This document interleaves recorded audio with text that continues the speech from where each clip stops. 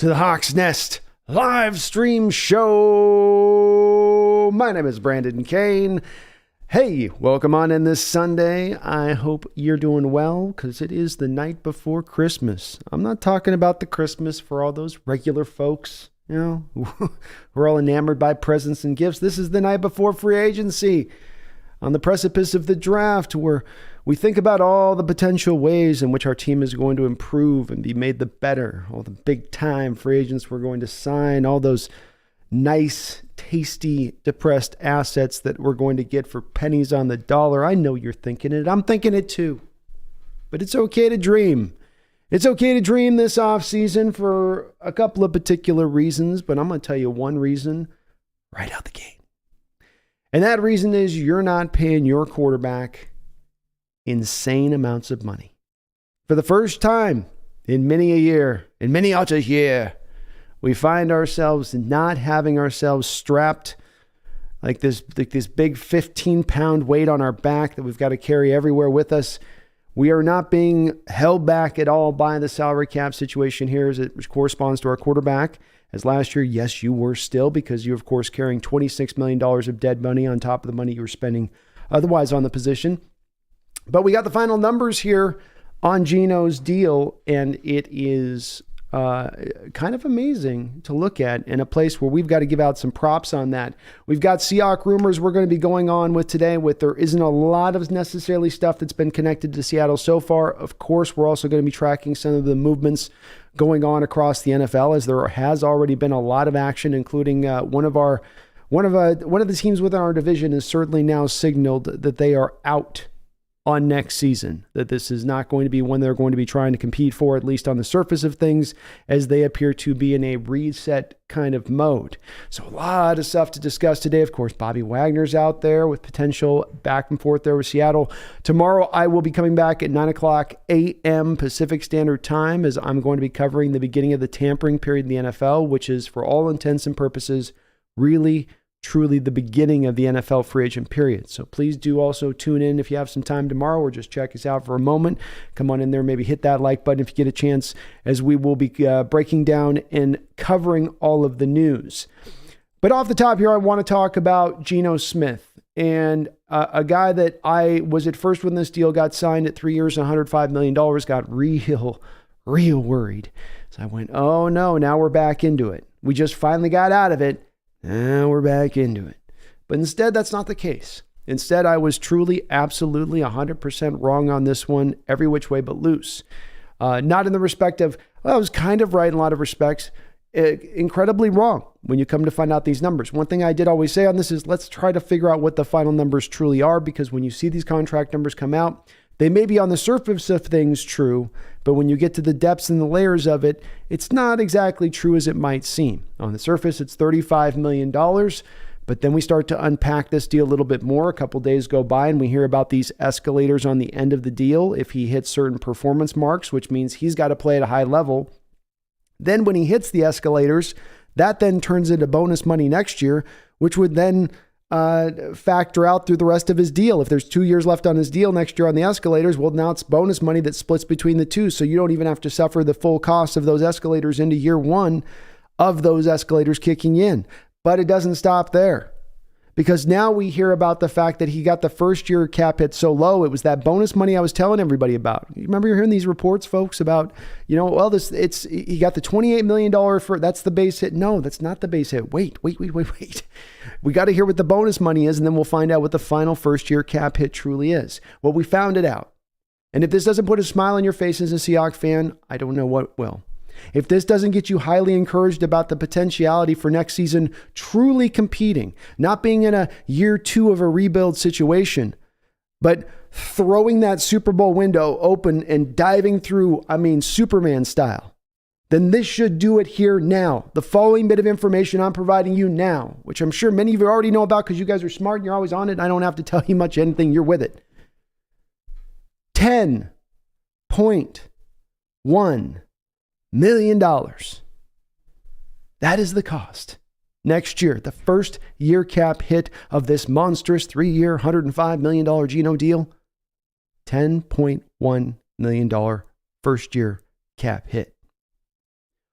To say that this is small, to say that this is not substantial, to say that this isn't just middle road, this is the type of number where it puts you out from a cap standpoint to where you're going to be able to really go out now and make some big time noise as far as a variety of different ways in adding salary just to get to the cap. I'm not even talking about the push for it kind of moves that I was advocating for a couple of days ago on my Super Bowl show, or my Super Bowl building show of my Seahawks there.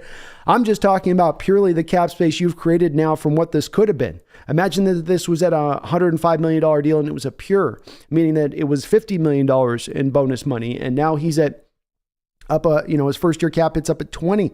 Nearly double what this is. And that's the first year cap that only then now increases on into the future, where this one has a lot of other things into it that are beneficial to the Seahawks. But the bottom line for right now, as we open it up, because it pairs so well with the opening of free agency, is that $10 million in the modern age for a quarterback who can give you Geno's level of play. If you had some hesitancy before, if you're still one of those people going, you're not paying big market cost on this, and you're going to get a quarterback who can go out here and run this offense. The biggest of Geno haters has to understand that. I can understand if you're sitting there when he's at 25, 30. I wasn't going to be there at 25, but if you were there at 20, maybe he's like, but you're getting him at $10 million next year. We're going to be able to build the rest of this team out nicely around that. And this is a very much now an opportunity, in my opinion, for the Seahawks team to really bust this door down and go for it this upcoming year. Already, I kind of thought this way if you were going to sign Geno as it is. Now I really feel this way, where you should really try to go for this and take advantage of this, especially when you're looking at the rest of the National Football Conference, the NFC, and seeing what some of those moves are happening across the board, where some of those teams are going at. And we'll talk about a couple of those teams in a second, but you're in a position now to feel like, hey, we can go attack this. We can really go do this. He's not weighting us down. This isn't an anchor. $10 million is not that substantial. Folks, it's only $3 million more than you had advocated for him last year, that you had put aside from last year with the incentives built into his base deal. So $10.1 million, tremendous that it's at that cap hit. John Schneider, props to you on getting this deal done. Go look at what Daniel Jones has just made on his Giants contract. And you can squawk all day. Do you want me about, well, Daniel Jones was a much younger quarterback, blah, blah, blah, blah, blah, blah, blah. Daniel Jones threw 15 touchdowns last year, and he's about to make 40 some. I can't even wrap my head around the numbers he's making. So to pull in this kind of deal where we pulled it in, it's not only a great deal by John Schneider. This isn't a snookering of him of Geno Smith. This is also, I think, and believe that this is Geno Smith also giving a little bit of headway in order to create a more well-built roster. A roster that can go out there and compete, that he can have guys built around him to be at his most successful. He's telling you all the things that he wants to accomplish and what he has ideally outlooked. And I think we're used to sometimes hearing that from athletes and going, well, they're just saying that. But I think Geno's putting, his money where his mouth is in many respects and saying, no, this is what I really do truly intend to do, because there's money left on the table here. I understand that there's also been a concept put out there recently about how, well, Geno must not have had that much of a hot market. And so, he was just going to have to, maybe. I think he would have gotten more than this. I think he would have ended up with more than just $10 million in that first year. And maybe they made it worth his while in other places other teams wouldn't have. But I think there would have been a market for him. We're already seeing right now that quarterback market getting thinner and thinner and thinner, and we haven't even gotten to free agency yet. So bravo to Geno Smith. Fantastic on your part, taking that little bit of a lesser deal. It's going to help this team. You're going to have a better built team around you because of it. You're potentially going to be healthier because of it. If they can add now afford to add an extra lineman that they couldn't add before because of this kind of deal. And that's going to be substantial to this team. That's the type of extra move or extra two moves you get to move now that can help to put you up over the top. And I love seeing it. Absolutely love seeing it.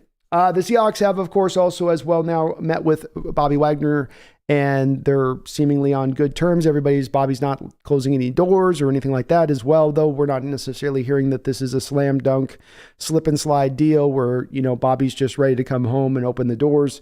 There's other teams out there that are maneuvering around to potentially make a run at Bobby, including the Dallas Cowboys, who seem to be kind of one of those strong kind of combatants we're going to have on this one and trying to bring Bobby aboard, as they've just cleared up some cap space and restructuring some deals recently. So they might be able to actually kind of make some hay there. And I don't think Seattle's going to look to necessarily pay Bobby crazy money. They'll be willing to pay him, but not if the Cowboys go to Crazy Town, which, Jerry Jones very well. Dan Quinn's still there. He might add, he might say, hey, Bobby still got it. Jerry, get it, do it. You want to limit linebacker? You don't ever have those here. So we'll see where it goes with Bobby on that side of things. Also, I'll just give you a couple of what I'm hearing about as far as what I've done. I tried to do some digging on this, folks. I tried to get a little bit more into, hearing about maybe some of the deals percolating out there across the landscape of things. And you're hearing some stuff in some places, but you're just seeing a lot of smoke at this point without really getting a lot of fire, absent a few things that I think we're hearing about that actually have some concrete nature to them. So I'm not going to bring up every last deal here that I'm hearing about, because I think some of this stuff is a lot of people just kind of clickbaiting and whatnot. But some of this, I think that there's reason to believe that it's true, or it is just outright true. Of course, you guys are going to want to talk about, no doubt about it, the trade the Rams made where they moved Jalen Ramsey to the Miami Dolphins for a 3rd-round pick and Hunter Long, a tight end.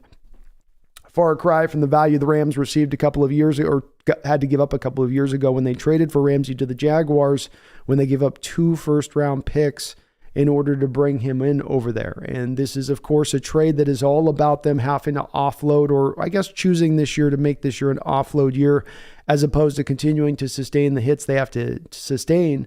Because he's got some, I think, guarantees that were clicking into his contract that he needed to, or coming around with the Rams, that they needed to get out around, considering where they are at from a cap situation. So the Rams don't get very much back in return for Jalen Ramsey, a middle-of-the-road 3rd-round pick at this point. Ramsey gets himself a good thing. Seattle gets a little bit lighter as far as the competition goes in their own division. This is also going to be another move that the Rams are going to make, is Leonard Floyd, of course, due to be released or traded. If he can't be traded, which I don't think there's going to be much of a market there for him at his price. So he's likely to be released as well. Rams get lighter and weaker, lighter and weaker, lighter and weaker. It's going to be very hard for them to compete with us going into this next year. They don't have even a full draft boat to lean back on here. They definitely have kind of decided, it looks like by the indications here, if they're going to, I'm not going tank mode here, but it's kind of tank mode at this point. That's the indications on this. We'll see what other moves they may make with all this going on, but I'll tell you, that's the part jumping out to me, is like, you guys are looking like you're kind of ready to call the ball on this one, if I'm being honest with you. Like, and I understand why they're doing it, but 3rd-round pick for Jalen definitely doesn't look like a move you're making where you look like you're almost kind of fire sailing a little bit, especially with them offloading Bobby in addition to this, who played pretty well for them last year.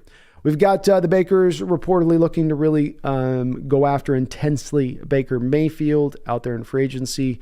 Darius Smith is expected to be released from the Minnesota Vikings, still very talented edge guy that would potentially be a guy the Seahawks could look to target, a good all-around player.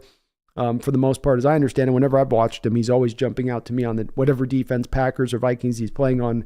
I watched a little Vikings tape last year, and there was a couple times where I was just like, man, he's really, he jumped out more than Danielle Hunter did to me for the most part last year and watching the tape. So a guy that is still very legitimate, maybe a little bit older. Don't think the Seahawks are necessarily looking for an edge in free agency, but that's a guy that is a fit. Many of you guys are going to wonder about, and I put him in my thumbnail, Ryan Kelly of the Indianapolis Colts, a former 1st-round pick out of Alabama by Indianapolis, who was a really kind of played his best football when he first came in out the gate out of Alabama. Just a good all-around player, both as a run blocker and a pass protector. Everything that you kind of want down there as a leader. Down low, but his play has, if you look at him and look at the PFF stuff and read in some of the stories and, notice the fact that Indianapolis line has gotten a little lesser over the last couple of years, despite the fact it hasn't exactly drained a lot of talent. It's not one of those things where you go, well, they had all this talent, and then this guy retired and that guy left. Just guys who've gotten a little bit worse all across the board on that line. And he's been at the forefront of that. Whereas the last 3 years, it has been a draining of his consistency. I don't think there's any surprise to me that the Colts are looking at this as a guy to release and save a little bit of money, because he's not been performing up to where I think his contract is at with them. If you're going to pay out big money to a center, you don't want a guy getting you in 60, 59 range of PFF on a yearly basis. He could potentially be a guy the Seahawks look to.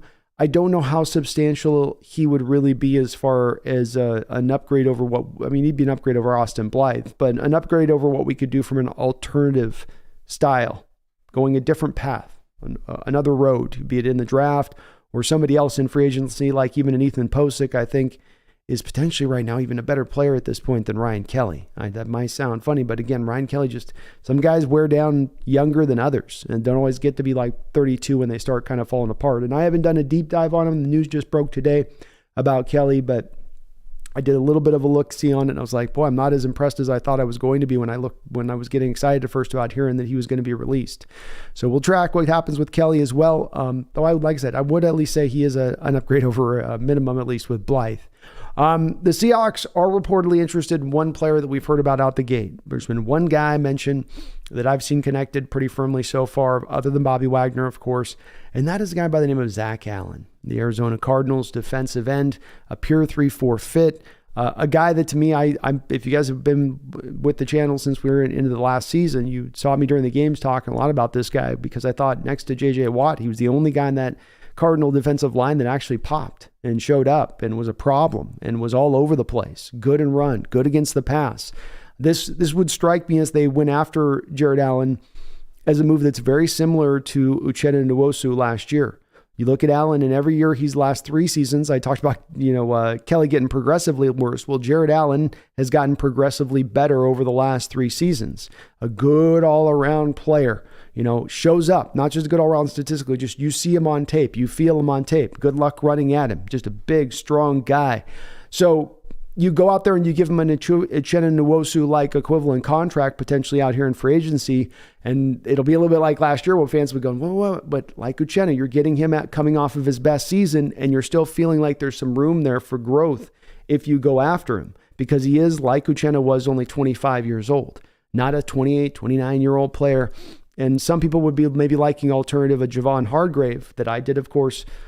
I banged the drum for it this past week in signing him, and I wouldn't mind seeing that. But we have to also talk about the fact that Deron Payne just signed a monstrous deal with Washington to stay. That's going to, on average, I know again these numbers are going to be fudged on the front end by the agents here in the reports that they leak to the press, but the numbers come out. They're over $20 million on average per year.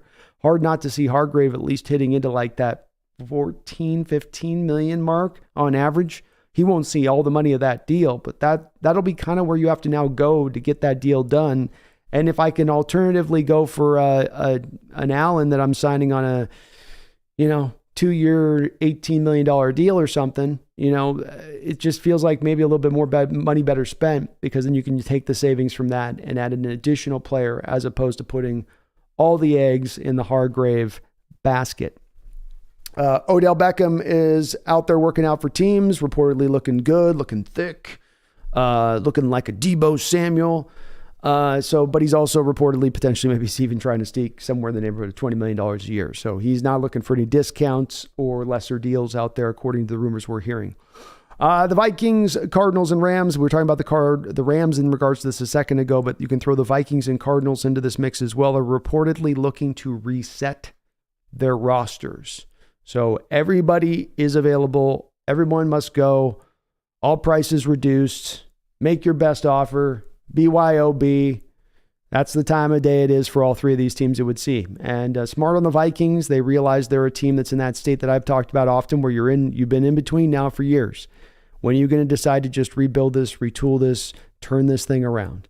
And I think they're choosing a very good time at this point, an apropos time to start to move this around a little bit, even if it's going to cause them to bleed a little bit to make it get going this year, as they're going into the last year of Kirk Cousins' deal. And if they get this turned around quickly now, they can get to next year and start to push themselves back into more, I think, of an elevated state on things. So that does mean there's all their guys in the market. Adam Thielen's out there and available right now. Dalvin Cook may be available.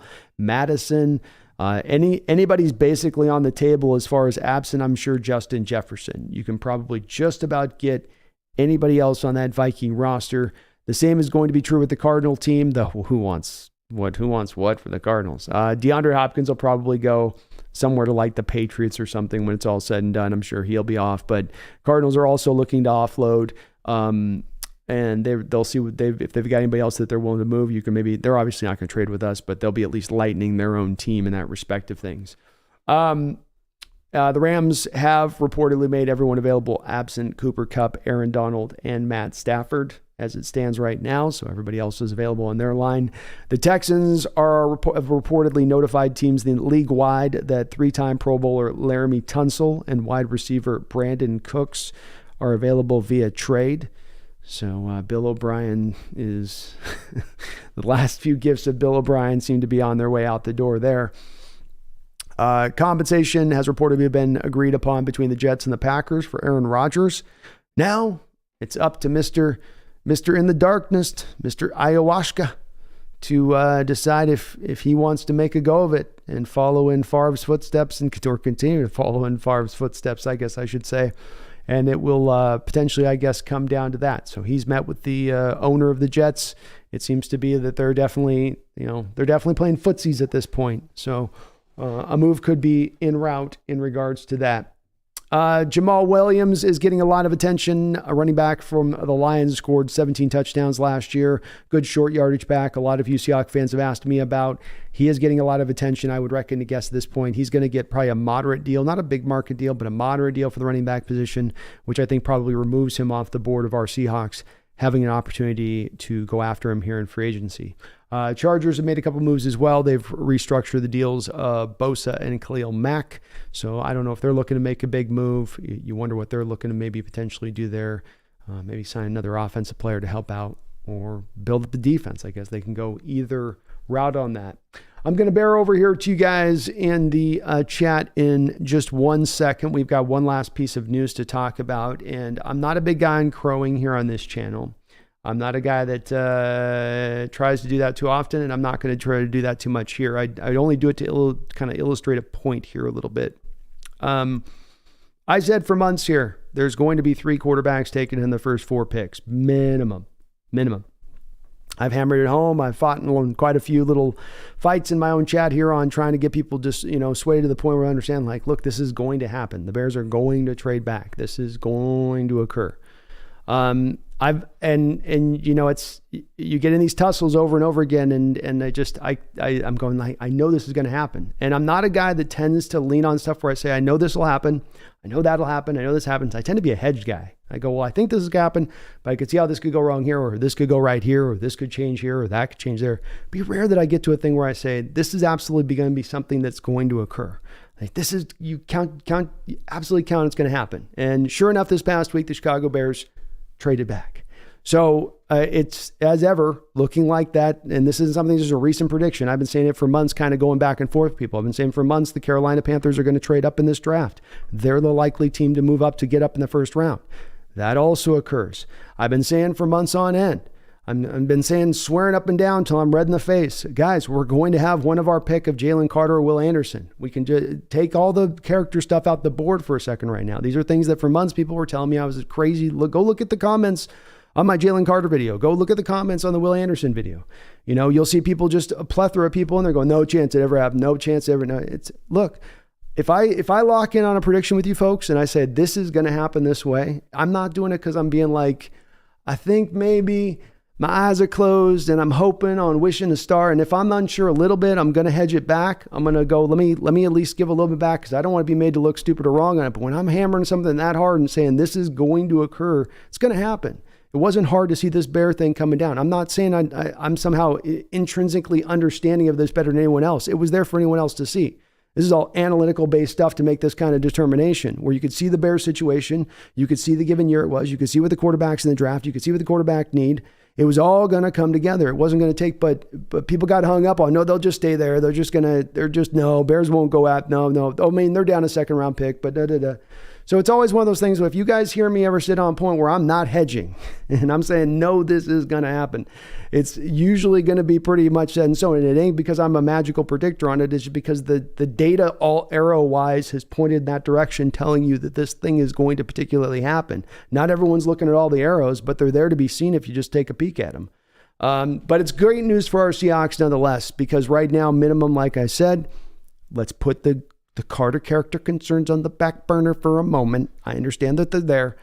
But that being said, you now do have at least bare minimum on this draft because of this trade. Bare minimum. And it could get even better from here. You're going to get your pick of one of Will Anderson or Jalen Carter as your pick of the litter. And I think that that's going to be great to come out of with one of the two best potential defensive players in this whole entire draft, one of the two best potential players of this entire draft, on the back of the way the front end of this NFL draft has worked out. And that should really bear out well for us, no matter which direction we tend to go on that. We've got our pick of the litter. That's, it's a great position to be in at this point.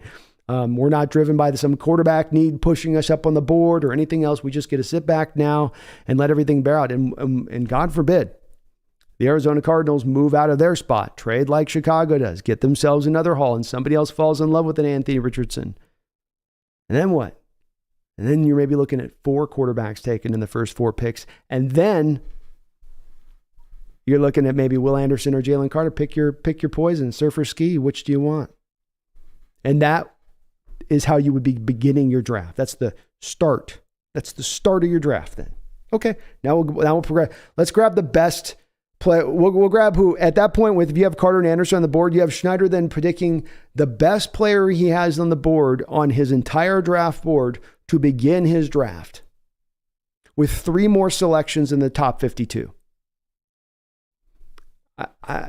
If you are getting hyped up about this team right now, if you're not looking at the upside of this going, man, it's there right now. It's there to go strike. I just broke down for you the fact that you got 2 teams in your own division that are all like, we're going back to bed this season. Wake us up in a year. Wake us up when we recover from this broken leg and the dislocated arm. Wake us up at that point in time. We'll try to come back and compete with you guys then. It's us and the Niners. Opened up. Brady retiring. Rodgers maybe on his way to the Jets. Carolina Panthers moving their best wide receiver, going to start a rookie next year. Out there with the team that's relatively solid, but are they ready to go with a rookie? I don't know. I'm not saying there isn't going to be some competition out there in the NFC next year, but it is going to look as weak as it's looked in years. Let's go jump on this. Let's go grab this now. It's set up. The stage is ready to go. You were a playoff team last year's at Soot with $44 million of dead money. With 2 rookies starting out on the outside, with 6 rookies starting in total. Let's go. I hope you guys are jacked for this. I hope you guys are ready for this free agency period. I'm not saying we're going to go make some big signings, but they've got the opportunity right now to take huge steps forward with this team from where it is. Yes, there was a chasm between us and the Niners from a talent span point of things, but you can take a huge step forward. Niners can do nothing but just hopefully tread water and slightly lose a little bit of ground with their 25 free agents and the $30+ million a year they're going to have to spend on Bosa. You get to take huge leap forward in a variety of different directions. Draft directions, it's money direction. Young guys taking another step forward in their development direction. I hope you guys are excited because I'm getting stoked. I'm getting hyped. I appreciate you guys watching today. Of course, if you do like what you're listening to, hit that like button. We are not necessarily going to be able to go super long tonight. So guys, if you're definitely get in and get while the getting's good tonight, because we are, I'm definitely going to be needing to get up at 9 in the morning. You're going to see Nick Nolte, Brandon. Why you guys going to have an NFL free agency? Put this goddamn thing up and I can't. You're going to get Nick Nolte at 9 in the morning tomorrow. That's going to be Brandon. So if you've ever wanted to see Nick Nolte doing NFL free agency breaking news coverage, that's going to be me. So we will be back at 9 in the morning tomorrow. I'm going to be going a little bit with you guys tonight, but we're not going to be doing the typical 4, 5, 6, 7 hour thing going this evening just because it's going to be a long week of streaming. Be streaming on Mondays, streaming on Wednesdays, streaming on Thursday. You're getting a lot of Brandon this week is what I'm saying, okay? You're getting a lot of Brandon. Please do hit that like button, you guys. If you do like what you're listening to, I would really appreciate it. And I do hope you guys are liking what you listen to. Having a great Sunday here. It's a nice little just chill Sunday out here on the east side. Devo Martel, what's up, man? Good to see you, Jorge. Hello, Jonah, Jeffrey, Nicholson. Yeah. What's up, man? Kyle Moki. He says, Brandon, I'm so proud of your growth. Questions, what do you think about Juju Smith-Schuster coming for the wide receiver 3 spot? I saw his cousin is a big Seahawks fan and Geno signed a jersey for him. This week will be wild. This week will be wild. It should be a real fun week of a lot of action, I think, from just signings to trades and just the balance of things and how it's going to slide around a little bit. Especially again, because our Seahawks have so much flexibility here, so much opening here to be able to go out there and make some noise now, and you're seeing them already create even more space with the releasing of Gabe Jackson, the releasing of Shelby Harris. They're clearing the deck. Isn't it weird? Isn't it coincidental that they just happen to be clearing all of this cap space post Geno deal right before free agency? As far as Juju Smith-Schuster, I'm not a big guy with him as far as that goes. I think he would probably cost a little bit more than I'd want to spend. I think there's probably options that are just as good as him, if not better than him, that won't cost the price he'll cost. I feel like a little bit of his value gets bumped up by the Patrick Mahomes factor of playing with Mahomes rather than him being quite that good. But just my take on it.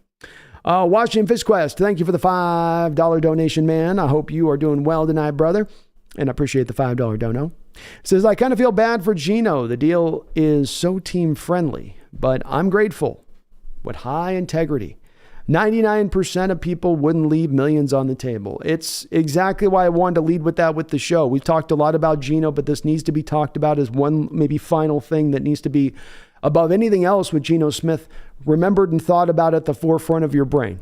Keeping it that's the thing you're thinking about and remembering here with this deal right now is that this man signed a truly team-friendly deal. I've got a little short I'm going to drop in tonight that I just was putting together earlier today, and I'll pump it out there. But you having Geno Smith, the guy that is now joining the ranks of two people. You can talk to me all day about it's not that big a deal. It was, what was he going to get paid really? And there are two quarterbacks in the modern age, two, who've taken a discount at the position. That's it. Two guys who've taken less than they absolutely positively can get every last dollar bill from. Every negotiation, the quarterback walks into the room and the team's sitting there in the room and there's a stack of money there. And the team's like, okay, well, if you want all the money, we can let you have it, but boy, we'd like to leave a little bit for the team there if we could. And the quarterback, everyone, one and all, takes their arm across the table and they go, and they slide that crap all the way down into their thing, and they cup up their shirt like this, and they walk out penguin style with all the money back out the room with a smile on their face, giggling. Every single one to a man, without fail. And the fans dare bring it up. If we dare bring it up as fans, say, boy, do you have to, I know, who am I to, it's a rough sport, violent. Boy, that's a lot of money. A lot of money you went out there and just took, though, isn't it? You just took that's a big chunk, didn't you just take it? Now we have a guy that didn't do that. We had the one guy that didn't make that choice. Every other person chooses team greed. We got the one guy who walked up to him and went, team. And that's should be lauded on so many different directions and so many different levels because quarterbacks don't do this. As I will say in my video tonight, you can count the number of quarterbacks who've done this on one hand with two fingers. Patrick Mahomes, Tom Brady. I'm sure there's somebody that can mention some other random one out there that came up from somewhere, but that's been about it in the last 25 years of the modern NFL. If quarterback can be paid, they're going to take it. If it's their fifth contract and they've made big money on every single one of their contracts, they're going to take it. We've got a guy in Geno Smith who didn't take it. Who said, no, what's more important to me is winning right now. What's more important to me right now is trying to build up a better team. To be one of the few that make that choice, even if you are the biggest anti-Geno guy, to not come back around on at least a little bit on this going, wait, hold on. $10 million? You paid $7 for him as last year as a backup before you knew what he could even do as a draft bust. It's phenomenal. It's awesome. And I'm going to be doing a lot of praising Geno for doing it because I don't see it from NFL players. I can understand any other NFL player out there saying, I ain't going to take any last dollar than I can absolutely get. And they are rightfully so to say that because they can get broken immediately and there ain't no sympathy for them. Quarterbacks tend to make all their money. Quarterbacks don't tend to have those type of injuries where they're done, where all these guys get to be basically to the point where they're just so old and, well, I'm 50 now. I guess it's time to stop throwing it. Not because they're being broken down physically. So I'm with them a little bit more of, okay, you're making double the amount. Now you're taking a discount, or you should at least be open to taking a little bit of discount. Not some huge amount. Not like you got to take like pennies or some vet minimum, but not double that or more than double that of the next player on the roster, which is a lot of what you see on a lot of these top end quarterback contracts they're making. What's the next guy below Kyler Murray? Hopkins at 27, he's about to be traded. So once Hopkins is off the board, who's the next guy making the next amount on that roster? It's pretty far. You're going pretty low. And we can go down the line on these kind of contracts, and it'll be very much the same kind of way. So fantastic for Geno. I'm going to be praising him a lot. Get used to it because nobody does it. Absolutely nobody does it. Thank you, though. Watch Face Quest. Jonah, thank you for the $2 donation. Says Will Anderson with the 5th. I'm convinced. Go 12s. Get convinced, Jonah. Get convinced, because I tell you what, I had a very much a gut instinct on this one that we were absolutely going to see 3 quarterbacks taken in the top 4. I don't know if we're going to see top 4 taken in the top 4. It's never happened. It's hard to predict something like that. But I'll tell you what, you're talking about the way that this boat is turning, the way that it's going up against the wave. It sure does feel like maybe there's going to be that team that comes up in there and says, all right, let's go with Arizona here. And Arizona's looking at what Chicago just got as far as that haul goes. And then that happens and 4 quarterbacks go and you get Will Anderson coming out of this draft at 5.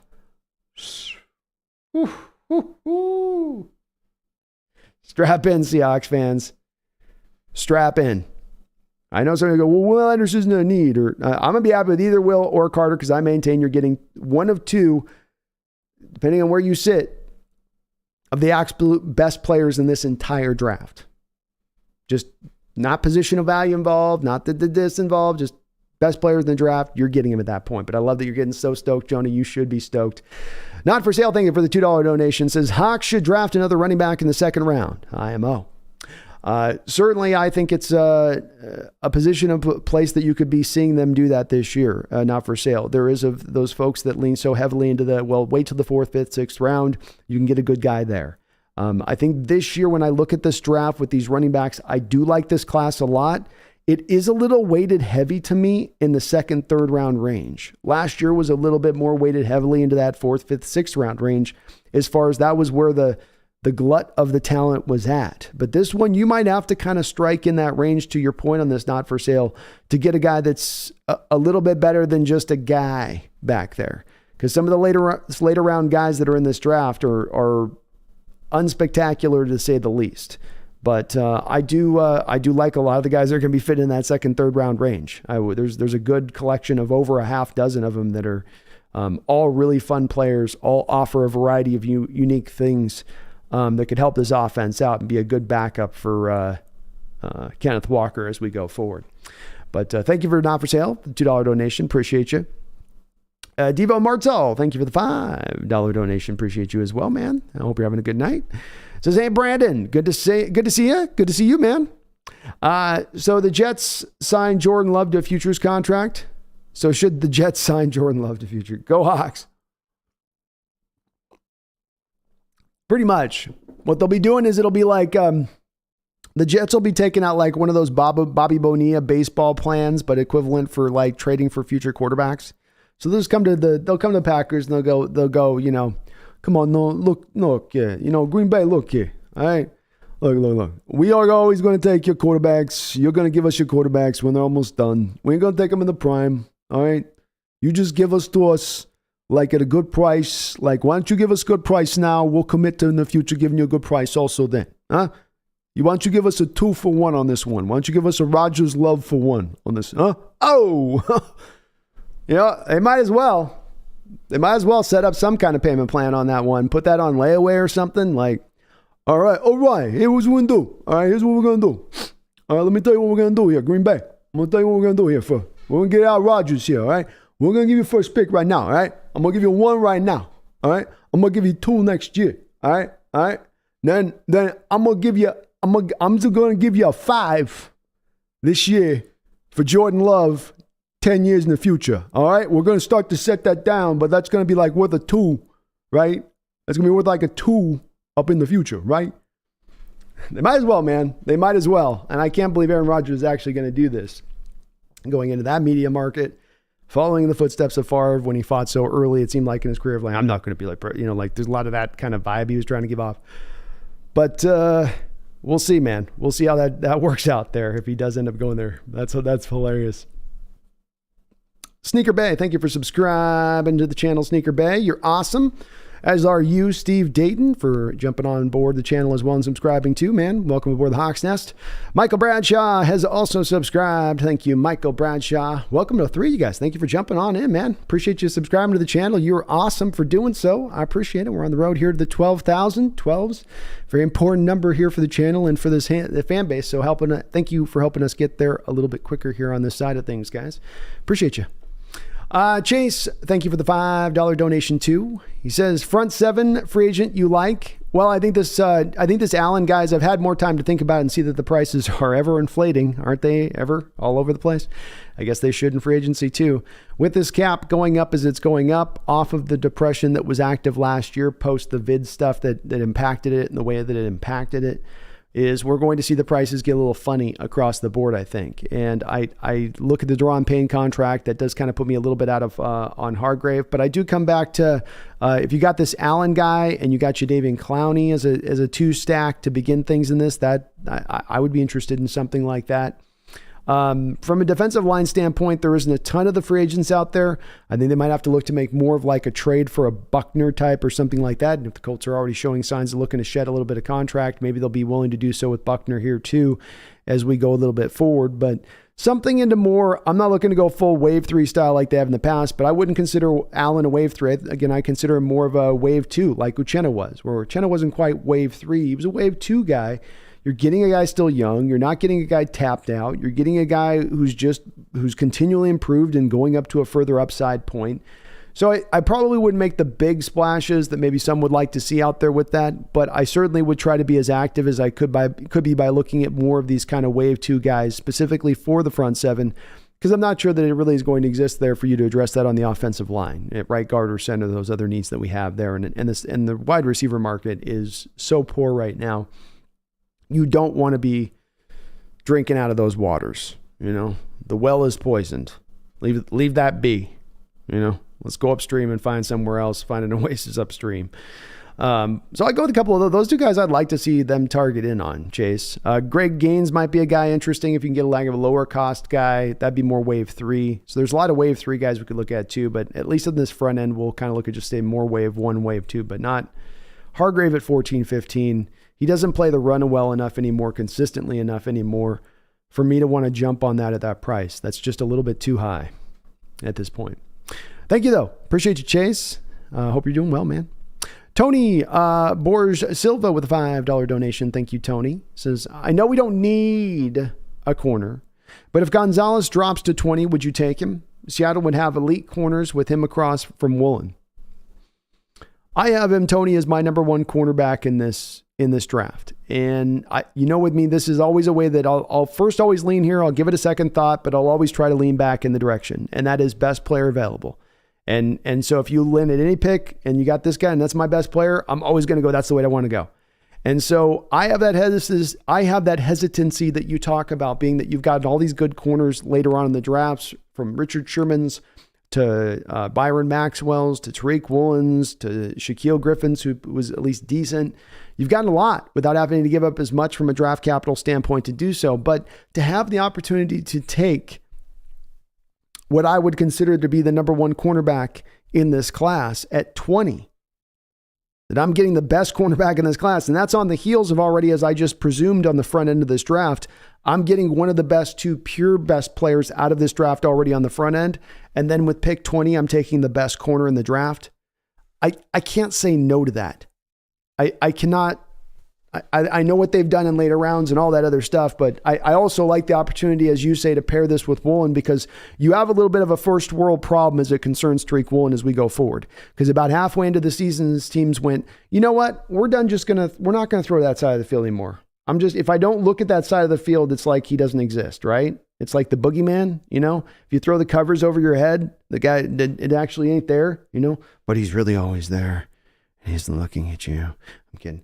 But he's over there anyway. They can just ignore him. Why? Because they can attack that other side of the field. So what if you take away their other ability to attack that other side of the field? And I wouldn't mind doing that with, Gonzalez, best corner of the draft. I'm a BPA guy. I think when you start stacking up the best of players at a given position year after year and draft after draft, you're going to build a Super Bowl team. Say nothing of how you spend your money. You're going to be a Super Bowl team.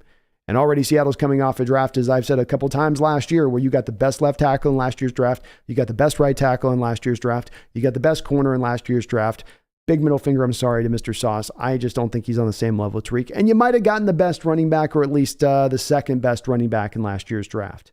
That's a bare minimum of what you took out of last year. Say nothing of some of the returns of the other guys in addition to that. So now you come out of this year, you get the best player in the draft on your first pick, come back with the best player in the cornerback. Like, oh my goodness, get out of here. Like, that's not going to be a team that's going to be stacked sooner than later.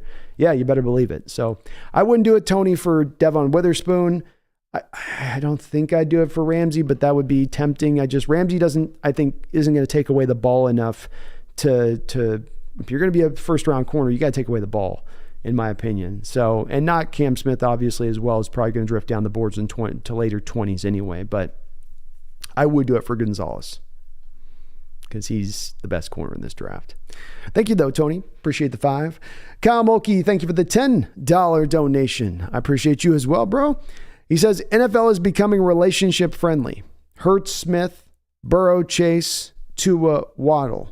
I think we draft ours. Hooker and Hyatt. What do you think, B? I'm excited for our future and present if we do it right. That certainly has been something that's helped out those young quarterbacks. Yep, a little bit, I think, is having those guys. I feel like there's a couple other examples I'm not thinking of off the top of my head certainly too, Kyle, you could put Mahomes and Tyreek Hill. Having those they weren't in at the same time, but having those two guys Hill was pretty young still once Mahomes jumped in the starter role. Yeah, I think you could. I see what you're saying with that because they play with them at college. Sorry, Kyle, that took me a minute. I'm a little slow tonight. I don't know why. I'm a little slow, not on my heels a little bit for whatever reason.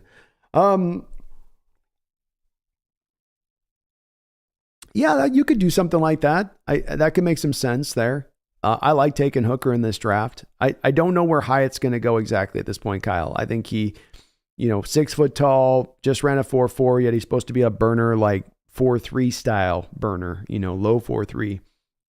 And he does have a good gear on the football field that does show up.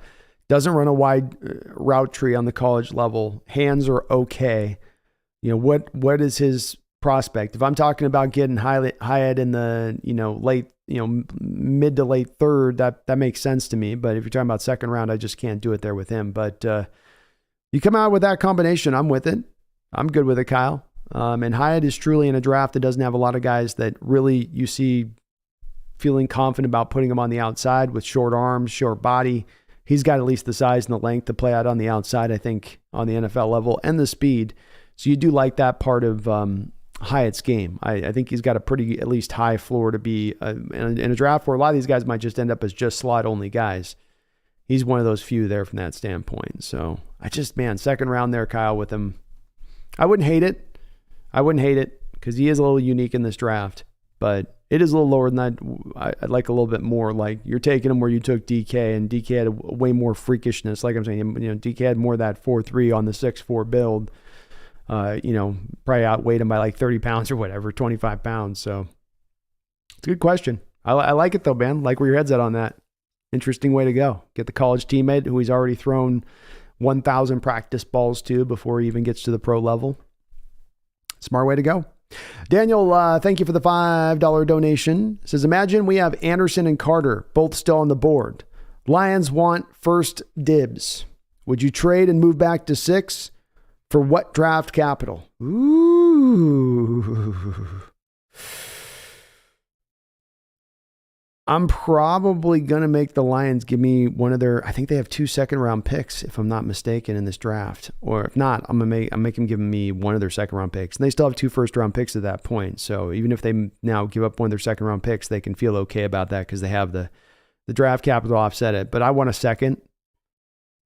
I want maybe their native second if we're going to do that. And the only way I'm doing that, of course, Daniel, is if you have the clean report on Jalen Carter, or at least a clean enough report on Jalen Carter's background that you feel good enough to make that pick. If you're looking at Will Anderson and saying he is the silver bullet to the werewolf of problems we have defensively, and his character is absolutely crystal clear clean, then I think you got to go just pull on Anderson at that point and even go past the second round pick. Because if you're talking about dropping off Anderson and then you're not going to take Carter, and now you're, absent maybe having another. The only way I would do that, Daniel, is if I have another trade to go in addition to it. So,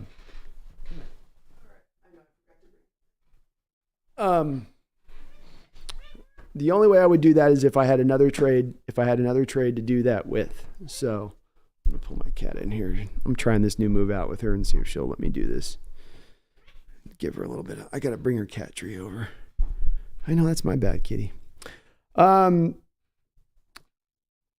So the only other way I would do that is if I move back to 6 for the second round pick and I'm unwilling to take Jalen Carter, then at that point I need to be able to have another trade there that I can move back on. And that's probably going to be more based around that happening if I do that. If Carter's not, if they've just removed Carter off the board because of character concerns. I don't know if they have or not, but that'd be the one thing that would prevent me a little bit with that as well.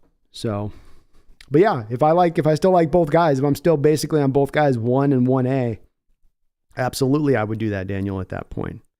100%. Cheese Taco, thank you for the $5 donation. Says, holy catfish. This is like the best offseason we've had in a bit before even hitting free agency. And Pete and John, we trust. Well, it's a lot easier to start getting in the trust mode, isn't it, Cheese, when they've got the offseason they had last year, getting the haul for Russell as they did, seeing how that situation turned out, having the draft that they had last year, which was magnificent, coming into this offseason already out the gate, and knowing you've got some deals on point, so you've already started to kind of add a little bit to the team. I know these weren't huge signings, but they're good signings nonetheless.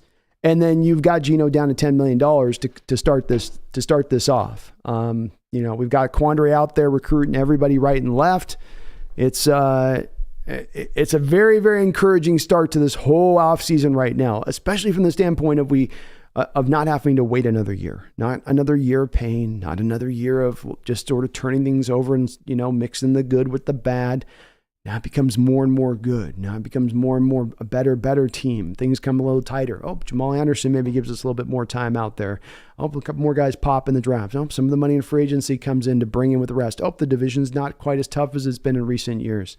All culminating together to hopefully bring this team along next season in a way that's a lot faster than we thought. Many of us have been looking at this from an analyst standpoint of things, trying to see where this team's going and how long the rebuild's going to take. Well, it's been kick-started, and Geno Smith put his foot down on that pedal, and he slammed it down as fast as he can to try to make it even to kick this on even faster and get this going. And it's wonderful to see, as I say, Cheese, and above all that, man, it's encouraging for the future on the decision-making and what they're doing. John didn't come into this deal and go, well, I just have to take Geno. I just have to get him back. I just have to find a way. He stood back patiently and went, okay, we got to get the deal right here. And Geno said, okay, we understand. Let's get the deal right. I'm with you on that. And lockstep, they pulled this off. And Geno's smart with this, by the way, because this is one of those things where you look like, oh, you're leaving money on the table in the front end. But if Geno ends up seeing every dime and dollar bill of this contract, he may look smarter at the end of the day for doing this kind of contract, for putting this investment in himself. Say nothing of the flexibility this now bends into the deal for the Seahawks year to year to be able to move the numbers around because of the way that the structure of this works with the escalators and whatnot.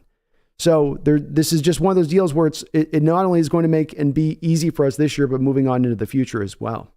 Let me get my thing over here 1 second, folks. Okay. I know. Let's get you over here. Let's get a little bit of coffee. We'll be right back.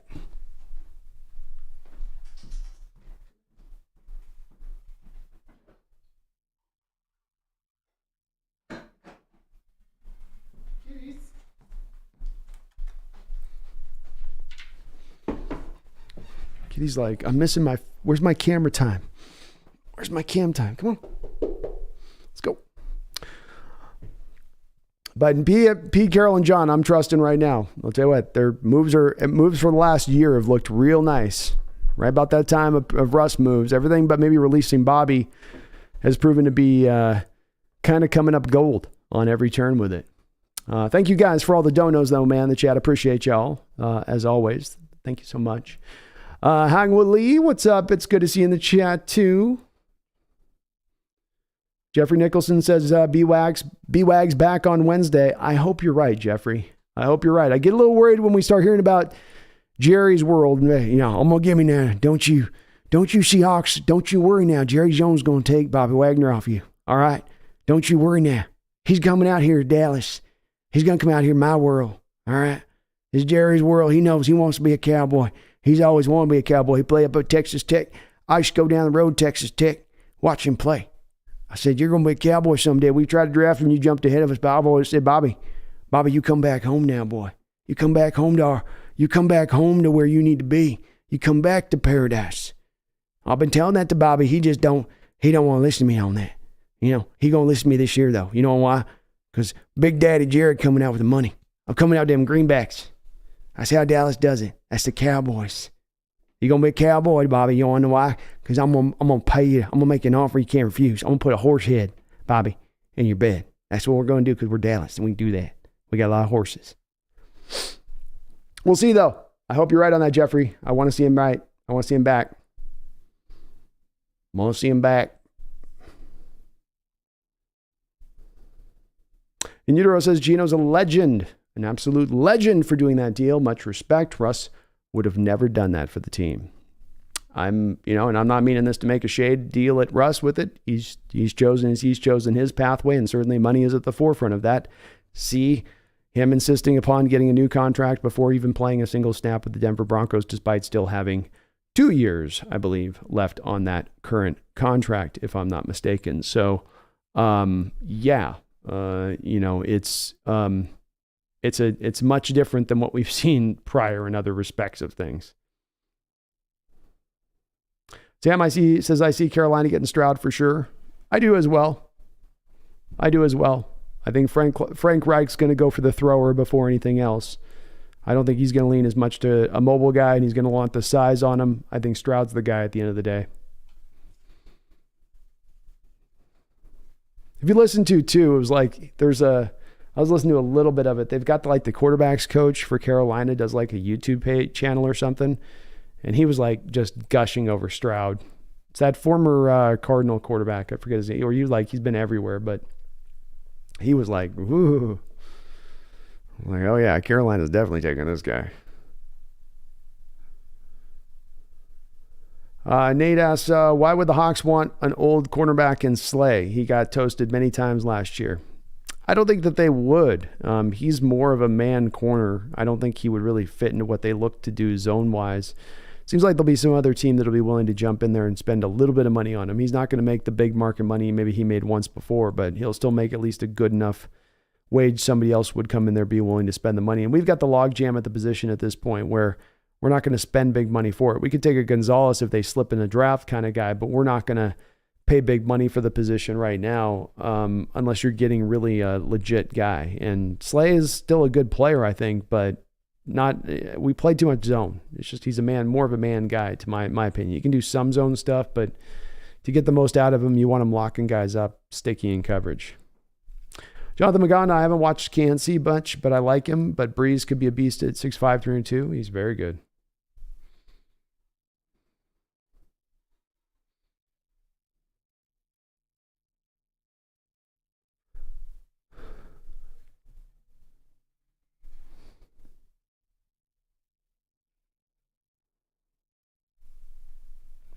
Megan says, I've said it so many times that I was so wrong about Geno. My autistic godson Noah and nephew Ollie love him, and who am I to argue with those fine young men? Well said, Megan. Amen.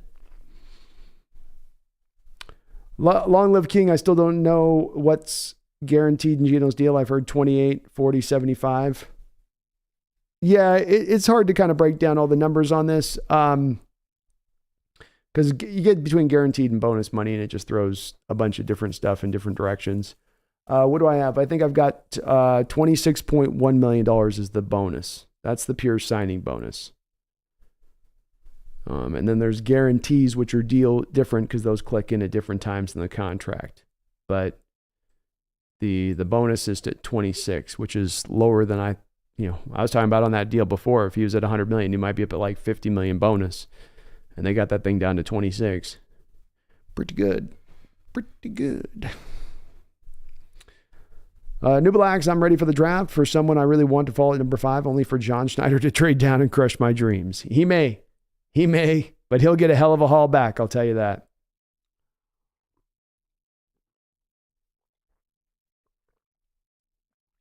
Sam the Great says Arizona will get an even bigger haul for their pick than Chicago did. It's possible. It is possible. Chicago decided to pull this trigger, I think, a little bit early. I think Chicago looked at it like once free agency happens, the amount that we can get back in return is going to be less than it is after free agency.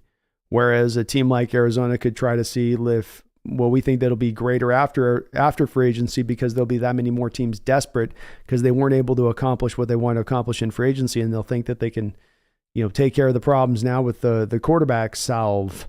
So I don't know. I don't know which one I lean towards thinking is the better thinking with it. It's more of a gamble, I guess, the latter, but it's the bigger risk, the more reward, I guess, from Arizona's standpoint on that. I think Chicago got a hell of a haul. You get the equivalent of 3 first-round picks back when you include, I think DJ Moore's worth a first-round pick, or is equivalent to a first-round pick. You got 2 other first-round picks, including one that's a top 10, and you have 2 second-round picks. You have Carolina now going to start a rookie quarterback in their first year. So there's a very good chance that next future first-round pick will also be a top 10, if not a top 5 pick. I think that's fantastic haul by Chicago, and I think Arizona is going to struggle to find equivalency.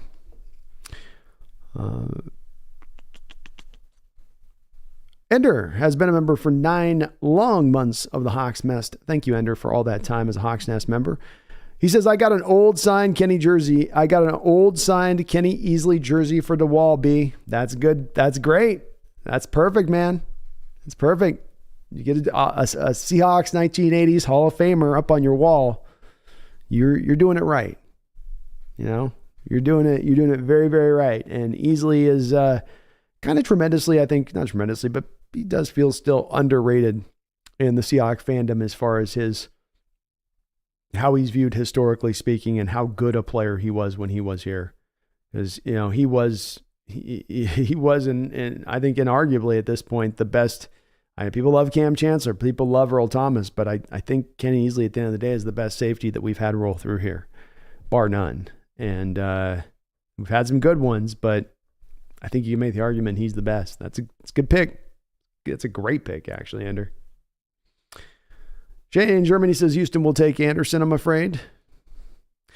Maybe. I think if Houston's looking to take Anderson, then they're looking to trade up from 12 at that point, which is a good bad for us because, okay, you take Anderson, now 3 quarterbacks go, but then you're looking to trade up with us then at 5. They're going to look to give us a huge haul to go up there and do that at that point to get their quarterback if they're looking to wait on it.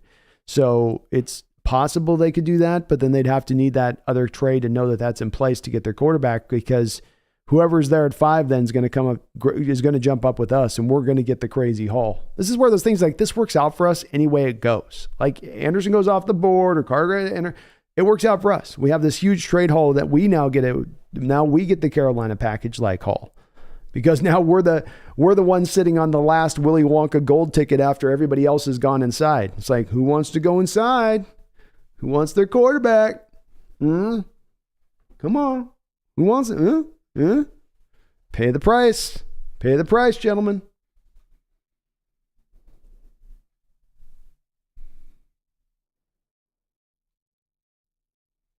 Joe Burr Orbs says it would be nice if we get Schmitz at 37. It would. Actually, it says with Shelby Harrison, Noah out of the roster, we have $44 million in cap space, more than enough to sign Hargrave and Bobby. Well, we can make some moves. I don't know if we got 44, but you got a lot of money. It's a lot. It's a lot of money. And you could still create more space if you wanted to. AI says, what would Arizona have to give Arizona What would the Colts have to give Arizona to swap picks? Arizona still gets Anderson, gets a third or fourth rounder.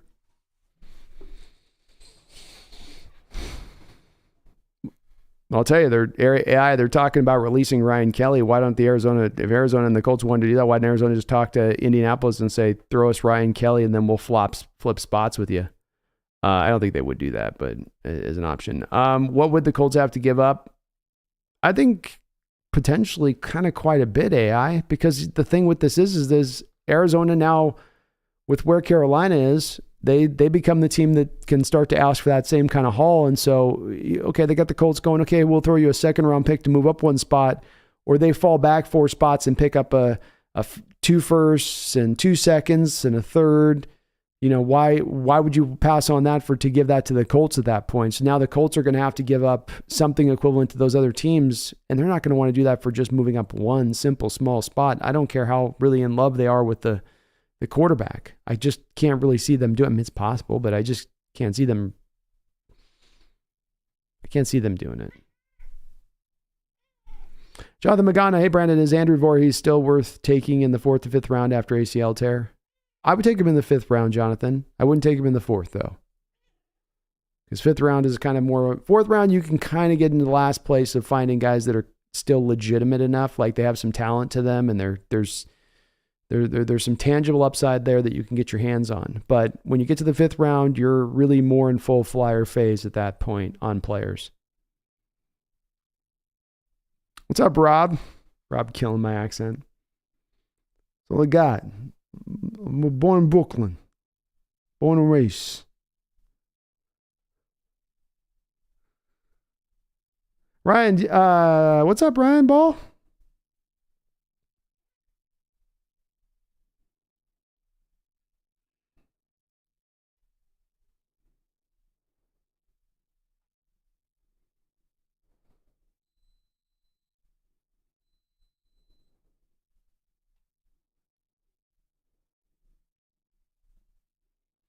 Washington C or WTC. What front seven do we need in the free agency?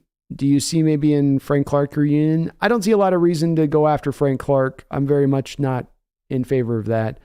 I think that this Jared Allen smoke is real. I think he's a real guy that they could look to target. I do think Jadeveon Clowney is a guy they could look to maybe bring back in.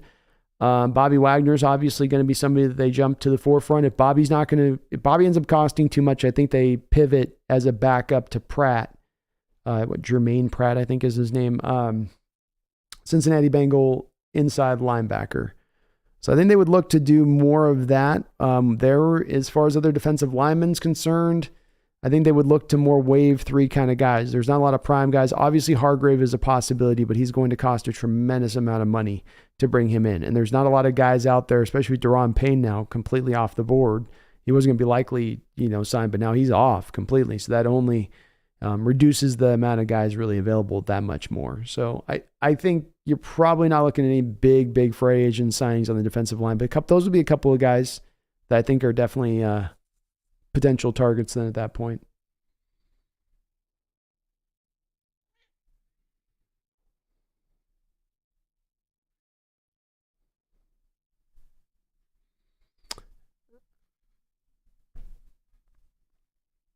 What's up, Aaron Donald?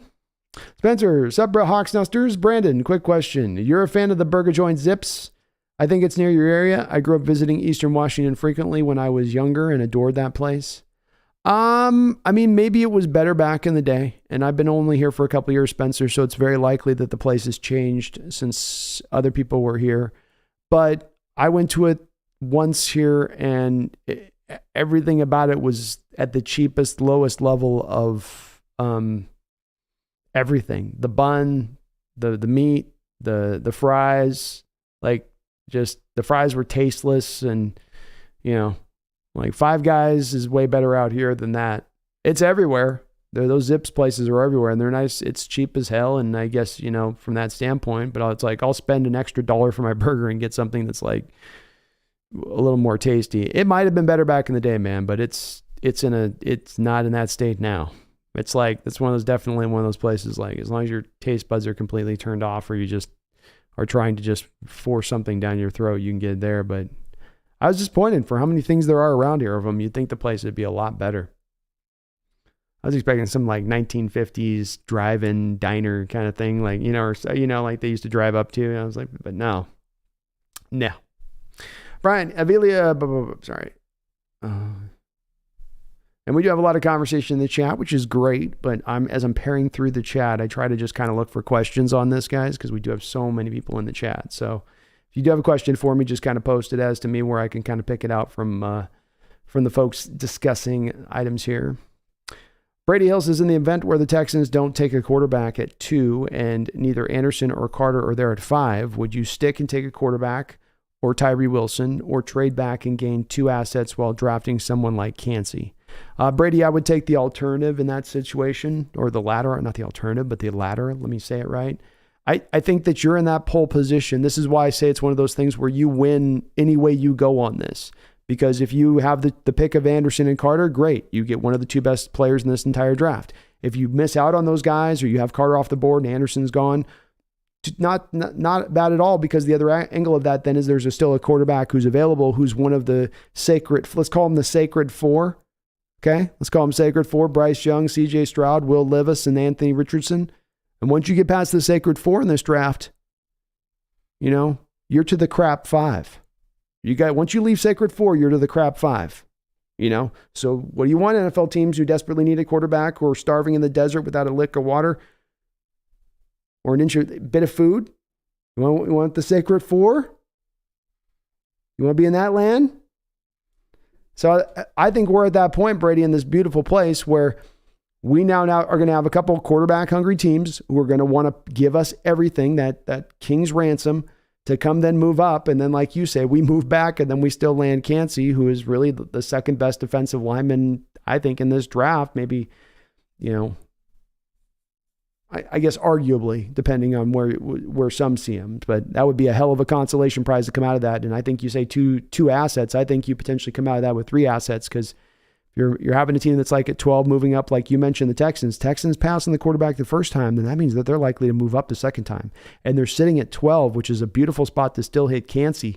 But if you're going back from 5 to 12, I think you're talking about more of like a future first, a second, and maybe a third in this year's draft, or a future first, a second in this draft, and a future second. I think it's more of like 3 that you're going to pull on that kind of, but it depends on where you're moving back to as well. So I would go that other direction with it, Brady.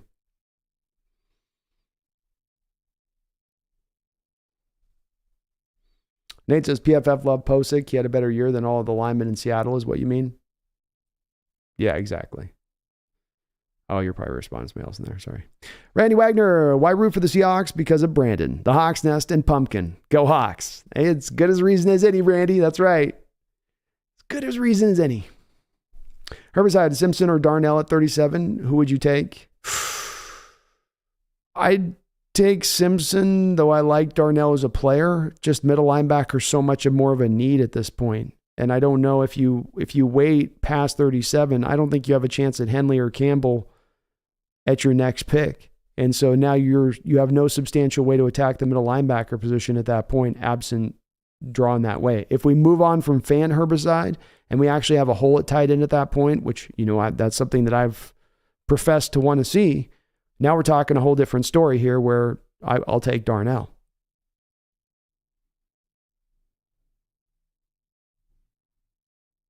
In utero, no, the Hawks didn't meet with, they didn't meet with him.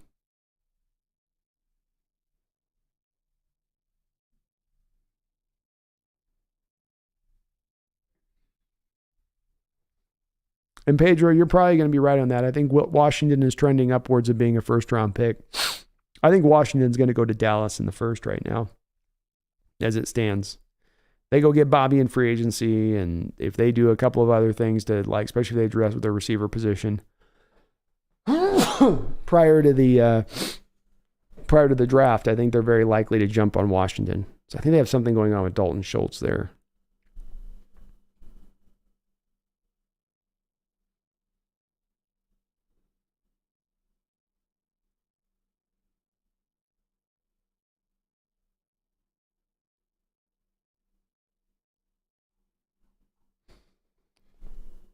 I love where people's heads are in the chat. I'm reading some of the ideas being brought up here, and they're pretty good. Pretty good stuff in here. Yeah, Shelby Harris got released. Actually, it says PFF allows us to trade Noah to Giants for second rounder. I know PFF likes Fant. They don't like Darrell Taylor. I tried to do Darrell Taylor, like, no. But Fant, they were like, oh.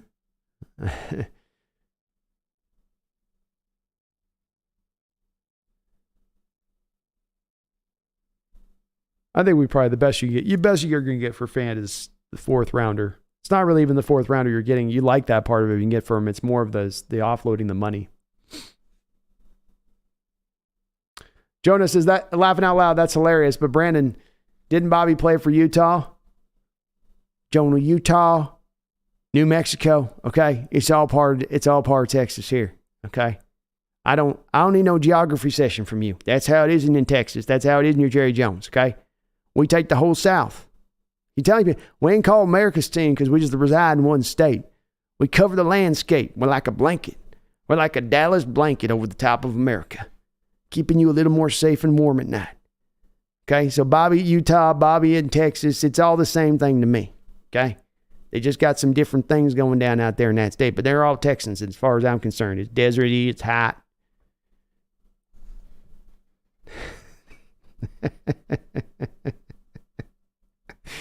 13-year-old kid, do you want us to draft a quarterback with our pick 5 or no? I'd rather trade back than pick. I'd be okay if they took the pick, but that would be my preference, was just move us back a little bit, just go a little, take a little, just a, little back, because, man, you could pick up 13-year-old kid. That's what I'm talking about in this situation. You move back to Texans, for instance, you're still picking the top 15, still getting a hell of a player, picking up a future first-round pick, probably picking up 2 extra second-round picks. I just, that kind of haul in return to come out of this draft and keep doing it. I think that's just too tasty to go with that proposition to pass it to me. I can't do it. And I like the quarterback you could be picking there, but not that I'd bypass that return.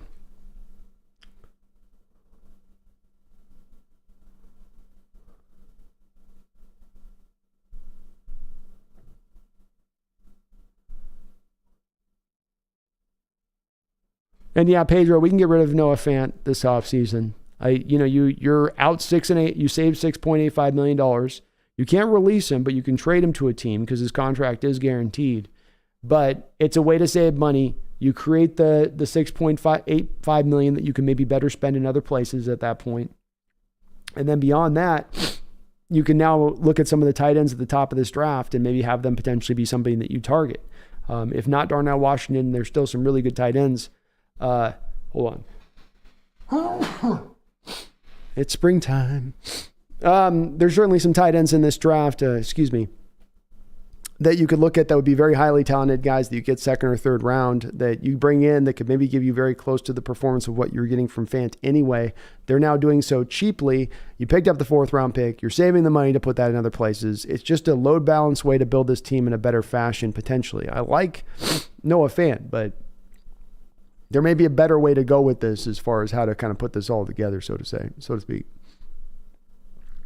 And Jorge Gomez says we could save around $13 million by cutting Jefferson and Harris. It's true. You've got more money to be saved. There's more places to cut if they want to go with it. And Harris has been cut. So you got Jefferson who can go. They could still move on from Al Woods if they want to do that. We're talking about the trade of Noah Fant. There's a lot of flexibility here on these guys to create the space. It is what it is. I love number 54, but I honestly think he should just retire. It's just that time. Got to keep it realistic.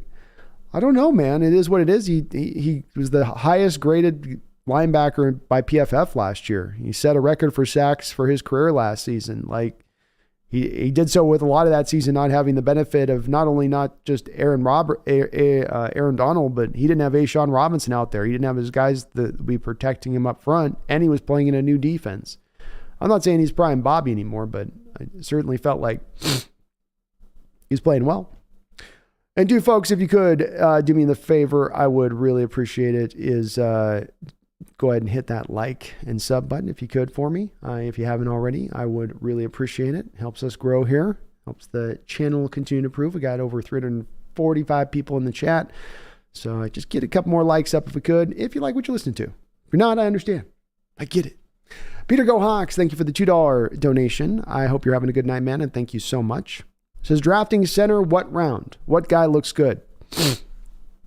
I don't think you get yourself locked into the center position being one that's got to be in a particular round for me. I think you could commit to coming into this draft, in my opinion, if you want to get locked in, you get locked in going, we'll take a guy between the second and fourth round. But I think that there's a couple of guys along that pathway that make a lot of sense that are at varying levels of a talent level, but all of them should be at least functional NFL centers or give you improvement at the position than what you've had for the most part recently. So you go early second round, it's John Schmitz. You're waiting in the third round, you're probably going Olusegun Oluwatimi, Jared Patterson, Ricky Stromberg, Luke Wilper, all those guys around third round, maybe in the fourth round, and then Joe Tipman in there as well. Any collection of those guys from middle second to early fourth round, you could go with, and I think would be fine. There's the purest fit on tape that I saw was Oluwatimi as far as the blocks that he was doing were the blocks that he was going to be doing here. He didn't do great at the Senior Bowl, didn't necessarily test amazingly. So that part's a little bit of hole with him. But as far as tape goes, he'd be a pure fit. Maybe a guy you get that third, fourth round who comes in, starts out the gate. And because he's a pure fit for the scheme, he looks even better in your scheme than he would going to a place that asks him to do things that aren't really as much in his skill set to do. So I like all of those guys I just mentioned. All of their tapes I thought was plus tape. No star potential in any of these guys, but guys that can be those, league average plus guys for a good 5, 6, 7 year period of time if they project to where they're going to go, if they hit to where their projection is going to go, I should say. So I would avoid at this point. Schmidt's testing takes you out of the first round on a center. I would really like to not have to take it with that first, second round pick. You may be driven to do so especially they fall in love with the guy. And I really don't care at the end of the day with Schmitz in his testing. His tape is just too good. Don't get caught too much up in the testing scores. Just trust the tape. And he's worthwhile in the second round to do so. So anywhere they want to go with that, Peter, I think there is still a difference tape-wise in John Schmitz from the rest of the centers in this draft.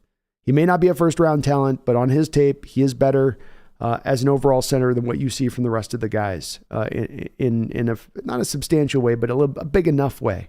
Let's put it that way, I guess. Thank you, though, Peter. Fat Daddy Stacks, thank you for the $10 donation. I salute you, brother, and appreciate it very much. Hope you're having a good night as well, man. Thank you for all the kind donations in the chat. It says, hey, bro, not to make this about chicken, but switch to tractor supply food, and my chicken are still laying eggs, many even more than before. Granted, I tend to block negative narratives. Oh, okay, Fat Daddy. Well, that's good to hear, man. We were talking a couple weeks ago about people having some chicken issues with feed and something like that. And we were like, man, why are seeing all these reports and videos of people like, my chickens aren't laying eggs anymore. But that's good to hear. So good Tractor Supply Foods getting it done still. Okay. Well, you got to block negative narratives, man. Stay in that balanced state, right? No negatives, just even keeled. So I get it. But that's good to hear, man. It probably helps that you're talking to them. I'm sure you're in there, Fat Daddy, letting them know, making them feel good about themselves. Like, aren't you a good chicken? Aren't you a good chicken? You gonna lay that chicken? You gonna lay that egg? You gonna lay that egg? I'm like, okay. But thank you for the $10 donation, Fat Daddy. I appreciate you, man. It's good to hear the chickens are doing well. Saw one thing the other night with the bear, roamed into somebody's yard and was trying to pull apart the chicken coop piece at a time. Woman screamed at it and jumped out of the yard and oh my goodness.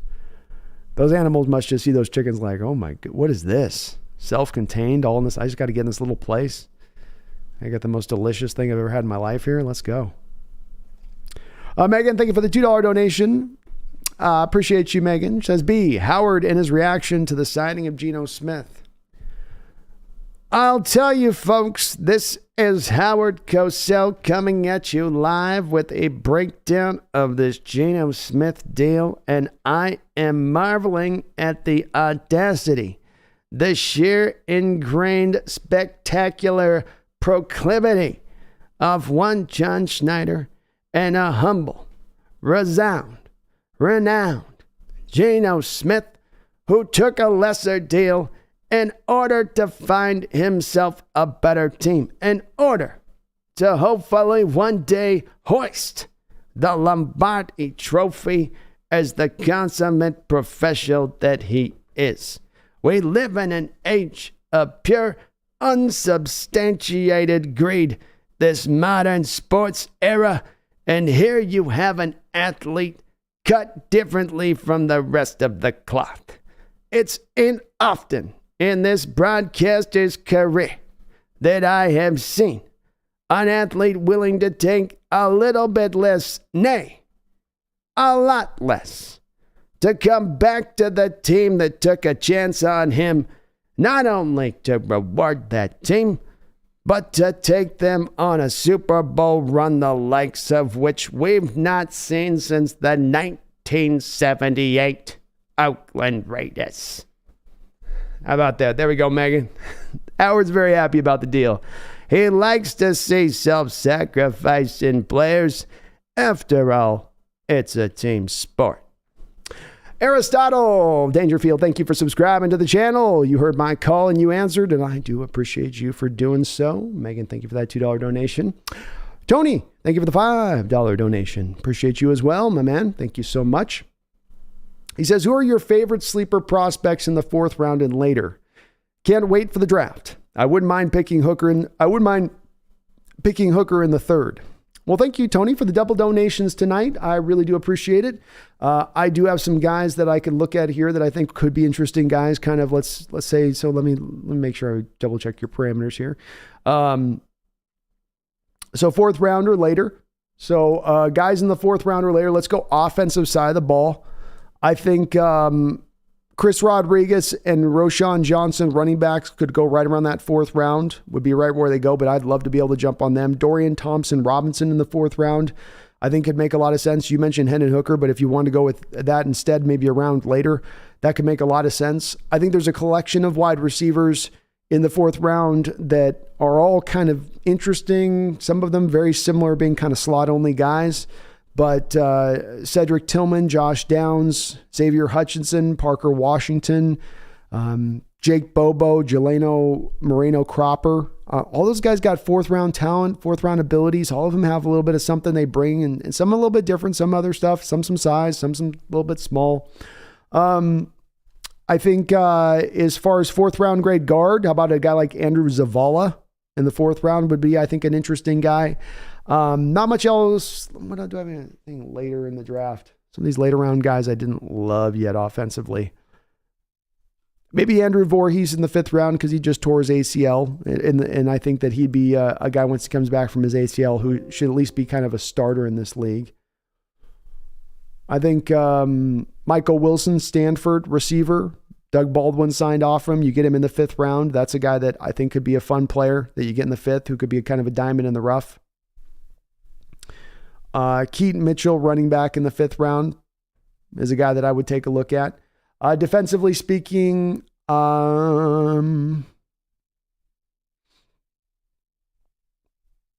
Dante Stills, Keandre Coburn, I think would be 2 4th round defensive tackles to look at.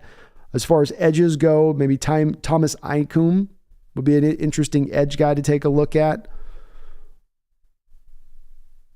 As far as linebackers go, maybe Noah Sewell if he fell to the 4th.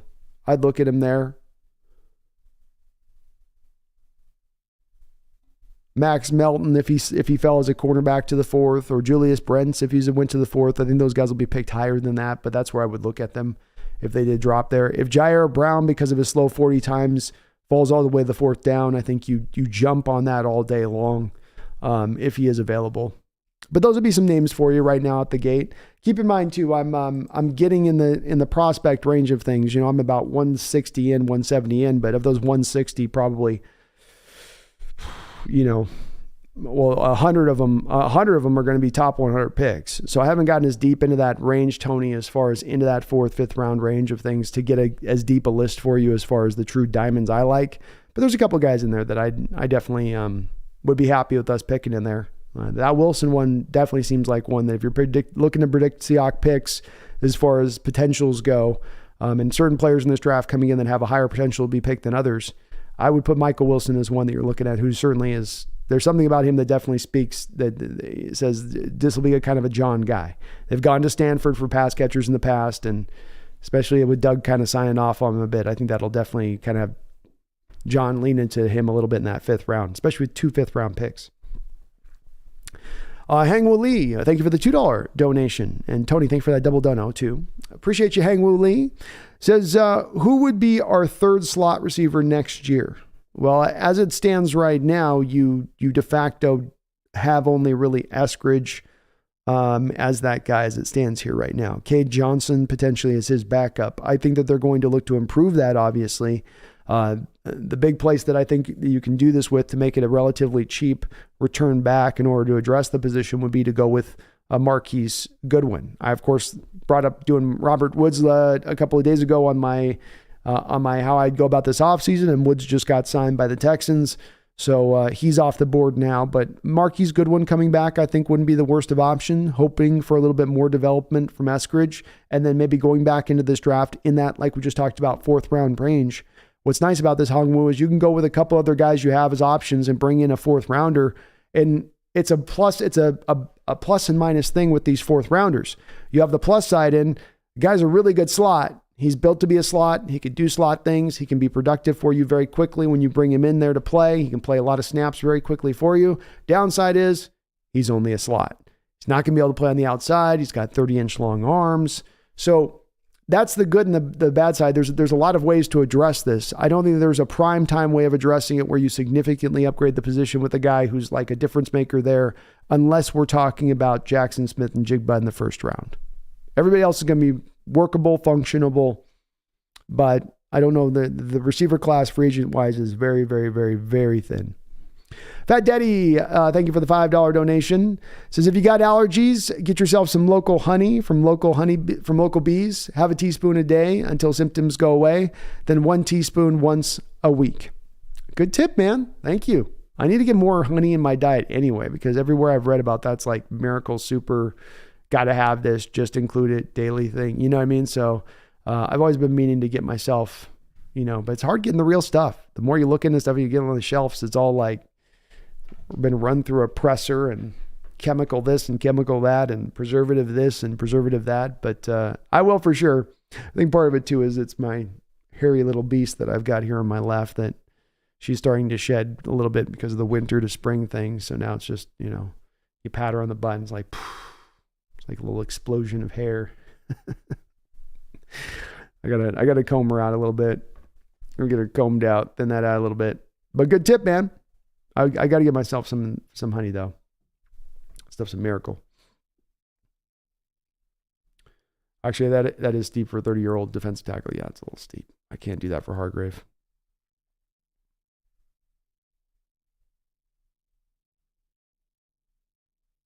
Cool Blaster says, I heard we're interested in Leonard Floyd, a very good defensive end, also sharing Michael Kendrick and Zach Allen. Kendrick is a guy I wouldn't be as interested in. He's another guy that's a little bit like Kelly last few years. He's been definitely having a downward spiral a little bit as far as his play is concerned from where he was a couple of years ago. But yeah, I've heard the same thing on Zach Allen. Sign me up on that one. Sign me up.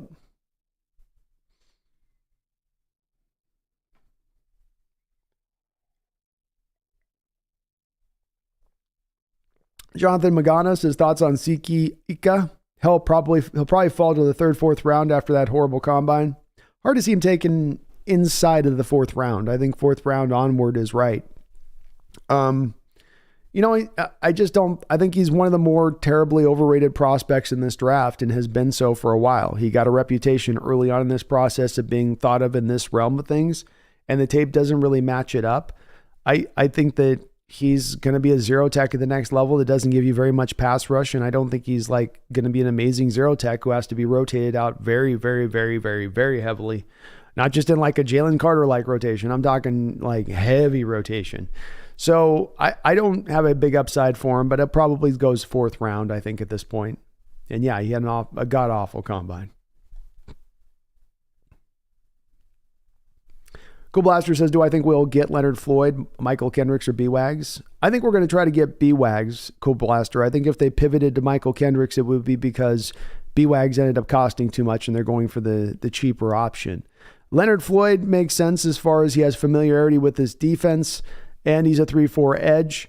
My one wonder on that Cool Blaster is you already have Uchenna Nwosu on the roster, you have Boye Mafe, and you have Darrell Taylor. So are there going to be enough snaps in there for a guy like Leonard Floyd that you're going to have to pay that money to? Because he's not going to be cheap. He's been a pretty consistent player over the past few years. If that's going to be the case, how do you make that work? And I'm not down against it. If they want to do that, and build up the rotation, that's a good way to go. So if they choose to do it, but Floyd's not, I think, anything special necessarily. He's okay. He's solid, but he's like even Uchenna, I think, is probably a better player right now at this point. But it'd be helpful to have him. Chewable says, what happened to the DeForest Buckner trade? We were mulling. The rumor died out. Well, see where it goes, Sales Steer. Let's see where we're at tomorrow as far as when the real wheels get really rolling. Looks like the Colts have maybe moved a little bit in the direction of instead they're going at Kelly. Maybe they may look at other directions as far as paring down the money goes instead of using Buckner as the one guy to kind of slice them down a bit. Still saw there were some teams over the cap here who still have not made their decisions as they need to be. Nicholas says, Quentin Jefferson going to be the new captain? I don't think so. I hope not.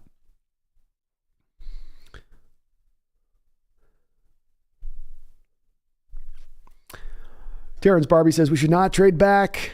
I understand, man. I understand. I'm okay going any which way here. Cool Blaster, I'm fond of Adam Thielen being an interested option for the Seahawks to pick up in free agency. I think the Vikings are going to have a chance, Cool Blaster, to move him in a trade. And remember with this, folks, you're going to hear in the next couple of days about guys being announced to be released.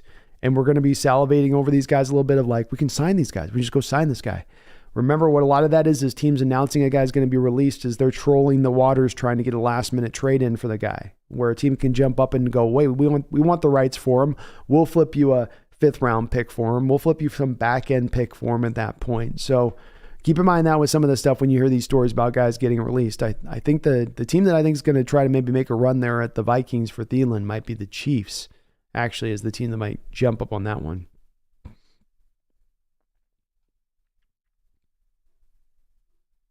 Jonathan says, hey, Brandon, thoughts on Gervon, Dexter, or Sika Ika if they fall to the 3rd round? I wouldn't do Sika in the 3rd round, and I wouldn't do Gervon Dexter in the 3rd round. Both of those guys I have 4th round grades and onwards. Both those guys had really underwhelming combines that matched the problems that you see with those players on tape. So I would be out on that one.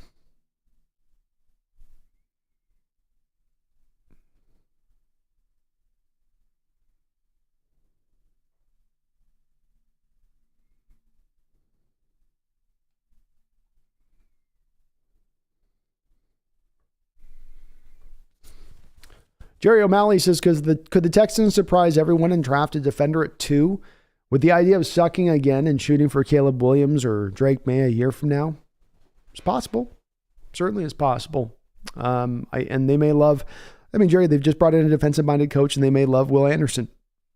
Anderson is very easy to fall in love with as far as a defensive-minded coach is concerned. And you look at that defense where they stand right now, you bring in Anderson, you've gotten Stingley in there last year, starting to kind of round things into shape in some of the pillar positions you look for in a defense to be in point to make it work, make it go, and make it functional. And so, yeah, I could see them definitely going that route, understanding, again, Jerry, they have a pick at number 12 where they could trade back up into this draft if they wanted to get the quarterback later on if that was their preference.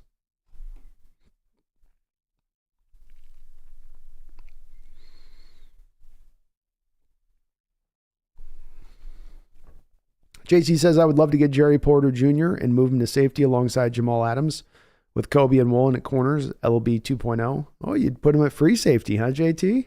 That'd be interesting.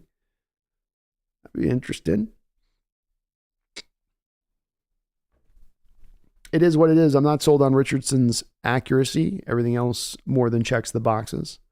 It's part that he could improve on. It is what it is. I think some of his accuracy just comes from needing to clean up some of his mechanics.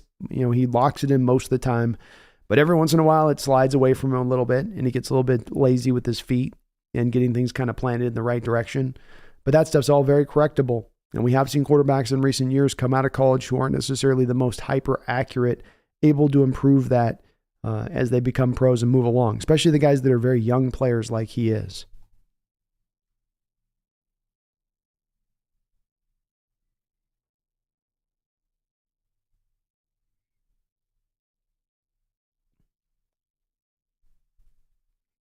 Spencer Smith says, I can't believe it's not as good as it used to be. They had the most banging shakes, fries for everything back in the day. I think the shakes may still be legitimate, Spencer, but like the fries are they're the crinkle cut that are like the kind that come out where they haven't cooked them all the way through, but the most bland style of that, like that you'd get like the cheap brand in the frozen section that you throw in your oven, that the only way it tastes good is after you've had a half rack of beer and you're just about to fall asleep. Like it's just not, and I'm a fry guy. You got to get your fries right. If you're a burger and fry place, your fries better be legit. And I was disappointed because I'd been hyped up on them.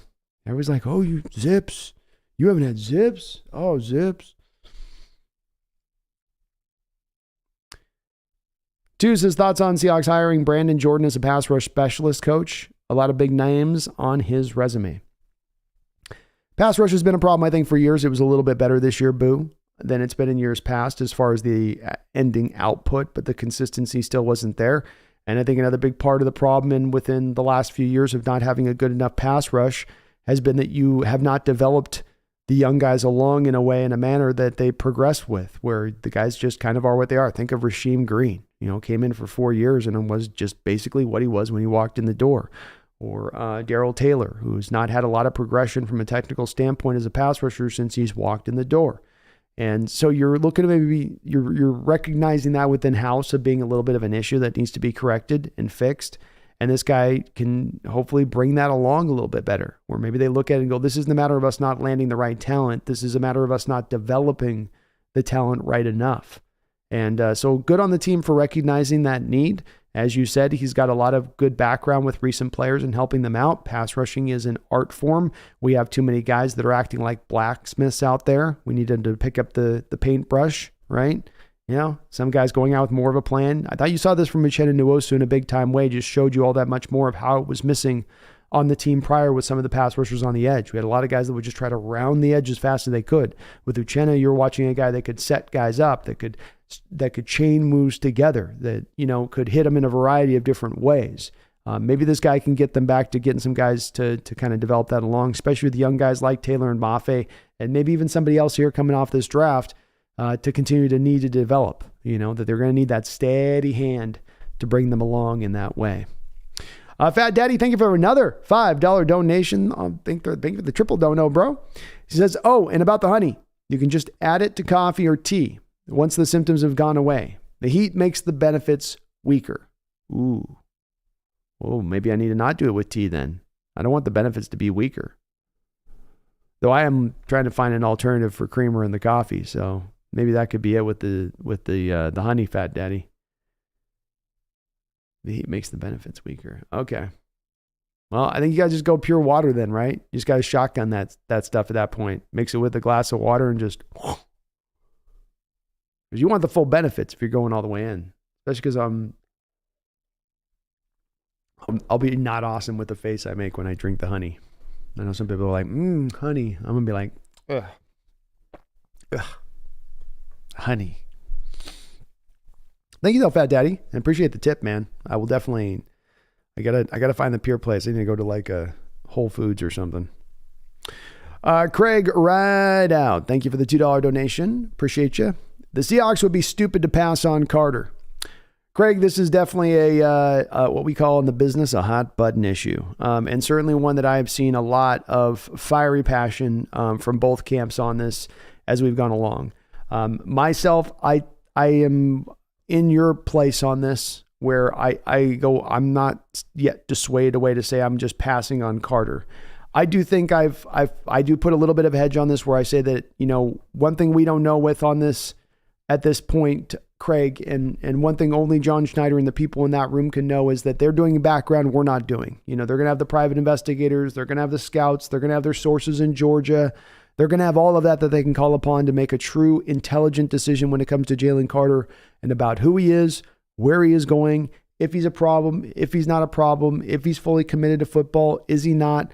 They're going to be able to make that determination in so much more of an intelligent way than we can. But bottom line is talent for talent wise, Carter is at the end of the day, for me, Craig, my number one guy in this draft. And I would love to see our Seahawks pick him. If they do pick him, I will be celebrating mightily because he is going to help improve this defense a lot, almost all on his own in certain ways. So I'm with you, man. I'm with you. I'm all aboard team Carter still. Choo choo. Choo choo. Corey Olson, thank you for the $2 donation. It says, looks like Carter at 5, too much talent to pass up. Well, as I say often with my chat, folks, we are of like mind on this one. Corey echoing the same thoughts of Craig, and I'm with you guys. If you're there at Carter, if you're getting the best player in the entire draft at number 5, hard to say no to that. Hard to say no to that. It really is. That's a tough one to just go, no, we got the character concerns better be real. But if they're real, then I'm okay with it. And that's why I'm going to trust whatever Schneider's decision is on this. He is likely to be there available for the Seahawks when they're picking now. We know that. He is likely to be there. Now we just have to trust in the evaluation process of Schneider in that front office and how they're looking at him to make their determination on it. And I'll trust their process with that. Because with a guy that's this pick, that's this important, they're putting all of the resources into making sure they're doing their due diligence and that we don't have a Malik McDowell 2.0. Corey, thank you for another $2 donation. What would it take to swap with Indy if needed? Well, the price has only just gone up after this Bears trade. It's not going down. And if you're dropping even a pick, whatever back, it's going to cost maximum prices to do so. So, minimum second round pick, but probably potentially maybe a future first with where the prices are to do that. If we're talking about moving up to get a quarterback, so it would be, I'm not a big fan on moving up. You're paying max prices, which is all the much more proven to be true with the Bears trading back as they have. And that would lead me to go we want to be on the other end of that. We don't want to be on the negative end of that, which is a team like the Panthers are on the negative end of that. Do we think it's any coincidence that we're hearing the Panthers already talking about, hey, we are open for business if another team does want to trade up to number 1 though? I mean, we want this guy, but if somebody does, if that doesn't scream buyer's remorse, I don't know what does. So you want to be the team trading back, not the team trading up. That's where you get your haul, in my opinion. So, but you might slide away with just a second round pick on a Corey, or a second and a third, or next year first, but it's going to cost a lot to do it. Adrian X, thank you for the $2 donation. It says draft Carter or Anderson or Hall. Either way, it's a win. Either way, it's a win. Greatly put. I couldn't put it better. There's really with the way this draft is shaping up at 5 now for your Seahawks, there is really no L path here. Trading back, that's a dub. Picking Anderson, that's a dub. Picking Carter, that's a dub. Picking Richardson, that's a dub. There's none here that are controversial selections or controversial movements to make in this draft. You've got 4 doors ahead of you, but instead of it being like a game show where behind one door there might not be nothing, every door's got a grand prize behind it. And this is why it's such a wonderful place to be, and this is why it's so great of the Bears to trade back as they have now to ensure the 3 quarterbacks go in those top 4 picks, as we are now sitting on Geno and not pressed as much to need to go get the quarterback in this particular draft. I love it, Adrian. Thank you, man. And it is a dub indeed. Fat Daddy, thank you for another $5 donation, brother. Appreciate all the donos. He says, best place to get local honey is a local farmer markets or peeps on the side of the road. Well, there's some strange peeps on the side of the road out here in Spokane. You wouldn't know about for sure with, you know what I mean, on that. But I gotta find there's a couple of organic places I can go to on it. For sure, I can find it out there. It's just not going to be in the local grocery stores out here. They barely freaking keep milk stocked out here. It's like, Jesus, I don't know what's up with the grocery stores anymore, but they're half the shelves have been, since the demic, have been knocked down for whatever reason. But good tip. I got to look up the local farmer market too, Fat Daddy. I always feel weird. I probably shouldn't have, but I always do feel weird about going and just getting fruit or veggies from people. And there's just too many weirdos out there. Did you rub your junk on this lettuce? Look at me. Did you rub it? Come on. Are you one of those people that you're laughing the second I buy this, you're laughing away? You know what I mean? Nobody's doing that probably, but I need to think more of people, I guess. It just takes one sicko to mess it all up for everybody with those local farmer markets, Something's wrong with the dressing. It's not organic. Appreciate you though, Fat Daddy. Appreciate you. Thank you so much, man, for all the donos. And I'm going to be getting some honey tomorrow now. You got me thinking, you got it at the forefront of my mind here. Snail, thank you for the $2 donation. Says, I'd rather trade down and take the Pitt kid. Me as well at this point. Especially if you can get the haul. If I'm not getting the maximum haul, If I'm not getting that Chicago Bear-like haul, but a little bit less because I'm a couple picks back, obviously, then I don't want to do it. But if I can get that haul and end up with Cansey, and I've got the rest of this draft set up just like a fine platter ahead of me, then I'm going to go that route too, first and foremost on that. I think you're going to get a team that's going to give you everything to move up and take advantage of that. As I say, that's the place you want to be at in these kind of trades now. 100% agreed, man. And Cansey is a fun player. Thank you, though. Appreciate all the donations, everyone. Very kind of you. And Euro says, I can't believe Richardson didn't stay at Florida. I can, man. I mean, it's his decision is going to pay off. And what's the difference between being a top 5 pick or being the number 1 pick? You know, you go to a little bit of a better team. The money difference isn't that substantial off what you're making. And as a quarterback, you want to get that counter, that clock ticking of service time as quick as you can so you can turn around as many contracts professionally as you can. I would have done it if I was him too. If it was a matter of him being a fringe first round guy, that would have been one thing. But the fact that I'm pretty sure he knew he was going to be absolutely at least a top 10 guy makes a lot of sense. He would have benefited from another year from a beneficial standpoint and all that, but I can understand from what's best monetarily, there might be a little bit different. Take care of your chickens.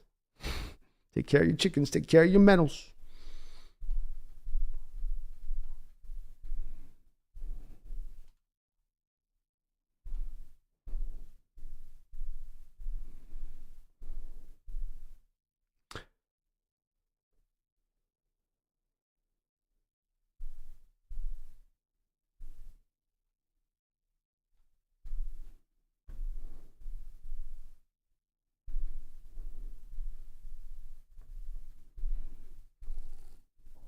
I dig the Hawks. I like the blocking we got out of Fant and Colby Parkinson in 2022. Kind of want to see the tight end group stick together. I'm okay if they want to roll with it. I dig the Hawks. I do think that at $6.85 million for Fant, you're definitely paying, I think, and already kind of paying Disley on this. You know, you're definitely paying kind of high cost for him at that point, which I don't know if it's exactly equivalent to the player, the cost at that point. But if they went that route, I'd be okay with it. It's not the worst way to go. And they were very productive for us last year. Cool Breeze says, Brando, offensive line free agent targets. Well, I think Connor McGovern, center of the Jets, is there. He'll certainly be somebody Seattle could maybe target. Ethan Posick, they could look to maybe bring him back here as they have familiarity with him. Ryan Kelly's looking to be released by the Colts. He might be a center they look at, though he's not tremendously, I think, as good as he's been in recent years past. I don't see a whole lot of guys at the right guard position that really amount to a whole hell of a lot for me. I think part of the reason that they put $4 million on Phil Haynes was because they didn't like the right guard market, and they'll look to address that in the draft above all else. So I don't see guard being really a potential, and of course you don't have a need at left guard. It's a center situation, but I think one of those 3 guys is likely to be the guy. Jonathan says, Brandon's who's a better fit, better player, Jermaine Pratt or David Long? I'd go with Jermaine Pratt because he provides me he's a better cover guy at the linebacker position. And I lean to that as a foremost skill and trait on middle linebackers now more than ever.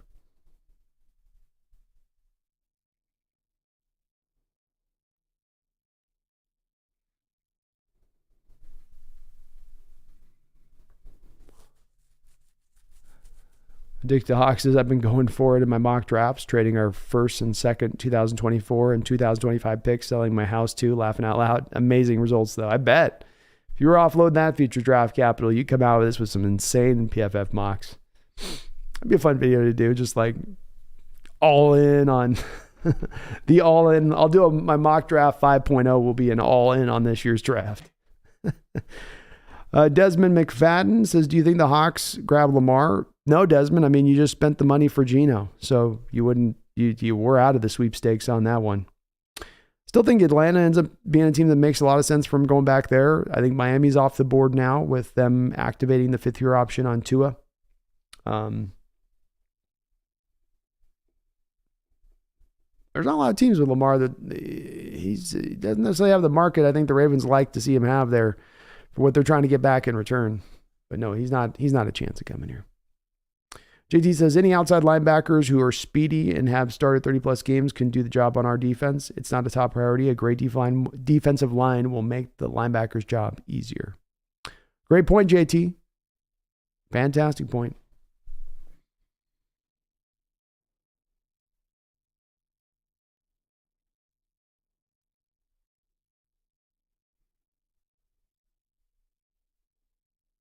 Rockman Drums, Arizona will take Carter. Arizona will take Carter, or what's up with them? They may. They may look for a little bit more safety and certainty there. I tend to think what's going to happen there is they'll eventually trade back. Some team will come up to get a quarterback there when it's all said and done. They're like Chicago, where we need more than just one player. We're not one player away. We're many players away.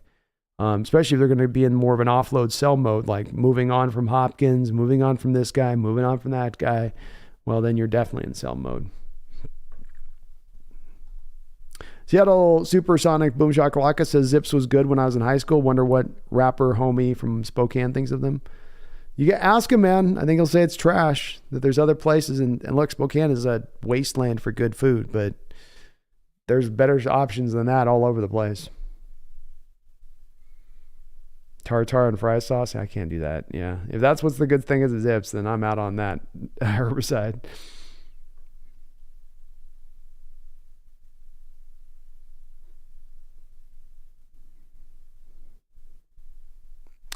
Rick R says, I don't think Carter's on the Hawks board with the off-the-field stuff. It very well may be that he's not, Rick.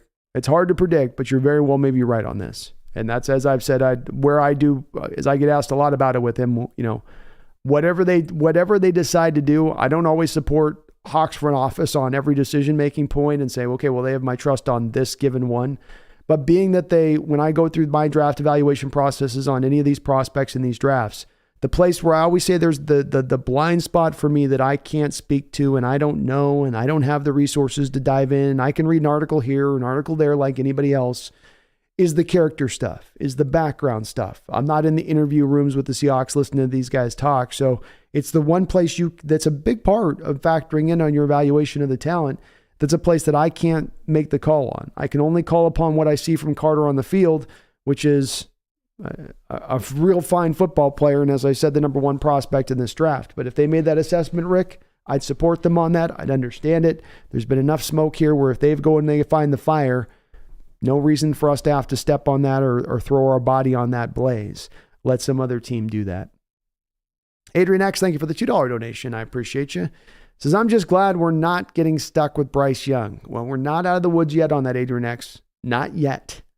Because we still need the Cardinals to trade then out of three for us to make sure that we're not facing that proposition. But that very well still could be one, especially if you see the Texans, who've been long linked with Bryce Young, not take a quarterback at number 2 and instead go with Will Anderson. Houston, we've got a problem because now Bryce might be sitting there looking us in the face. And then that's not good. Could you imagine if we passed on Carter to take Bryce Young? So hopefully some team trades up with Arizona soon here, Adrian X, and then we can take this one completely off the table. But there's still a chance. Brian Myers, thank you for the $20 donation. Thank you. Huge super chat coming in from Brian. I really appreciate it, man. Very, very kind of you, brother. He says, B, you make us all smarter. Out of the country for the next 2 weeks. Mixing free agency and the tournament. Virtually no Wi-Fi.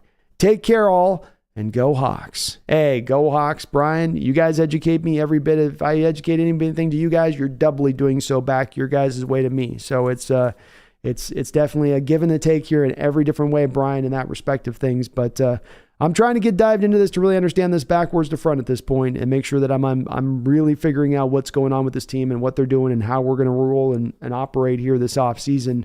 Because this is the offseason that is as important as any in recent Seahawks history. You have the potential to slingshot your way to almost, in a lot of ways, almost artificially bump yourself up into a position to truly be an elite football team in a much quicker fashion than anyone thought you capable of doing when we looked at the scenario a year ago. And so I appreciate it, man, but you guys are right there lockstep with me on this one. We're all just trying to, find the answers and the solutions at the end of the day on this, but appreciate you, brother. And you have yourself a safe trip. hopefully once you get back, we got some great news to discuss regarding all of the fantastic signings and trades that Sean Snyder's made to turn this team into a Super Bowl contender. I'm going to be a contender by the time you get back, brother. Thank you, Brian, for the massive $20 dono, though, brother. You're awesome. You guys are all awesome. Appreciate everybody. I love everyone. Snail, thank you for the $5 donation too, man. Appreciate you as well. The double dono there on that. Says Washington should be a priority at tight end. He'd be a perfect to match up against Bosa. Yeah, can you imagine him getting to chip Bosa, and then Bosa's got to get through Washington before he can just get to Cross? He doesn't start with Cross. He's got to go through Washington first just to get to Cross. You know, you run a little bit of that. I like it. I like it, Snail. I would love to get Washington. It's hard to pull that at 20 with him unless the team was just, and look, if the team grabbed him at 20, I don't think I would hate it, because I would acknowledge at this point, you're going to be lucky to get him with that, have him available with that second round pick. That alone is going to be tough to just have him there. And I don't think it's likely he's there and available. I think he's a first round pick. If you don't take him at 20, somebody in the 20s, one of those playoff-like teams are going to look at him and go, yeah, that could help us out. We could use that all across the board. But he is one of my favorite players in this entire draft, bar none, is Washington. And he has not yet gotten to his upside. He was not utilized by Georgia in a fashion where he was going to put up a high amount of production or a lofty amount of production, which would have then elevated him up into a higher place in this draft. But that's not his fault that they're just such a stacked team, or they're a team that's so up on so many teams so often that they don't have to throw the ball as often. That has nothing to do with whether or not he's capable of doing more than he even showed you at Georgia. And indeed, in my opinion, he is. Fantastic prospect. Not surprised he's moving up the charts. Had a great combine. Showed off short area burst at 6'7", 264 that I did not expect to see. He's great, man. So, Stale, if we jump on him, I'm with it. I'm with it all day. Thank you for the dono, though. Appreciate you.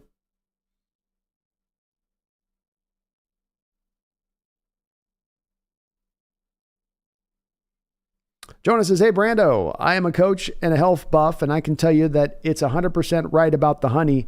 But if you really want the honey to be the best, you have to pair the honey with apple cider vinegar. Yeah, you always got to. Life's awesome, isn't it? Like, everything tasty is just horrible tasting, and you got to like force it down the gullet to make it. Oh, I have some apple cider vinegar here too, Jonah. All right, I'll try it, man. When I get the honey, I'll do a little mixing with the vinegar and the honey, and I'll try it out on your recommendation. But if I vomit, man, why can't there be something that's good tasting, that's great for you too also? You know, here's something, this tastes like it's like ice cream with drizzled chocolate and mint, but it actually causes you to lose weight and, has every nutrient you could ever want within it. I'm like, that'd be great. I feel like science should have gotten on this by this point. And don't throw the fake meat thing at me that's like built from soy. That's not the equivalence. We should have way something better here. But I'll try apple cider vinegar and honey. Okay, I'm with it. I can't do guacamole. I'm too picky with that, Sam.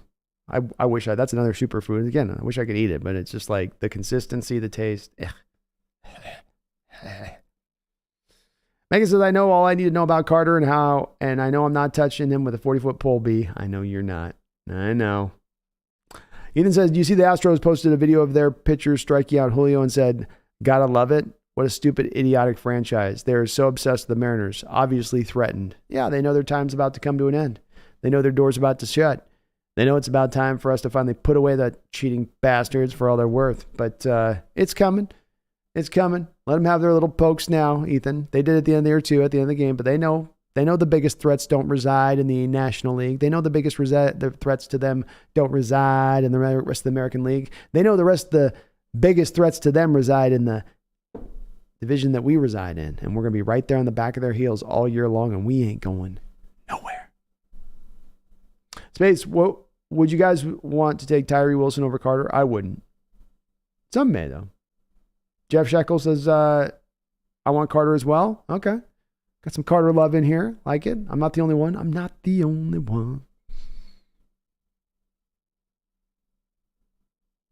Hang Woolley says, there are rumors the Cardinals really like Tyree Wilson. It would be a very Cardinal move to take Tyree Wilson. Oh, that would be wonderful. That would be so wonderful.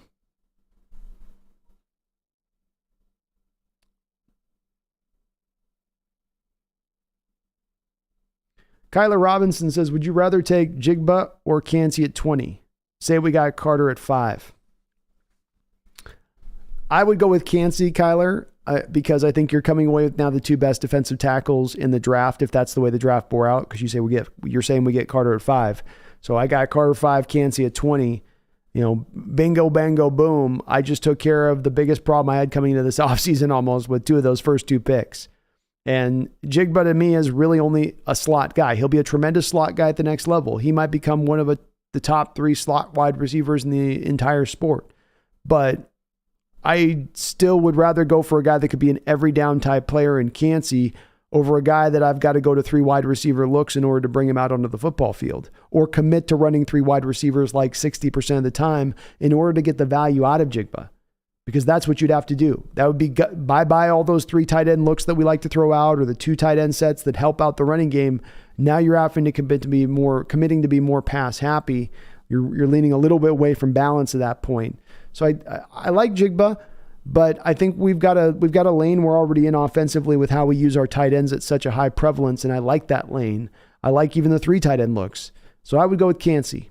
And remember with this too, Kyler, I love Kancey as a player. I really do. The short arms aren't necessarily dissuading me. David Joaquin says Jalen Carter equals Frank Clark.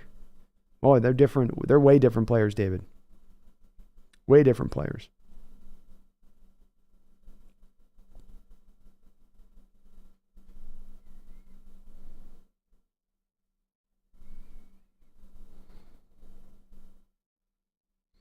Megan says, FYI, I work at our local community gardens, which has the farmer's market. Are you including me in that? No. It's more my paranoia, Megan, than anything else. That's all that is. It's my empty paranoia. My lack of trusting people.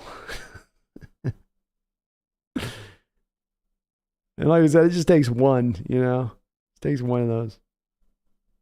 One person to be like, really? And you're a good point on AR Brand. Thank you, man. I do like him a lot.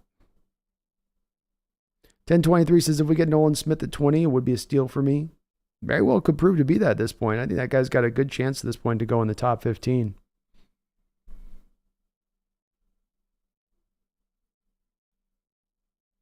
Very good chance. Hung Willie, if I put my money on it, I'll choose Stroud, but including DJ Moore in the trade makes me think they want AR and sit him 1 year. Maybe. I would think it's still Stroud to me, but I think it's kind of hard to predict right now. They haven't quite shown their hand on this one. Jonathan Magana, remember Vernon Goldston in 2009 broke the combine and was a bust, and even though Nolan won't be a bust, he might not be elite. Yeah, I vaguely remember Goldston. You go back to 2009, that's quite a bit back in my memory banks. I think the nice part about Nolan Smith that removes the bust factor for you on this, Jonathan, is that he's the best edge run defender in this draft. So, if you end up picking the best edge run defender at 16 in the first round of a weak draft, is that a bad selection? No. I mean, is it a good selection? No. But is it a bust at that point having that he's providing that kind of value? And I can't speak to Goldston at the time, but I want to say that Goldston was kind of all around the bust. He never really found a real good value point he was providing on the football field at any point. Whereas I think Nolan is going to at least be an early down run defender for you in a 3-4 defense.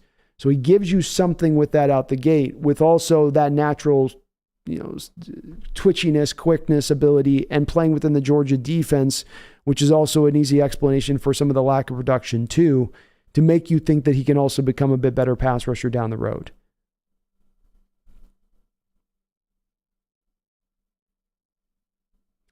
Seattle Supersonic Boom Shakalaka says, what are my thoughts on Ramsey going to the Dolphins?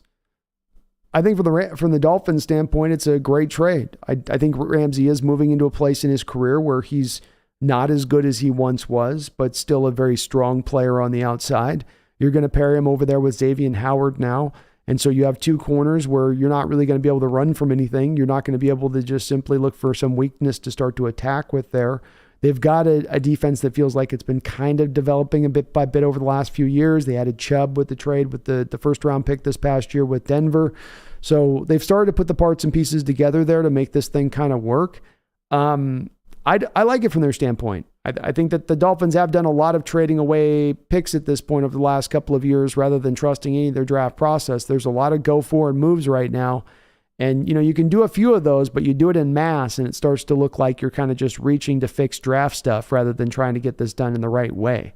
With that said, they certainly should be on point now to compete with Buffalo next year and be looked at that team that in my opinion, absent the Jets making a move for Rodgers, as that team that should be sliding in there right with the Buffalo Bills to compete for the division title. Especially the Bills kind of starting to track backwards a little bit over the past maybe year or so. Not bad, but maybe just not quite at their strength.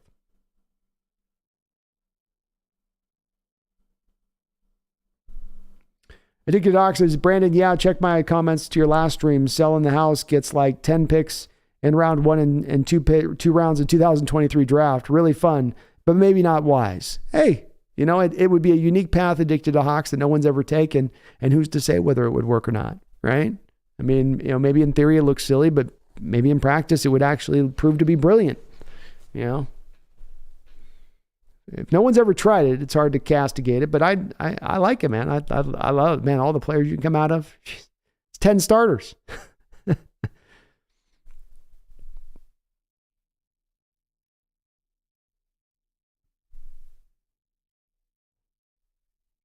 Devo says, won a Sean Kemp autographed jersey in auction on eBay for $45 yesterday. Are people selling off their Sean stuff? Daniel Cap says, look at his Twitter. He gives back to his community, being Jalen Carter as a young kid. Speeding is not worth passing on a generational talent. I'm not Daniel. I don't land on that place of things. It is a place that's hotly debated in here. So anybody that's bringing this up, understand it's just a place that's going to be for some people, it's really a touchy subject. Others are really on the standpoint, but I do land where you land with it. And, I get both camps on this, but I wouldn't want to. If I was running things, I wouldn't want to do it.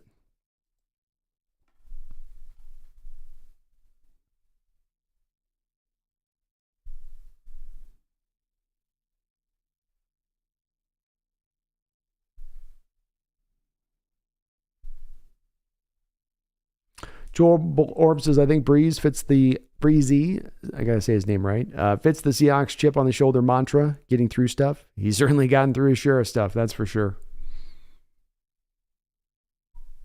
Guy was a monster back in 2021.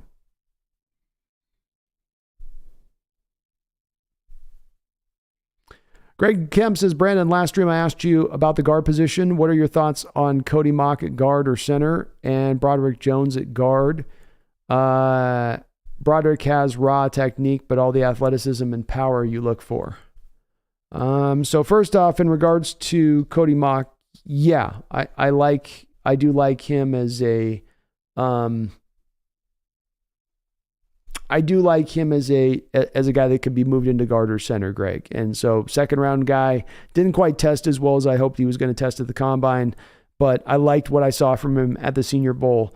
And I do think that he did enough with that coming out of a small school to make you feel like he's legitimate enough to be moved inside there. And he's got the mobility stuff we look for at the position there, moving him inside that fits to what we need out of this scheme. When it comes to Broderick Jones, I can't add any more than you added about what you said was right there in general. I don't know if I go athleticism we'd look for at the position. I mean, he really struggles at times for me, Greg, to pull in space and to be comfortable blocking in space, which is something that's going to be mightily required of him from the guard position when you ask him to do so. I guess maybe he can get out there, where he's got the speed and quickness to get there, but he's not under control. He's not going to lay the good block when he gets out into space on that stuff a little bit. But look, 6'5", 30, almost 34 and a half inch long arms. He ran a 4.9 740 at that size, which is pretty solid. There's some good stuff to work with there with Broderick if the team want to do that. And if they want to, Greg, I think to your point on this, if they want to take one of these tackles in this draft that might be kind of fringe guy tackles at the next level and then look to kick them inside, that to me is not the same thing of them moving players out of position in recent years where they're taking this guy and they're going to move him over to there, taking Damian Lewis from right guard, moving to the left guard. This is you taking a guy who you need to go find a player that fits the physical, especially mobility stuff that you need from the position. And sometimes a lot of ways in the modern NFL, you have to move the tackles to guard to get that done because the tackles don't come out of the draft with those skills as we're seeing in this year's draft. You know, you've looked at this draft, I'm sure too, Greg. There's not a lot of the guard guys that can just move in space or center guys that can move in space, which we need in this scheme to make it work, to make it flow, to be at its best success.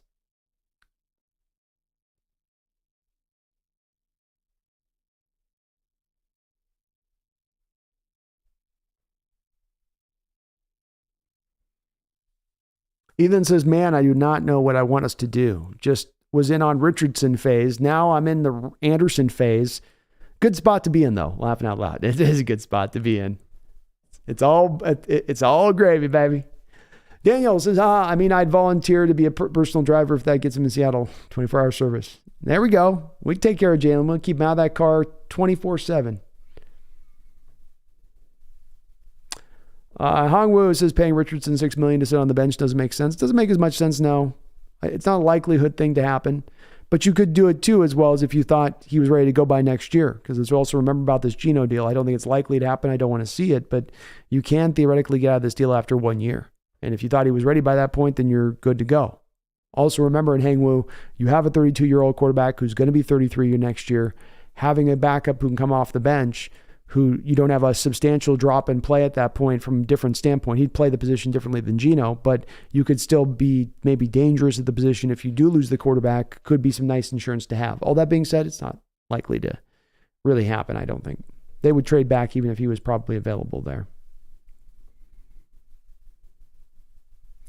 Hongwu says center's the hardest position to get right. Why did we ever trade Max Unger? That was a deal was about your Russell contract was about to kick in. And with the Russell contract kicking in, you're going to have to start to shave money in different places. And the place the Seahawks chose to shave that money was in the offensive line, thinking, well, Russ can cover up for a slightly marginal offensive line. The other part that impacted that was Max Unger's body was breaking down a little bit, and the injuries were starting to prop up a little bit at that time. He went to the right place with the Saints, who weren't going to be as run heavy, who weren't going to be as A-gap run heavy as we were, that were going to allow Max to utilize a little bit more of his movement capabilities at that time. We weren't as in as much of like the zone, West Coast stuffy kind of things that we're doing right now. It was a little bit just more power runs is what we're looking to do. So Max went to a better place for his body, and we definitely were hurting once he left, but I don't know if he would have even have lasted as long here as he lasted in New Orleans if he had just remained here. He was a good player for them, but he's really a pass blocking center first and foremost on a run heavy team, which I loved Max, but that's probably wasn't just the best fit for him. Seattle Supersonic says apple cider vinegar. Ugh, I tried to drink it once. I couldn't swallow it. Yeah, I don't know if I can pull that off. Megan, you were saying apple cider is good. Vinegar is good. I got to try it. Ugh. Oh, Lordy. Joe Blorb, can you imagine getting chipped by Washington and then having to deal with Dwan Jones? That would not be a good day at the office. Not be a fun day at the office.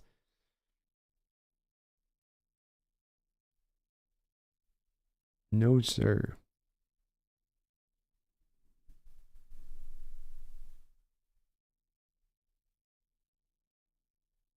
Brian O'Connor, any rumors that we are interested in Clowney?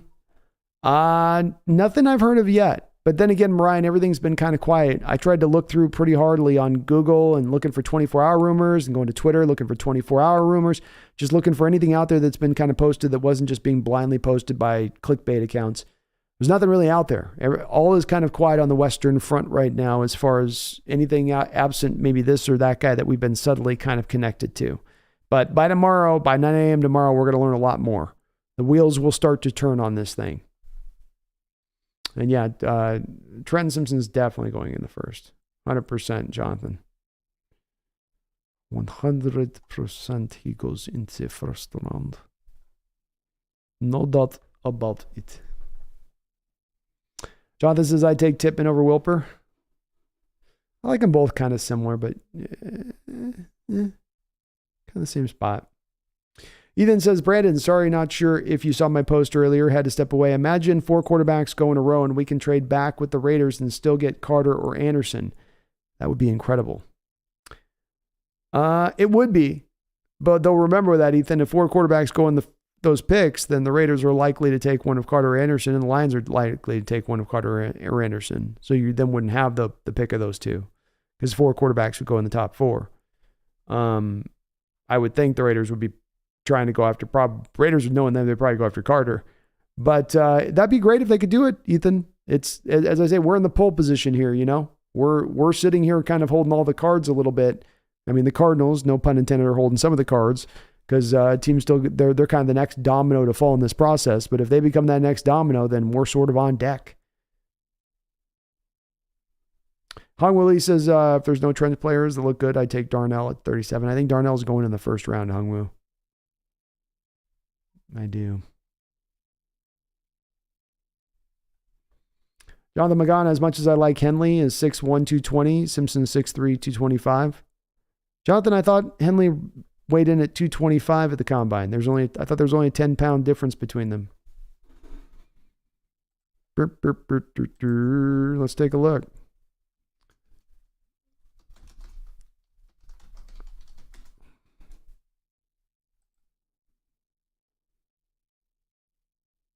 Yeah, he came in at 225. There's a 10-pound difference on him, Jonathan. 2 inches, 10 pounds, which isn't substantial.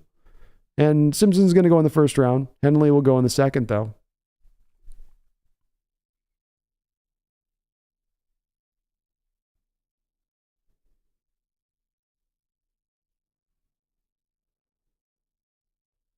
Mark X says, I've seen mock drafts. Raiders trade into our spot. Hawks draft at 7, Carter, and at 20, Smith, the center. Your thoughts? I would love to see it happen. At 20, Smith, the center. John Michael, I think you mean Schmitz, Mark. So I'm going to take for granted you meant John Michael Schmitz. It'd be a little bit early for Schmitz, the center, at 20, I think. But if they did that, I'd be okay with it still because it's a safe pick, especially with you taking the risk with Carter at that point at 7 and maybe some of the risk involved with him.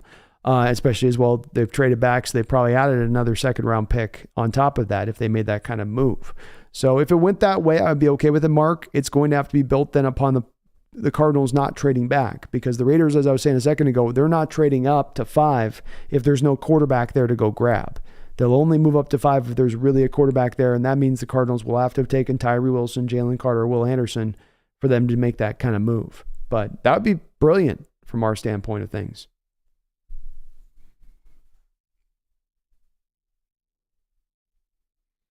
Fat Daddy Stacks with another $5 donation. Thank you, Fat Daddy. As a Seahawks fan, he says, I'm so glad we didn't allow ourselves to become over-leveraged. This season, I will be eating at Geno's. Oh, I'm gonna order 2 dishes. We saved enough money, I can even order dessert. Right, Fat Daddy? In fact, get some drinks. It's on the house, all on me. All right? Geno out there in the kitchen with his hat on, out there cooking furiously. But no, we could have become over-leveraged. We could have ended up putting too much draft capital into Geno this upcoming year and hamstrung ourselves to not make any signings in free agency and then just told ourselves, oh, yes, just the rookies will be able to take this team over the top when we know they won't be able to do it. The rookies will be able to help. 4 picks in the first 52 selections is going to help. 10 picks in this draft is going to help. And next year, I'm not talking about years from now, I'm talking next year, it will. It will make this team better than they were last year. But to be able to have the money to be able to spend in addition to that, Fat Daddy, that's what can help to take us to an elite stage of things. That's what takes you from a place of being a fringe playoff team to now you stack up enough to where teams go, wait, that's a team that can make noise. That's a team that can go in the playoffs and actually push for a Super Bowl run if things click in the right way. You know? And it's why I say it's not empty talk on my part. If I ain't excited about this team, I'm going to tell you I'm not excited about this team. If there's something I'm not liking about this team, you guys know I'm going to tell you I don't like this about the team. I love what I'm seeing from this team over the last year and their decision making. The draft, the way they spend their money, the flexibility they've given themselves, the position they put themselves in right now. It is very tough to find any point you can really critique this front office, the moves they're making and how they've made them. And the Geno deal is absurdly good for this team, Fat Daddy. $10 million is the cap hit for Geno next year. That is phenomenal value. Phenomenal value for a quarterback that's going to give you top 10 level play across the board. I kind of can't believe it when I saw those numbers. My eyes just about blew out of my head. Went, whoa, we got it down for that amount? I knew the numbers were going to be a little lower here, hopefully anticipating that bonus money, but 10 million? Whew. Appreciate you, Fat Daddy. And yeah, we all eating a Geno's this year, man. We are all eating a Geno's. 1 second, folks. Be right back.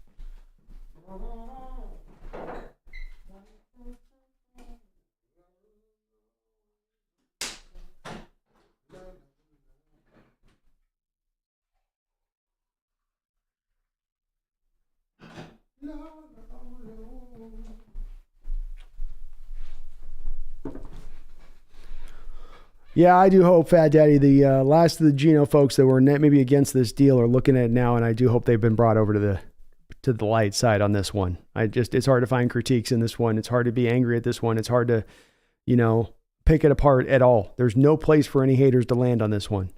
You got nowhere to go, It should make even the most ardent people who've been sitting there through this whole Geno process with their arms folded, like a 5-year-old petulant child, frowning. I don't want to sign Geno. If those people should be up right now doing you guys ever seen the meme clap done with that one meme clap in black and white, the guy standing up and furiously clapping on, you guys all seen that meme. That meme should be applied everywhere to everybody in regards to this Geno situation. 100%. Daniel Bailey, thank you for a $5 donation as well. Says NFC Championship odds right now, plus 1,400 for the Rams, Packers, Saints, yet plus 25 for the Seahawks. Shaking my head, as annoying as it gets. I will take advantage of the bias. Yeah, take advantage of the bias, man. I'll put that bet down over the top of those teams. The Rams aren't going to sniff the conference championship. And it's amazing, the Vegas hasn't caught up on the odds on that and seen the signs on this one. And maybe there's just a lot of action being laid that way. So they're just trying to tempt people in on it. But I think they would tempt them the other way if there were. I don't know what that is. I don't know how they come to that point. That Stafford and Donald and Kupp will just make it all happen on their own, I guess. And the Saints thing is just the car love. He gets a lot of that. Just everybody fawns over Carr for some reason that doesn't make a whole hell of a lot of sense. But yeah, we'll see where those odds sit after free agency and the draft, Daniel. But I'll tell you what, if they stay down that lane, I might have to make myself a little bit of bet on this one. I might have to put my money with it. I'll show you guys that ticket if I do, because NFC's wide open right now.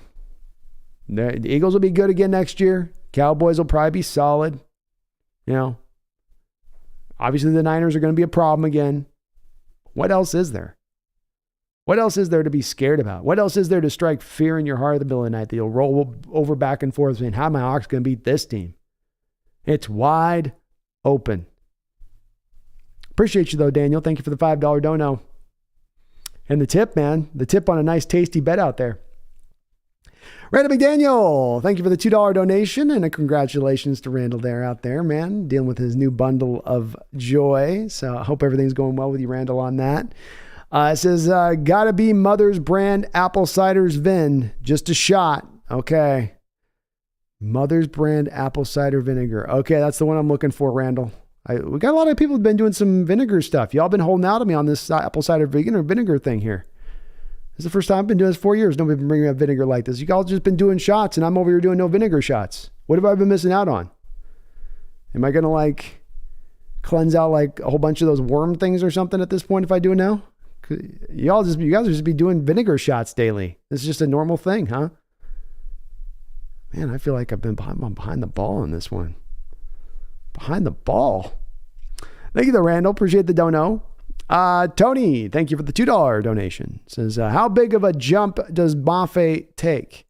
Well, as Coach Carroll often says, Tony, the second-year players always make their biggest leap moving into year 2. That's of any time in their career they're going to jump forward. That's going to be the time they do jump forward. There's been some talk with Mafe that maybe a little bit of the injury he sustained, I think, in the final Steelers preseason game might have kind of held him back a little bit early on from having as much of an impact as he could. Bottom line of what he gave you last year was one of the, maybe next to a Uchenna Nwosu right there with him, one of your best edge run defenders on the team. So we know he gives you plus level of edge run defense just immediately from what he's bringing right now where he stands. And his development-wise, though, of course, from my standpoint, Tony, comes from a pass rush standpoint, where I think he's going to continue to take steps forward in that realm of it. So he only had a couple sacks this year. I think he's going to get more opportunities next year and not be taken off the field in those situations as much. I don't think he's going to jump up to next season like a 12, 13 sack place, but I think he gets to like a 7, 8 sack realm while playing really good run defense. And it's also part of a rotation where he's not playing a million trillion snaps to get that amount of production. It's all being parsed out kind of evenly across the board a little bit, which will help to keep him fresh and keep our team at their greatest strength as the season goes along. So I think he does take that jump up in that way, which will be substantial, and continues to develop through the years. I don't think he'll be at a final point by next year, Tony. I think he's a guy with how new he was relatively to the sport going in college, that he will continue to kind of take these steps forward as we go along and be a guy that, you look for 3 years, 4 years down the line and go, wow, what a hell of a player we got here, versus necessarily being solid to come in, but, not necessarily lighting the world on fire initially in his first year. Right, Tony? So I'm still very high on Mafe. I still like a lot of his upside that exists. And you want to get excited about Mafe, go look at what he did at the Combine last year. In fact, let me bring it up here right now.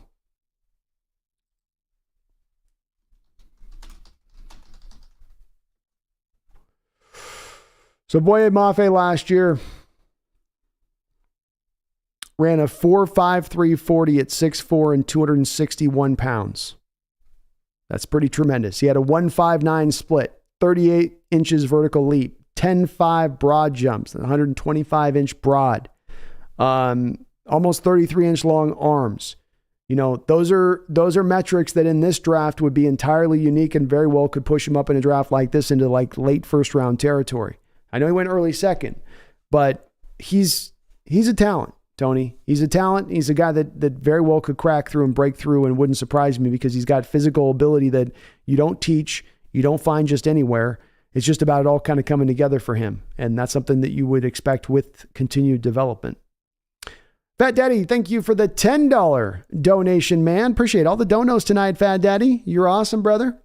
He says Geno has a chip on his shoulder that is a positive because he's willing to learn from his mistakes. This offseason will be huge for his development.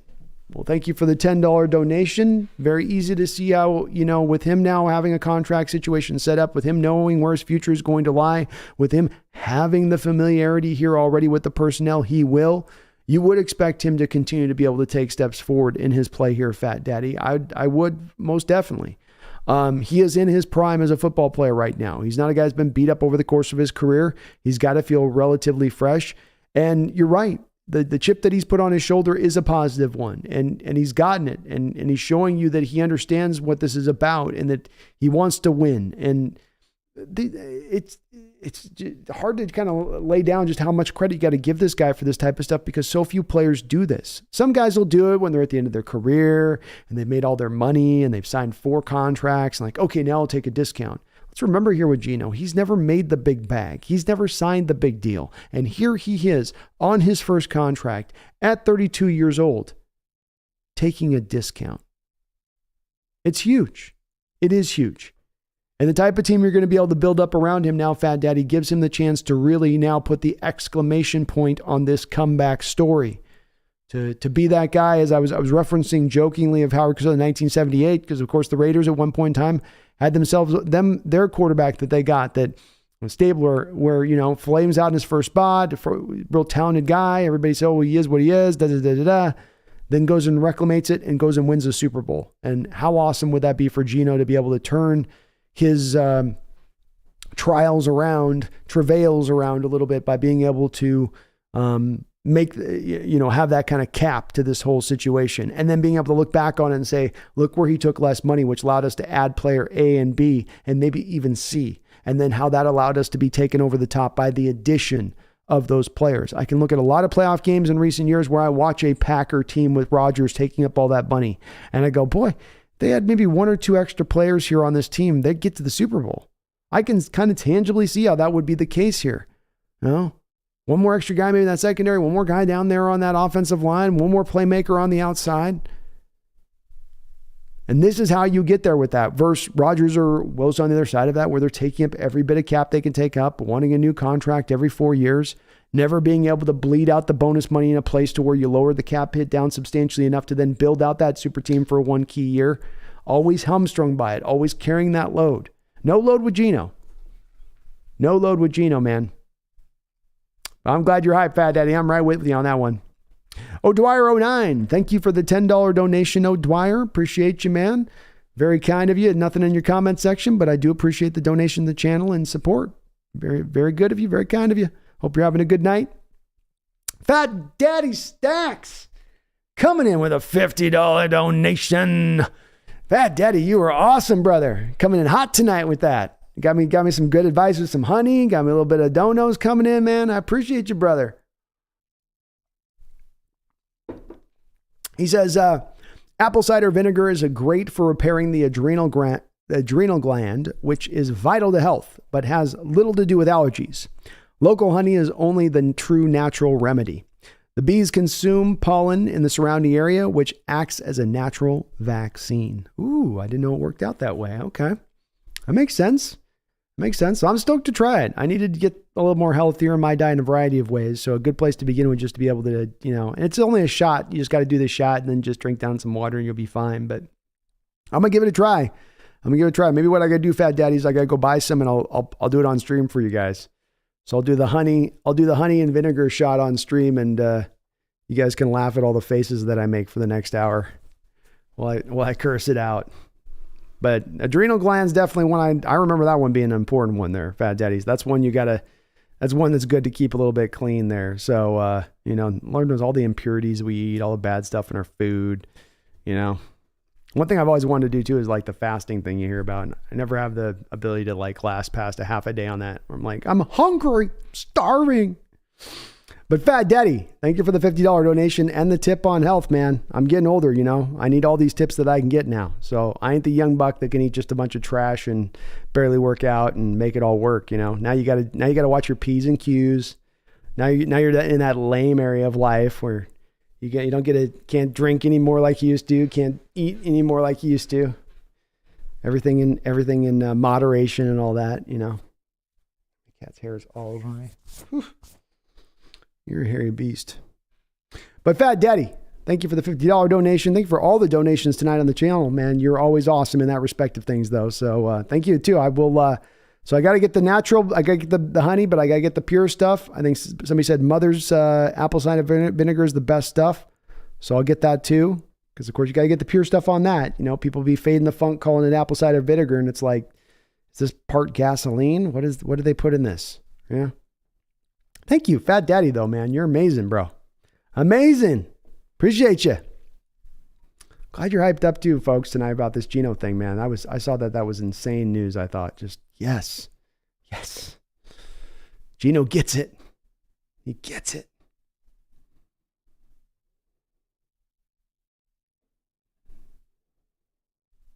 Devo says, what if the Broncos want to trade up with us? We can root against them all year again for next year's first. I think they're kind of...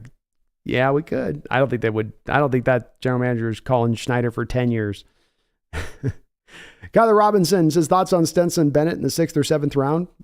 I could go with him. There's about 4 or 5 guys, Kyler, for anywhere from Dorian Thompson-Robinson in the 4th round onwards to 5th, 6th, 7th round. Stetson Bennett, Jake Haener, Clayton Tune out of Houston. I think all of them kind of are about around the same area where they would be functional backup quarterbacks in this league. You don't want them to start for any given long period of time, but functional if you have to have him come off the bench for a couple of games.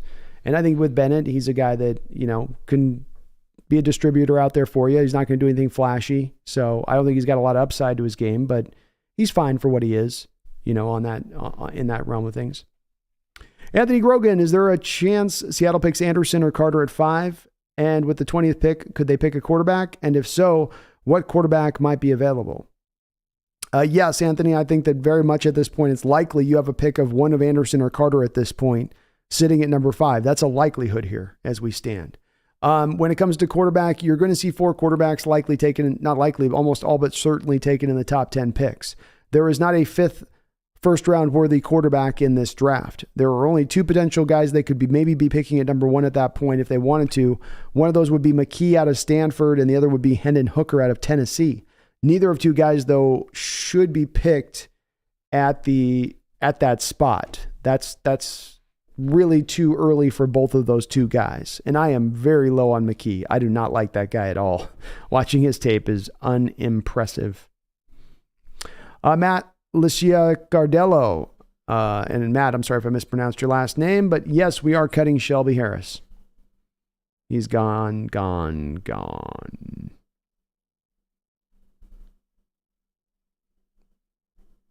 Whoever says this, I might be older, but movies are like basketball to me, just borderline unwatchable. They've gotten worse for me too. Last night I was like going through my Netflix, Amazon Prime, and I was trying to find, this is a movie I just want to watch. What's something here? I was like, boy, I couldn't find anything. It's tough. I watched this. How about Cansey at 3 tech and fullback? That'd be fun. Seahawks blue and green. The Denver players we got in the Rams trade are turning out to be 1-year rentals. I was a little worried that was going to be the end result. Yeah, but they weren't really the true value of the trade at the end of the day. You were taking players back that were going to be useful for you, but it was the end of the day, it was the 2 first rounders and the 2 second rounders that were going to drive that trade above all else. And we'll see on Fant. He's still here. So that could still happen.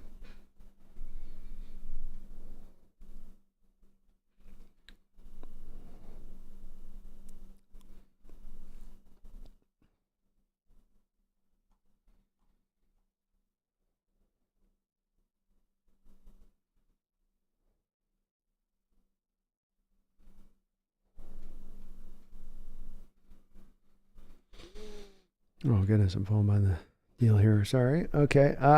Scott Gunther, thank you for becoming a member of the channel, Scott. Appreciate you jumping aboard the Hawks Nest. I'm going to be dropping a draft guide on you very soon for members of the channel here, so I should have that out hopefully shortly. I know I've been promising that for a while, and I'm trying to wrap it up, but hope to have that draft guide off to you guys soon, Scott, so please do keep an eye out for that. But thank you for becoming a member of the channel and your support. I do really appreciate it. Colby Jack, thank you for the $20 donation. Colby Jack, I appreciate you too, man. Very kind of you for doing so on that. He says, as Wayne Cody, describe what your ideal breakfast would be. I can't do a Wayne Cody. It's been so long. I can't quite picture his, cadence in my head here, Colby, but I will give you absolutely my ideal breakfast because after all, I will say this.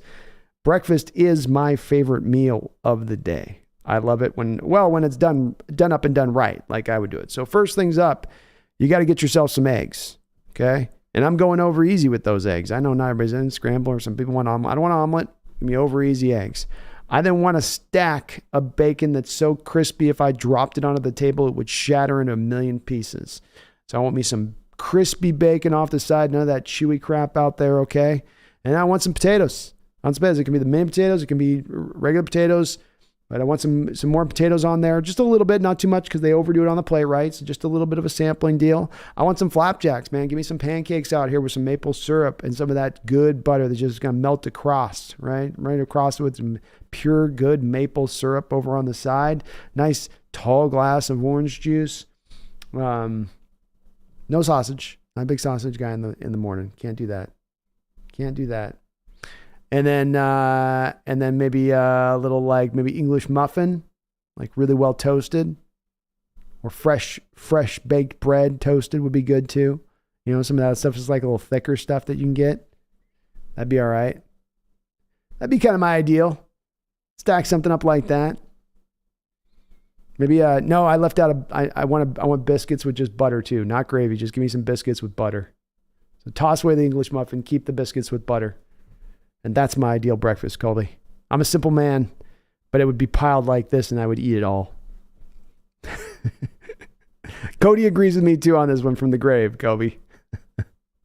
He agrees with me in the grave. Thank you for the $20 donation though, brother. You're awesome. Fat Daddy Stacks, thank you for the $10 donation as well. All the donations tonight, Fat Daddy. You're awesome, brother. He says cats add allergies, but the root is due to the pollens that cause inflammation, and the cats just add to that, meaning that the root of the cause is pollen. Best apple cider is that which has the mother. Okay, so I'm doing mother brand on the cider, pure honey, which I got to get from the organic store because they ain't going to have that in the grocery shelves.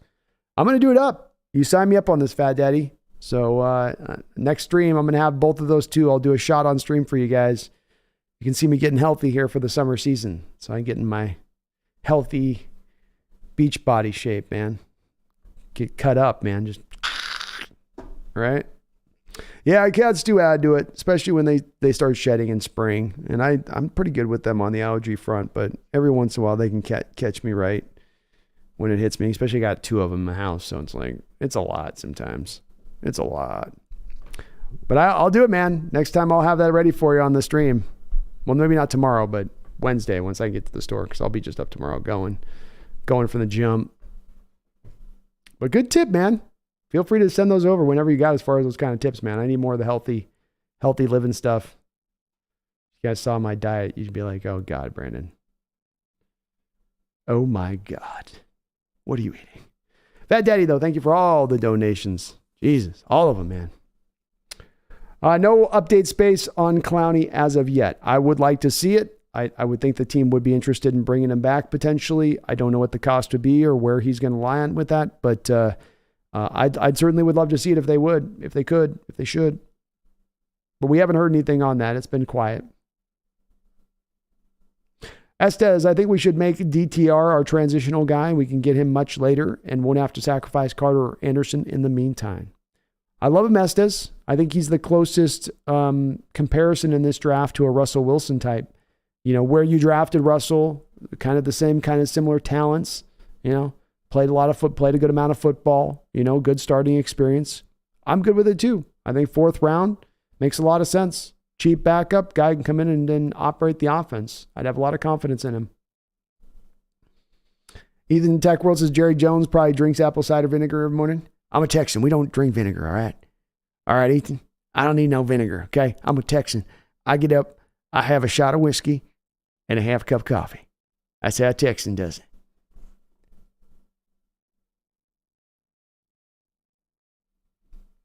Jonathan Magana, Brandon, how much will it cost to keep Ryan Neal? I think he's only a couple $1 million on a restricted tag.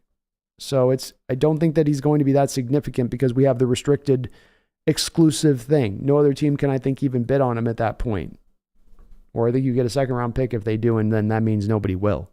So he still comes back on a 1-year deal for a couple $1 million.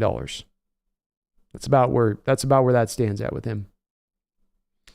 Jonah says, did anybody see Fletcher Cox on that interview recently where he's in a purple halter top blouse and velvet purple Michelle Obama coat? What the F was that all about? I did not see that. Oh my God. Actually, I really hope we can sign Carter, Cansey, Darnell with our first 3 picks. That'd be beautiful. That'd be wonderful.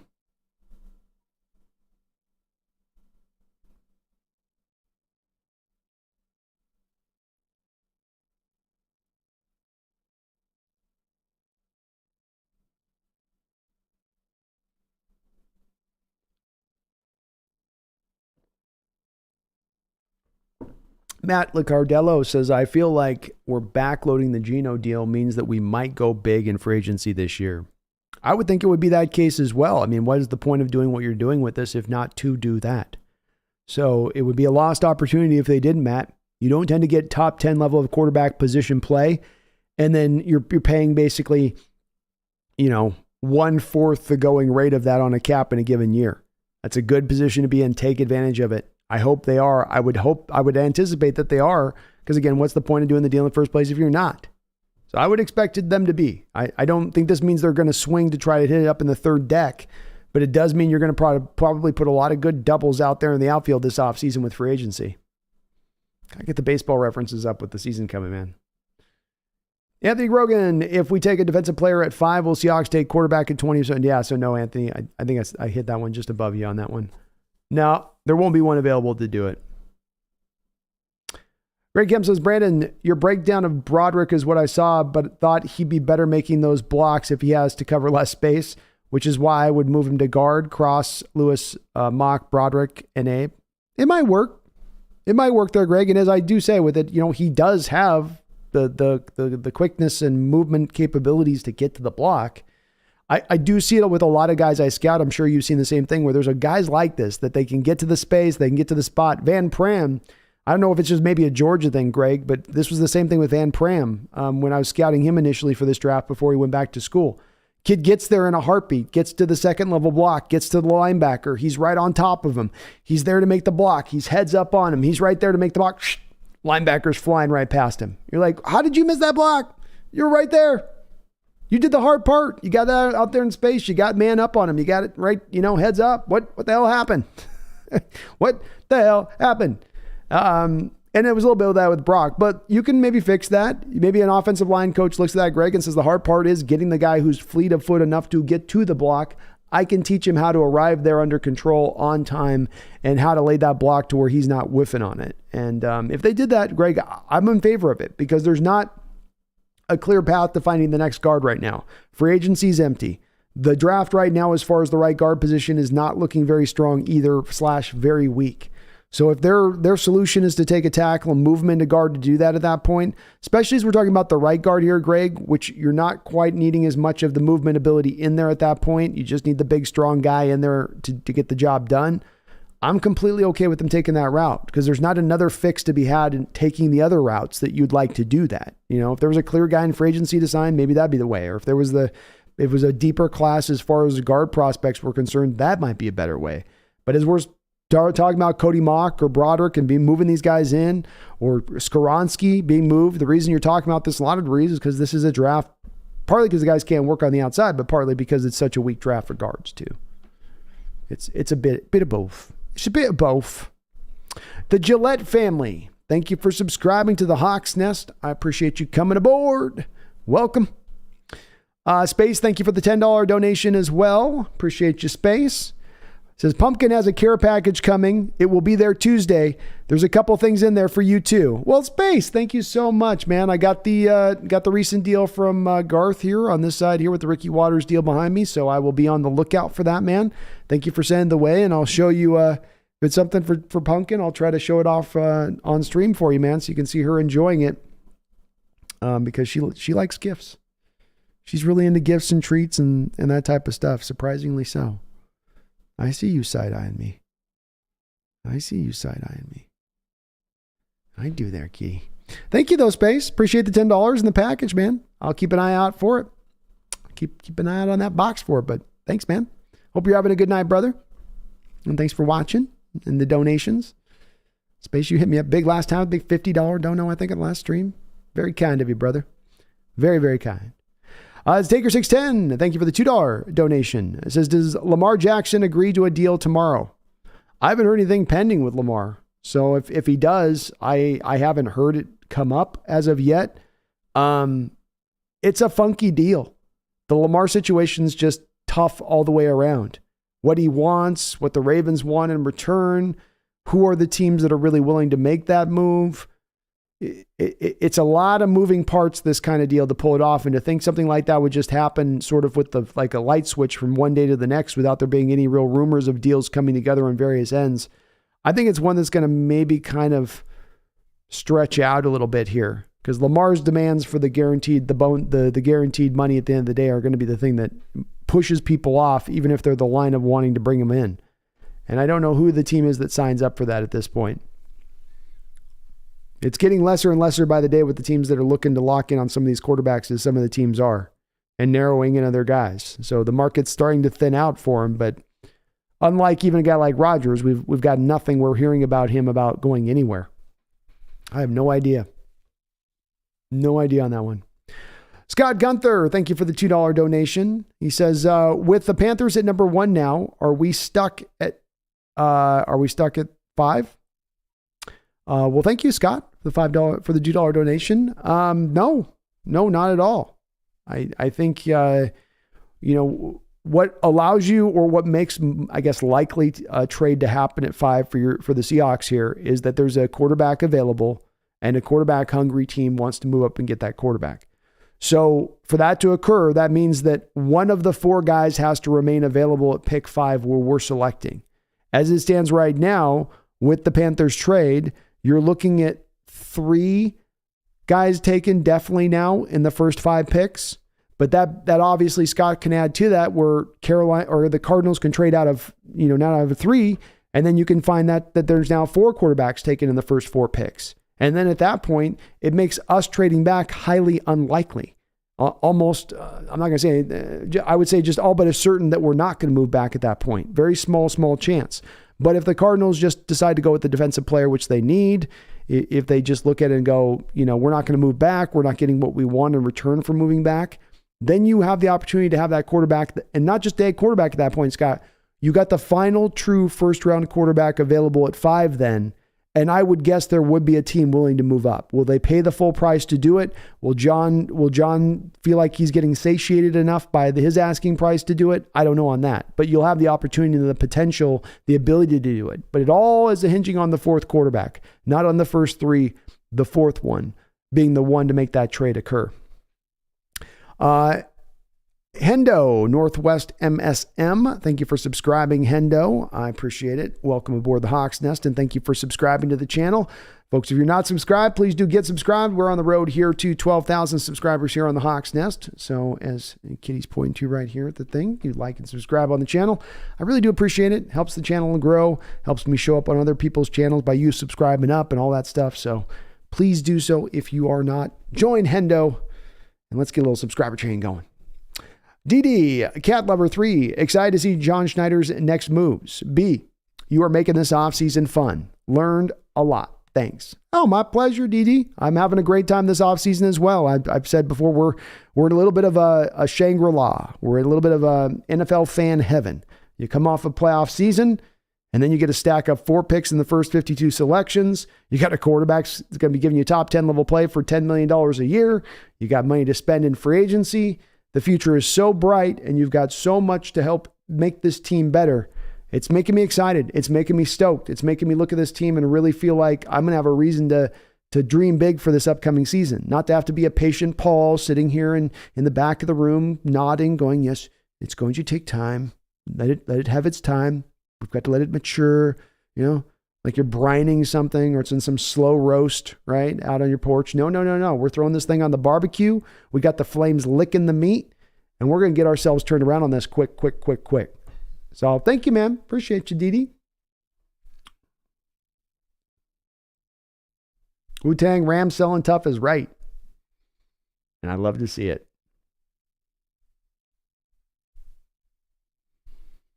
Jonathan Magana says Henley reminds me of Fred Warner. I think there's some echoes of that. Fred Warner, Levante David. I think you can see in both those 2 guys, there's a little bit of that to his play. Herbicide says rumor is Lamar to the Niners. Ouch. Whew. Oh, golly. Yeah, that'd be brutal. Lamar with the Niners would be tough. Because you have to throw to anybody. He just hands it off to McCaffrey and throws bubble screens out to Debo, and they're fine. Nubalax says best quarterbacks in the NFC are what? Geno, Kirk, Hurts, and Carr. I think Dak might be ahead of Carr on that. I think Stafford, if he's healthy, is probably still in there.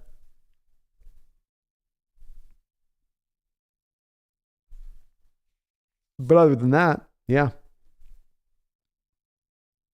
Megan says, you never asked, B. I've been doing natural remedies for years. Well, I forgot to ask, Megan. I forgot.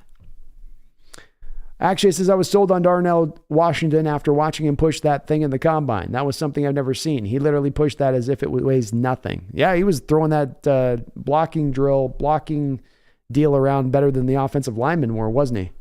Pretty damn impressive. Spaces, how can the Niners afford Lamar trading picks?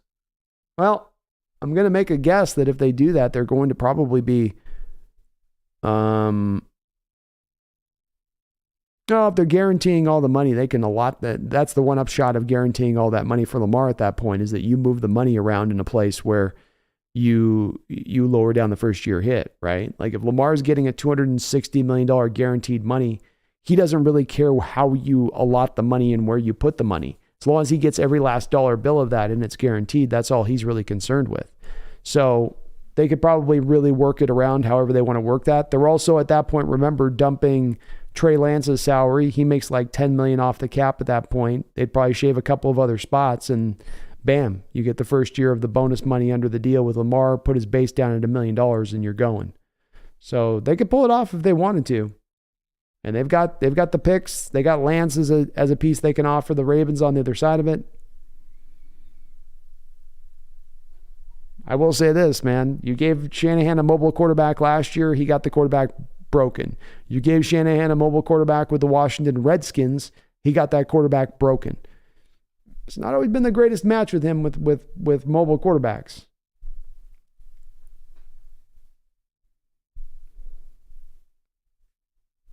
Oh, yeah. Hungry, Megan didn't mean to time you out on that. It was an accident on that one, buddy. So if you accidentally got timed out, no, didn't mean to do it. Max, a Matrix Agent. Lamar to the 49ers is perfect. He'll be injured by week 4 and hurt their salary cap. Especially if he causes them to have to offload Bosa. That'd be great. But if they get to keep Bosa and Lamar, I'm going to be a little freaked. Spencer Davis says, is the draft full of tight ends that can block and catch? It's more of kind of you're looking more guys that do kind of an either or, Spencer. You know, there are some guys that can do both, but they're going to go high. Darnell Washington, Michael Mayer, those guys can definitely do both those things. Dalton Kincaid can do a little bit of both of the things. Luke Musgrave is more of just a pass catching guy. It's a mixed bag, Spencer. It's a kind of a variety of different guys on that, but not a lot of complete ones. It is a pretty deep tight end class, though. I will say that. Pretty deep. What's up, Hoodie Jube in the house? What's up, Hoodie?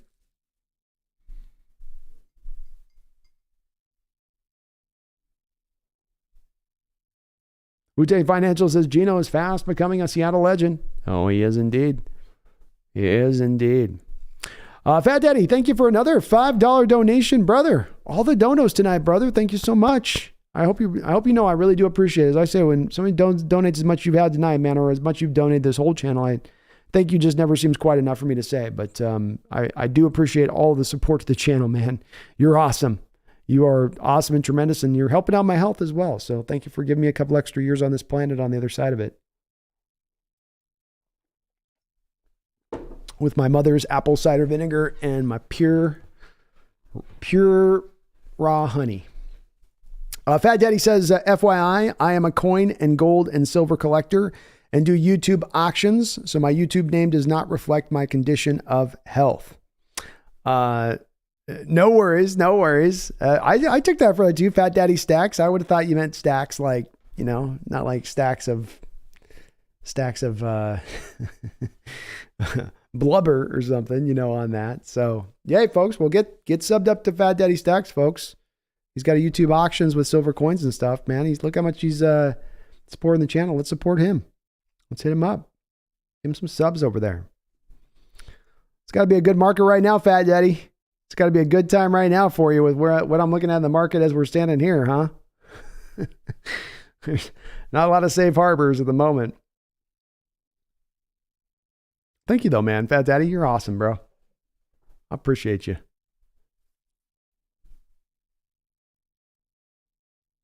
I don't know if somebody asked if Geno retires a Hawk, actually. I don't know on that. Probably not. But if he keeps taking deals like this and he's willing to be open-minded like that, that opens that door a lot more louder. And Jonathan, yeah, we got to get the Geno chat louder this year. Absolutely. Geno needs a chat. Geno. Even goes together right.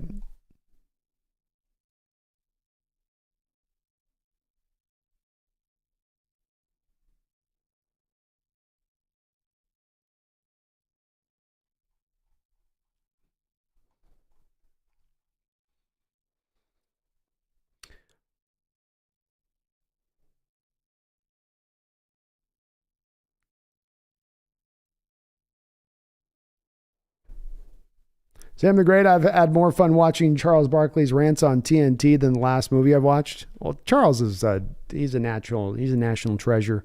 Charles, he's hilarious. I just don't understand what these Rams players are doing right now. This Ram organization's just terrible. They had one Super Bowl, then they got to turn it all over again. I don't watch this team at all. I don't want to look at that Seahawks team. That's a good team out there in Seattle. Not like them terrible Rams. They're a good team out there with Coach Carroll. Coach Carroll's a good coach out there in Seattle. Rams are just terrible. Barkley's hilarious. Hang with Lee is Nolan like Parsons. He's not, no, because Parsons was a middle linebacker. Nolan's just an edge. And I think Parsons is a better edge rusher than he is. Can we teach Nolan to be an inside linebacker? I don't think you can at this point. I wouldn't think. Scott Gunther says, hey, Brandon, just became a member. Love the content. Keep it up. Well, Scott, thank you again for becoming that member of the channel as you are, man. It's this kind of, as I see with Fat Daddy Stacks or yourself becoming a member of the channel, I have been able for about the last probably 6-7 months to really make this as much almost a full-time gig of what I do. And it's because of the support of the folks in this channel to be able to do this. So thank you for all of that support from you guys. As I've said with this often, Scott, and I really believe this, and I get more bang buck support from my people here in my chat, my subscribers, than anybody else on YouTube, and it's not even close when I look at other channels and what other people get and how everything's going. So you guys have helped me get here so much faster than even I thought. I thought it was going to be years to kind of get to this state of things and be able to kick out the content like I'm able to do, but we're being able to bump this up at a much faster, speedier rate, and I love it, man. We're just about on the edge of being able to do this all the way full-time, 24/7, and we're going to get there quick. So thank you for that, Scott. That's where that's going, man. That's what this has accomplished with that support, and it's been just amazing, the amount of support in the Seahawks community, the 12s, and all that with this channel from day one in that respect. You guys are, in so many ways, not just the support donation-wise, but the support and the chat and how, I mean, look at this chat today, and we don't got no trolls coming through. We got just talking Seahawks talk, all the potentialities, the league-wide, what we could do, what we shouldn't do, what's the right pick, what isn't, but it's all respectful and above board, and it's just, I love this place, man. I love it. Love it. Seahawks blue and green. Bacon has a natural addicting smell to Megan. It's meant to eat. Yeah, Megan, the bacon is, bacon is almost the single reason why I could never go vegan. Yeah, I want some breakfast right now too tonight.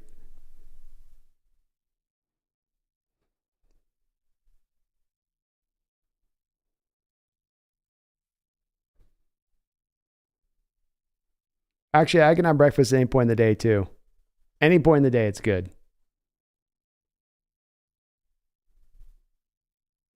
144 Elite Rigolotti says Anthony Richardson is only one for Seattle. I like it, man. We'll see. JNC Outdoors says breakfast for dinner and dinner for breakfast. That's right. There are no rules here. This is America. We want, women want. Herbicide says, I'd try the carnivore diet. You'd lose massive weight. I've thought about doing that. My problem is the cooking thing. I'm a lazy cook guy. I don't want to cook. I hate cooking. I almost hate all food, actually. Megan says, B just spoke to Ollie, didn't go to school today as he was unwell, but when I said I was speaking to you on the computer, he yelled, hi, B. We'll have to FaceTime with him and you soon. Hell yeah, Megan. Tell him I said, hey, for sure. Tell him I said, go Hawks. Tell him I said, down with the Cardinals. Philly, as an outsider looking in from 110, how would you rate your confidence in Geno Smith? Do you want to draft a quarterback in the future for once he's gone? Seems like he had some trouble down the stretch.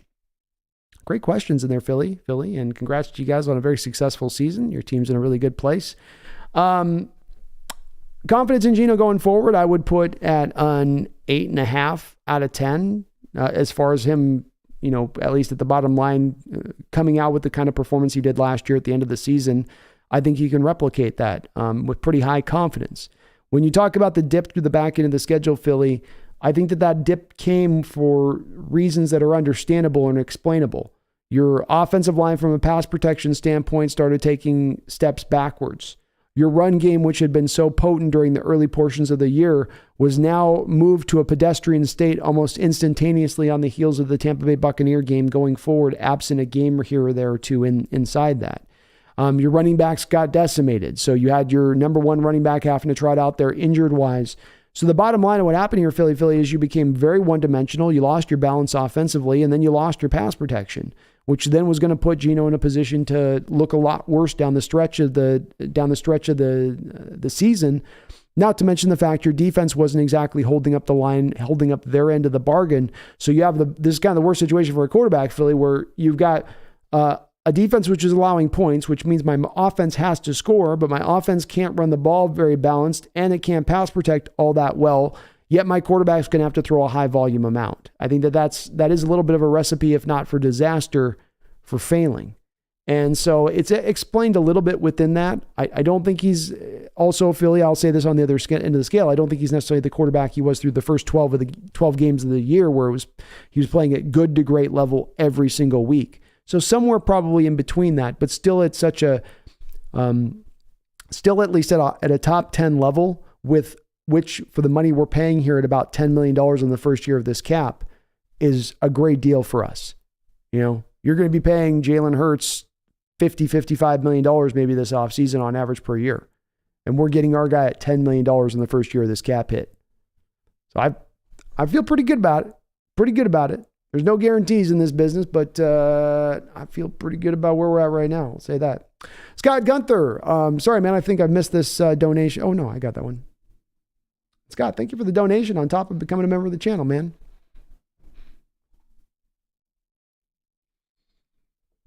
Seattle Supersonics Boom Shakalaka says, when I moved to Kauai, since so many foods are more pricey from being shipped in, I cut out milk and sugar and ate a lot more nuts and veggies and quickly got into the best shape of my life. Makes sense. That stuff's horrible for you. It is. The sugar and milk will kill you. That's the one where I have a hard time turning that stuff away too. I like that stuff. You eat healthy, you notice the difference, man. You feel a lot better. Beyond just getting in better shape, you also feel way better. Yeah, abstaining from alcohol helps too. Jonathan Magana, Brandon, how much is Connor McGovern worth? Probably like a 3-year, $21 million deal, Jonathan. 10 million guaranteed, something like that. 7 to 9 million on average, probably. Is what he should make. He's probably the de facto top center on the market, with Kelsey probably going back to the Eagles. Megan says Pumpkin loves gifts and treats. A girl after my own heartbeat. Oh, you know she is. Look at this face. Look at this face. You don't think this face likes treats? Yeah. Yeah.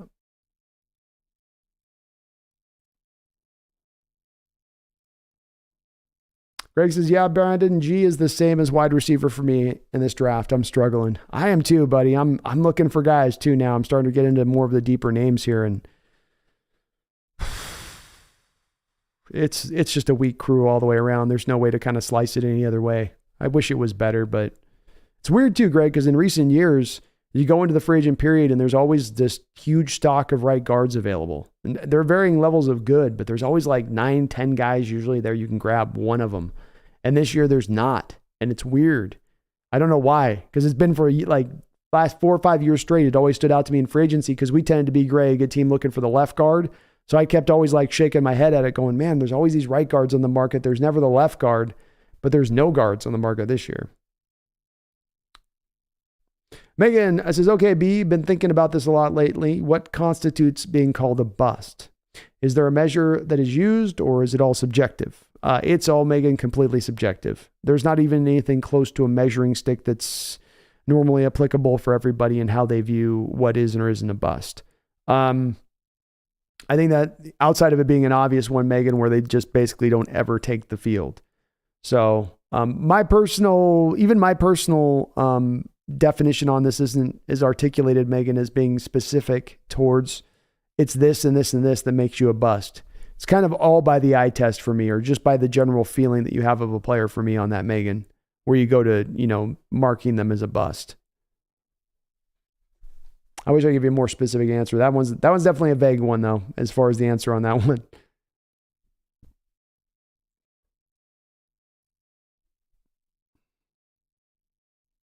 Philly says Lamar should have an agent. Didn't ask for 1% fully guaranteed, 100% fully guaranteed deal. He's just asking for a lot of guaranteed money.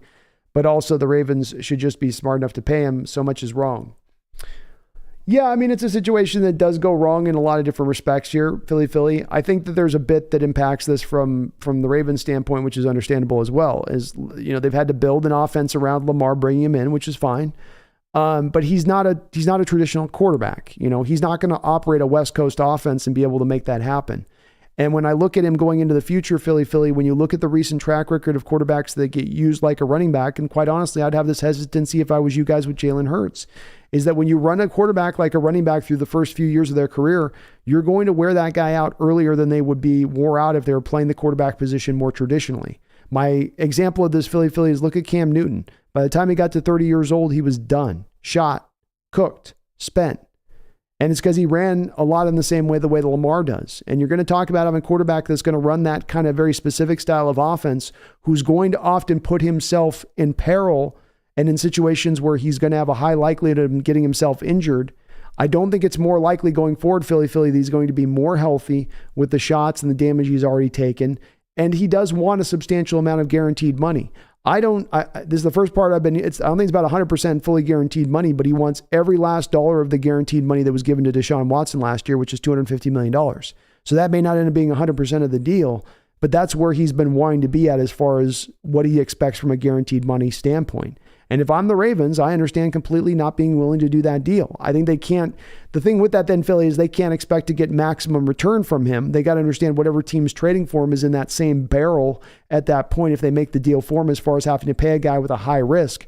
But they've just got to move off of him and trust their baseline of their organization to be able to find a way around that if I was them. But I completely understand not paying him at that price. If you're going to give a guy like Lamar a big-time contract, you give him some bonus money, but you're not going to want to make a high amount of that contract substantially guaranteed. That's the road to ruin for a franchise. What happens if he gets a torn ACL, can't bounce back and become the same player he was? Now you have no method to be able to get out from under the deal, nor any other method to find a fix for it if that goes down that track. He's earned the money, don't get me wrong, he has, but oh yeah, I know what you meant, 100%.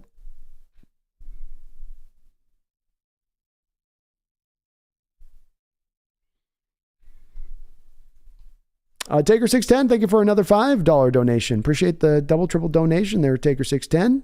Appreciate you. You're awesome. Says, I say Anderson to the Cardinals and Stroud, Young, and Levis fill out the top four in any order. It's going to be A-Rich over Carter or trade back. That's what you'd be facing at that point, Taker. So yeah, that's the kind of the 1, 2, 3 that you have as your choice at that point. Certainly trading back is going to be an option if Anthony Richardson is there at 5. But it's going to take a quarterback being there at number 5 to have the option of trading back. Otherwise, you're probably just standing pat picking the player. So I would say that's likely to be the way that this does. Yeah, I think, Taker, that's likely to be the way it goes if Arizona doesn't trade their pick. Though I do maintain, Taker, that I think Arizona at this point is going to trade their pick. Some team's going to get quarterback hungry in this draft and jump up to try to get themselves locked in with.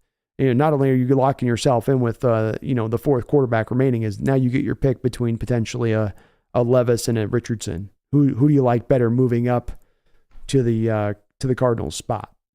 I do think that'll be the way that ends up going when it's all said and done. But if not, then your scenario is the way that it would play out.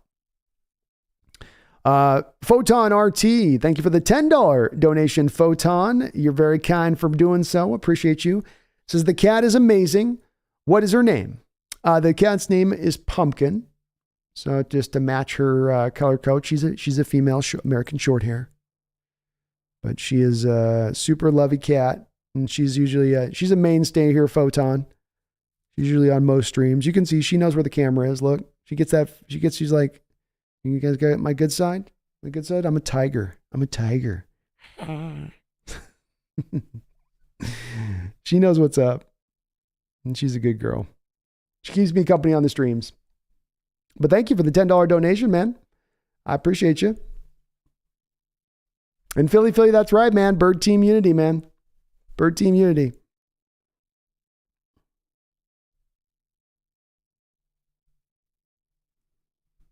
Megan says, Lamar to the Niners may have me going to the Niner gang, especially if we take Carter at 5. That's sacrilegious talk right there, Megan. You will strike that from your lips instantaneously. And Eudoro says, Niners gave up 3 number 1s for Lance. No way they trade for Lamar.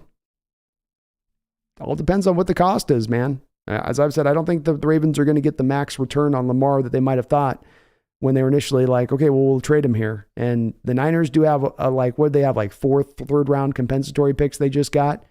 So, you're on top of, they don't seem exactly 100% sold on Lance at this point. So I don't know, man. It's a possibility. It's a big country.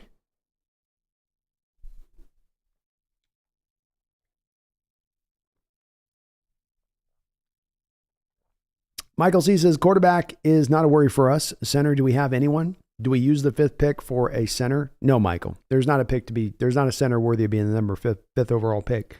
You're going to wait till the 2nd, 3rd, or 4th round to take a center. And you can find a guy that can jump in and probably be a starter pretty quickly out the gate at that point. So you don't have to go with number 5. But we got to address it. You're right.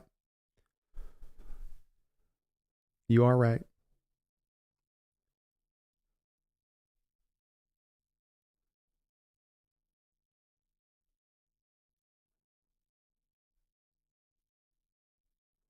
Yeah, Jonathan, Connor McGovern could be a solid free agent signing. What's nice about getting the center signed too in free agency, Jonathan, is that it frees you up in those early picks in the 2nd round to go a different direction. Whereas right now you might be stretching a little bit for a need at the center position with one of those 2 picks because there is such that aforementioned hole there at the center position as it currently stands. Champagne says that cat's looking like a menace. She is a menace too. She's both a lover and a menace. She's a bit of both. That red hair she's been kissed by fire, and cats that have been kissed by fire, they're always a little bit wild. Like a little bit of that buck wild nature to them, you know what I mean?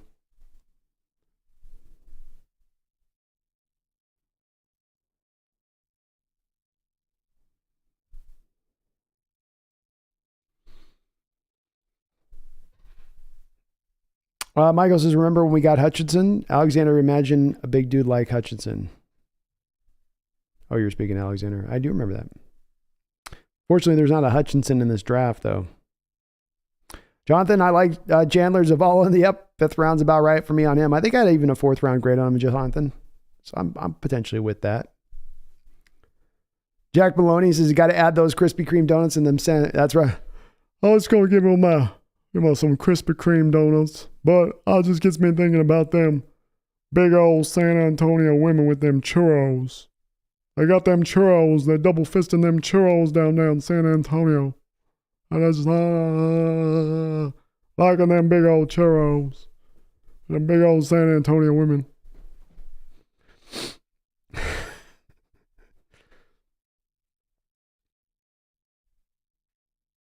Philly says, the Hawks Nest, what's the biggest thing you want to have happen in Seattle this offseason? Also, Birds teams unite, laughing out loud.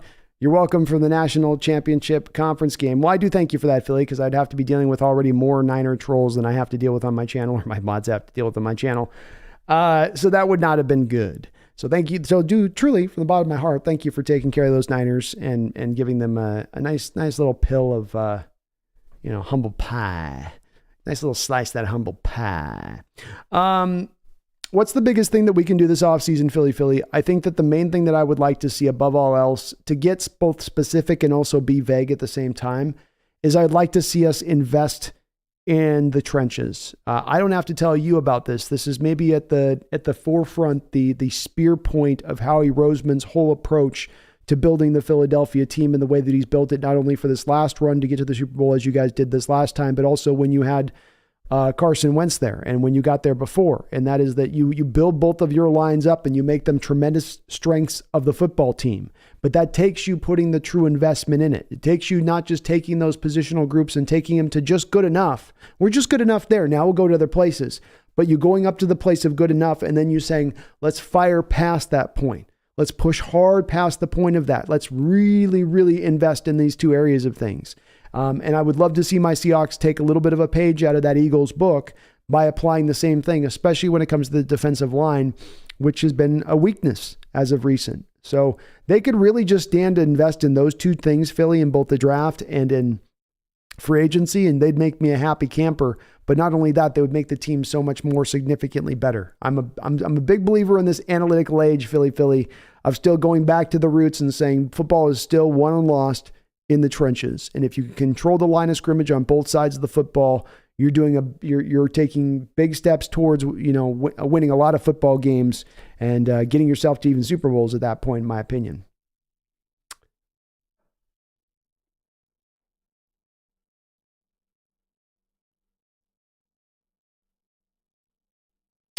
Thank you, Jonathan. This is great insights as always, Brandon. Appreciate you.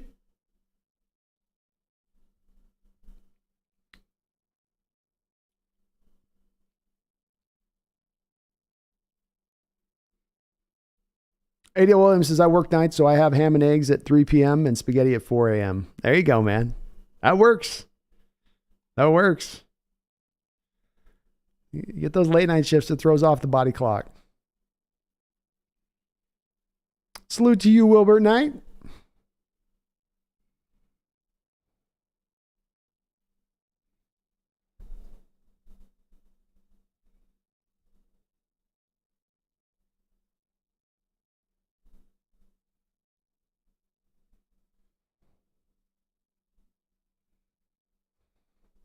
JJDKDK says, how do you feel about the DJ Moore trade? As a Bears fan, I couldn't be happier.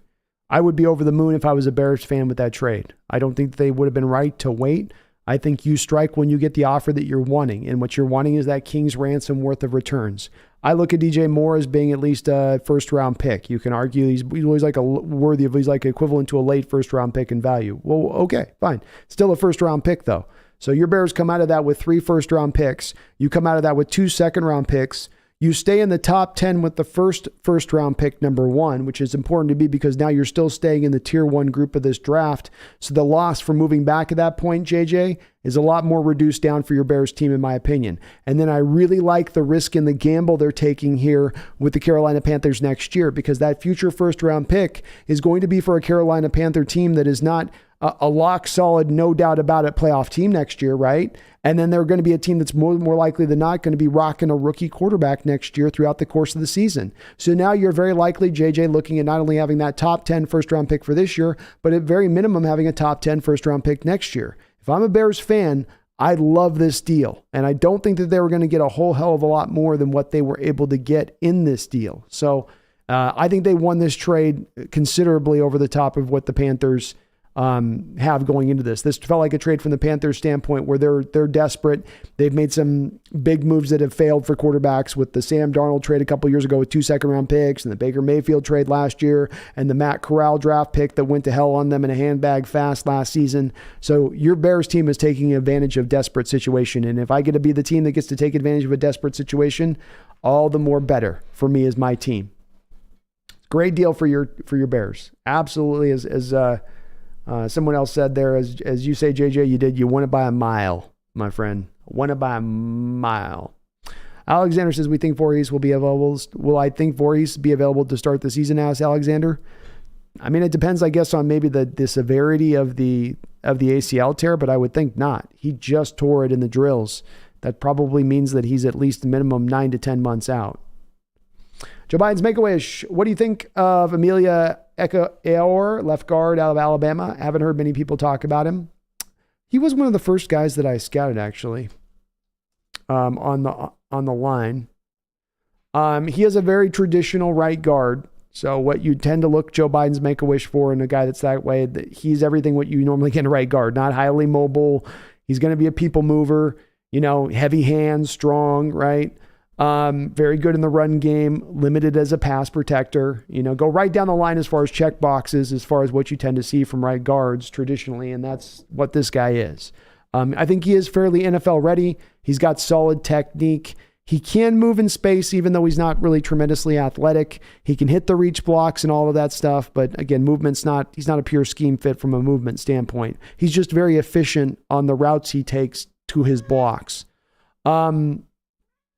He doesn't like to move his feet a whole lot. He can get too rooted down, which not a big deal with the guy, again, right guard, not a huge part. I think, what you really want to do is find this guy. I mean, a Geno Smith quarterback would be a good quarterback to be with. You want really a guy with Emil who's going to be paired with a quarterback who plays on time and who plays in a balanced offense. So you're getting the most out of him as a run blocker, and then you're not asking him to hold out there for very long in pass protection. He's not often going to have to face against the real pure 3 techs that are going to be problematic in pass protection. So he has some protections built in by being more of a pure right guard to me, but I don't see him as a left guard. I see him purely at the next level as a right guard. Joe Biden's Make-A-Wish, specifically because if you put him at a left guard and now he's going against 3 techs, he's going to get his butt whooped off of the quick guys and the twitchy guys. And there's a lot of those guys that operate on that side of the line.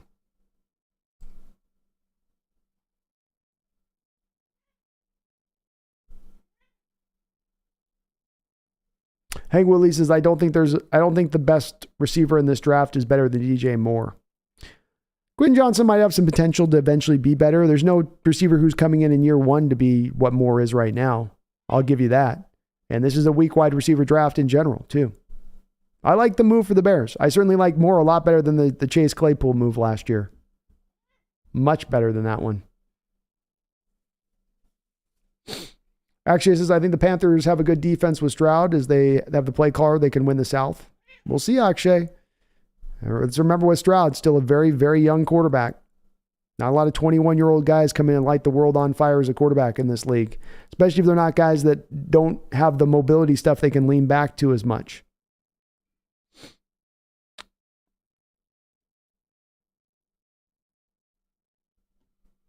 Michael C., we talk about all topics here, man. And things that have an effect. When we're talking about Lamar Jackson, you're talking about coming to the NFC West with the Niners being a potential target. This is related to our Hawks. But we cover all NFL stuff here on the channel. Things tend to be interworking. A Lamar move will have, ripples, that eventually come down to affect the Hawks. So there is a little bit of a pertinence to us. Dead Center says predictions for who we sign tomorrow. I think the Zach Allen talk with the Cardinals thing is real. So I think let's go Zach Allen, let's go Bobby Wagner, and let's go Jadeveon Clowney. How about that, Dead Center? I'll go bold for you. Alexander says JSN is better than a lot of NFL receivers. He is, but he is a pure slot guy too. That's the only sort of marker you got to put with this. Michael C., we are lucky we do have Geno, that's for sure.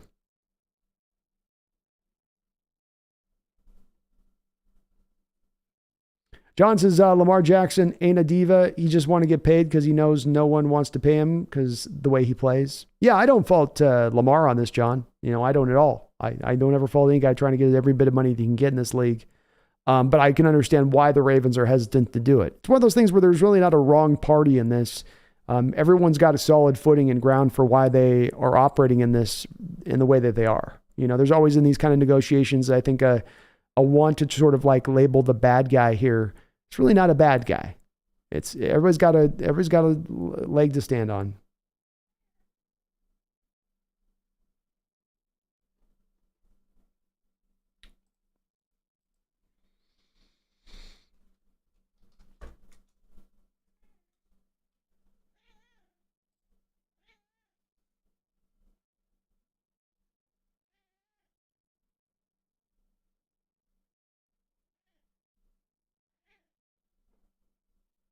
HB says, can we all agree on cutting out Woods? He doesn't have any penetration on the line, often injured and easily taken out of run plays with a simple double team. It would make sense for them to do that, HB. I could see them at some point decide to do so. I think there's also a thought process of if you go very young on the defensive line, if you're out Al Woods, if you're out Quentin Jefferson, you're out Brian Monet, and now you got 2 or 3 like rookie guys in here, maybe you want a little bit of a gray beard in there helping those guys out in the locker room, and that might be worthwhile for you from a certain standpoint. But if they were to cut him, it would make some sense. Mr. Allo says Cam shot because of his shoulder. Leg injuries don't hamper quarterbacks as much. Once that arm gets dinged, it's over. Yeah, but that's my point with it too, Mr. Allo, is that he's taking those shots in the run game that are from the arm. I don't think his arm just wore out naturally. I think it's probably a lot of the shots that he's taken when he's operating like a running back from the quarterback position. And rather than sliding, he's falling forward onto his shoulder. He's putting his shoulder down to lay a hit on a defender that's trying to tackle him. You do that over and over and over and over and over again, and then stuff gets wore out. You just can't take that kind of punishment. This is the reason running backs wear out as much as they do in the league, is that it doesn't matter how strong you is, doesn't matter if you're Cam at 6'6" or whatever he was, like you're just not going to be able to sustain that kind of punishment over a long career. You might be able to sustain it for a 5, 6, 7 year period, but you're not sustaining it over a decade of football past that. Your body's going to, fall apart at some point.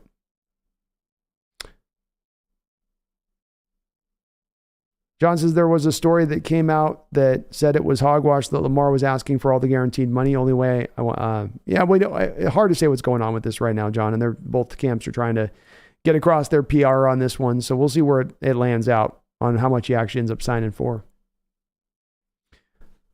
But I've heard a few reports on that. I think there's probably something to it.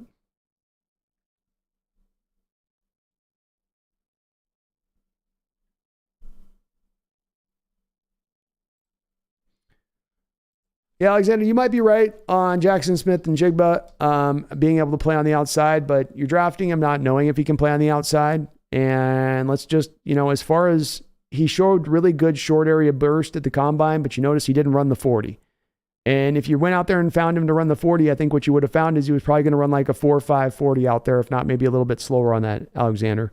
He also has 30.5-inch long arms. And there's a lot of data to back this up in the NFL that receivers just do not flourish on the outside with less than 32-inch long arms. You don't have guys starting on the outside with less than 32-inch long arms in the NFL past maybe a couple of guys across the league.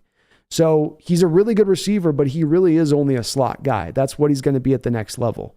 There's nobody out there, Alexander, that's right now looking at him as a guy that's going to be playing on the outside a considerable amount of snaps to the next level. I think it's telling that he didn't run his 40. He had some really great short area stuff as far as the bursty stuff goes, but that's the stuff that helps you for the slot. It'll help you a little bit for receiving thing, but if you got a 4.5 40 or 4.45 40, it's where you're not fast at that point and your arms are a little short. You're not going to separate on those outside. You can get pressed to death a little bit at that point easier. It kind of, I think on him, it does move him specifically just to the inside.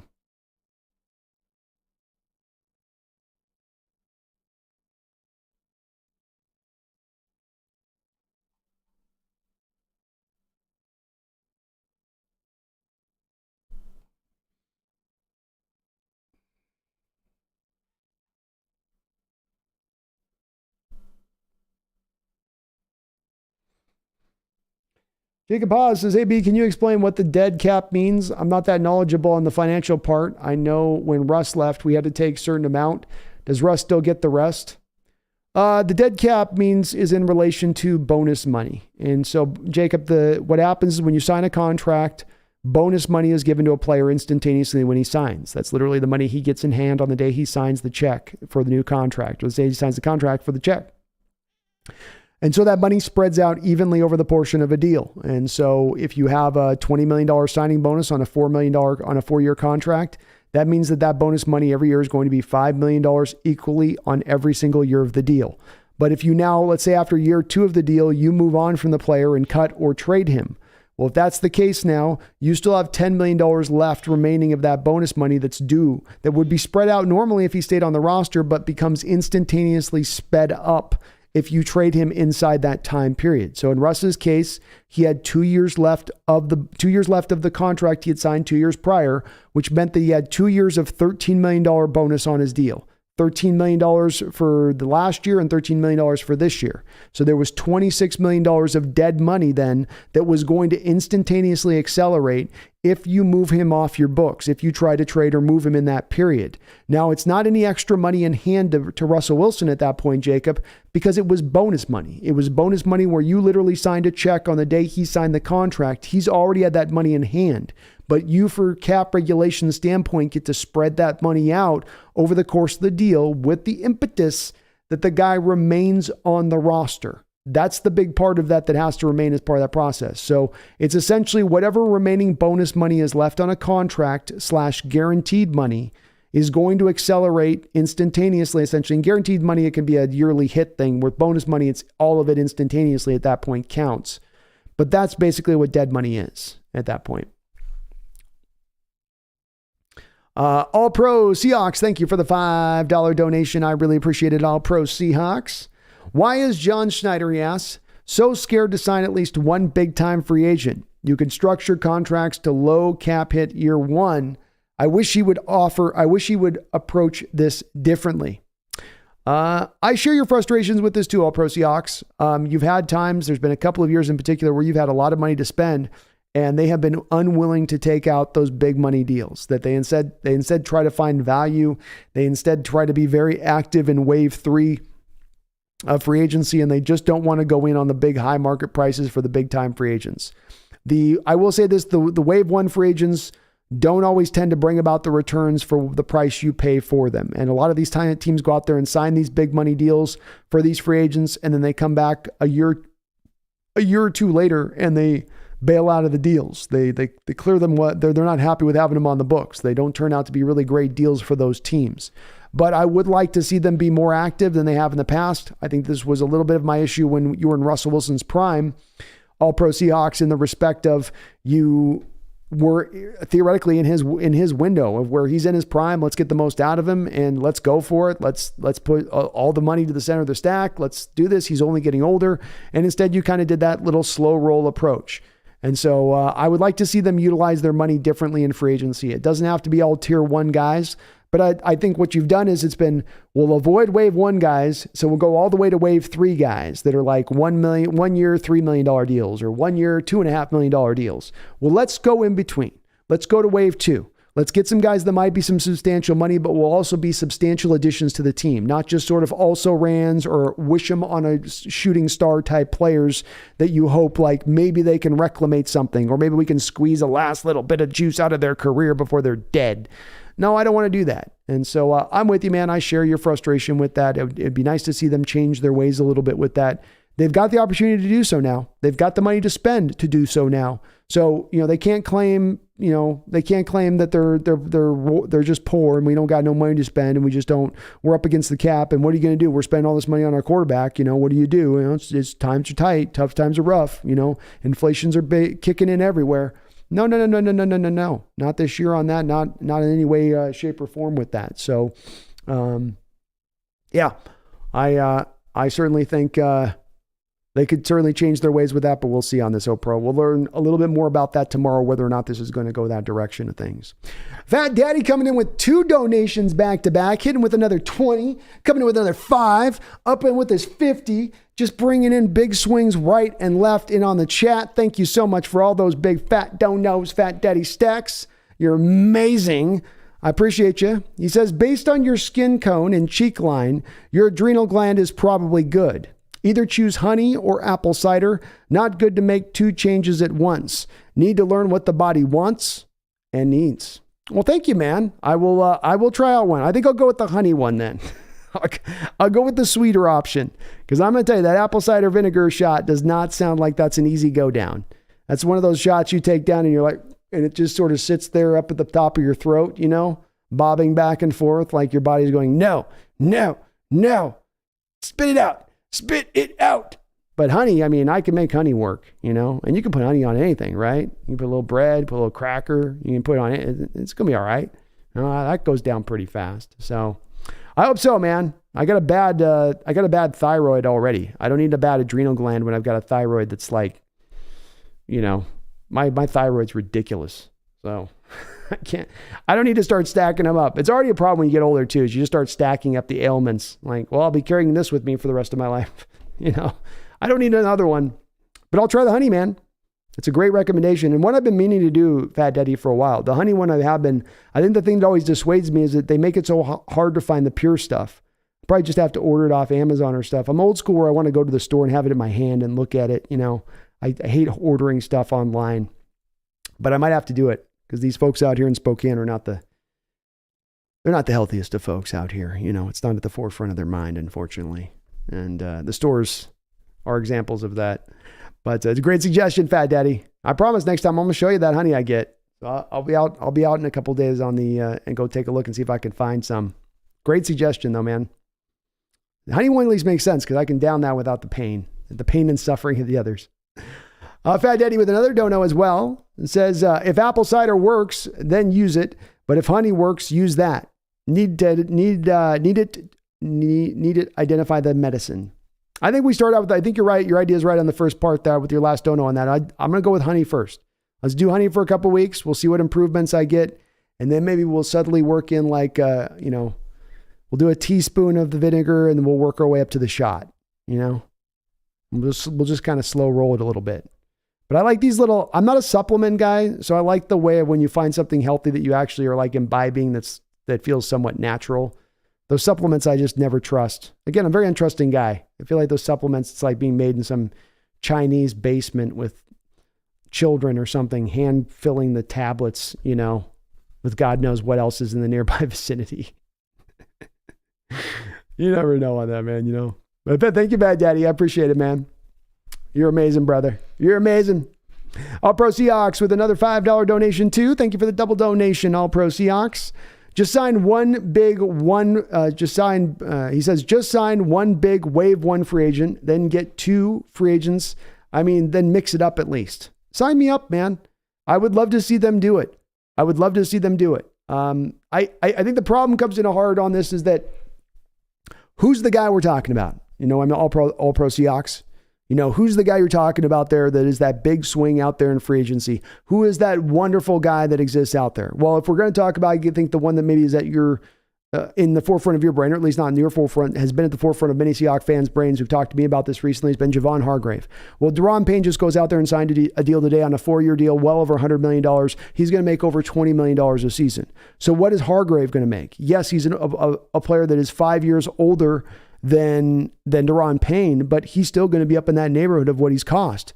So do I want to go up there now and go for a guy that's Hargrave and spend $15, $16, $17 million per year on a guy that Hargrave that's really a one-trick pony at this point? He is not the run stuffer he was when he was back with Pittsburgh. He is now a pass rusher only. I've talked about this All Pro Seahawk in the respect of he is a guy that made at some point in time a choice in his career that's the same choice that Jaron Reed made it in his career, where he said, you know what?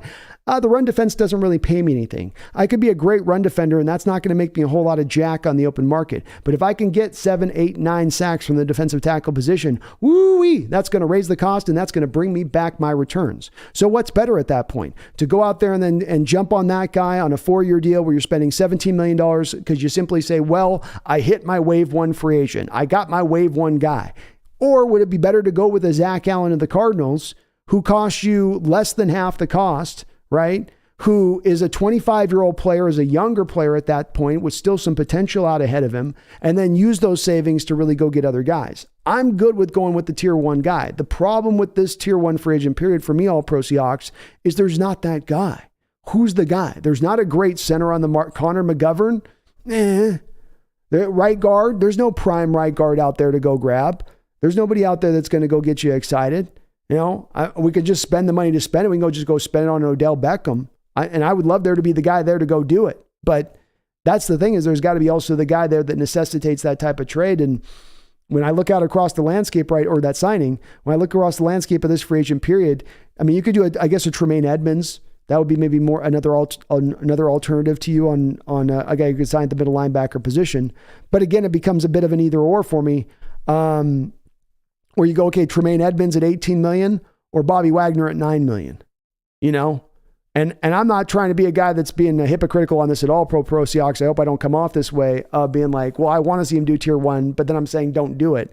I want to see him do it, but not for the sake of doing it. It's got to be a guy that's got to upgrade this team in a substantial way and not be a guy that we're just paying for the sake of paying and we're overpaying in cost for a name, for a guy that gets the fan base excited.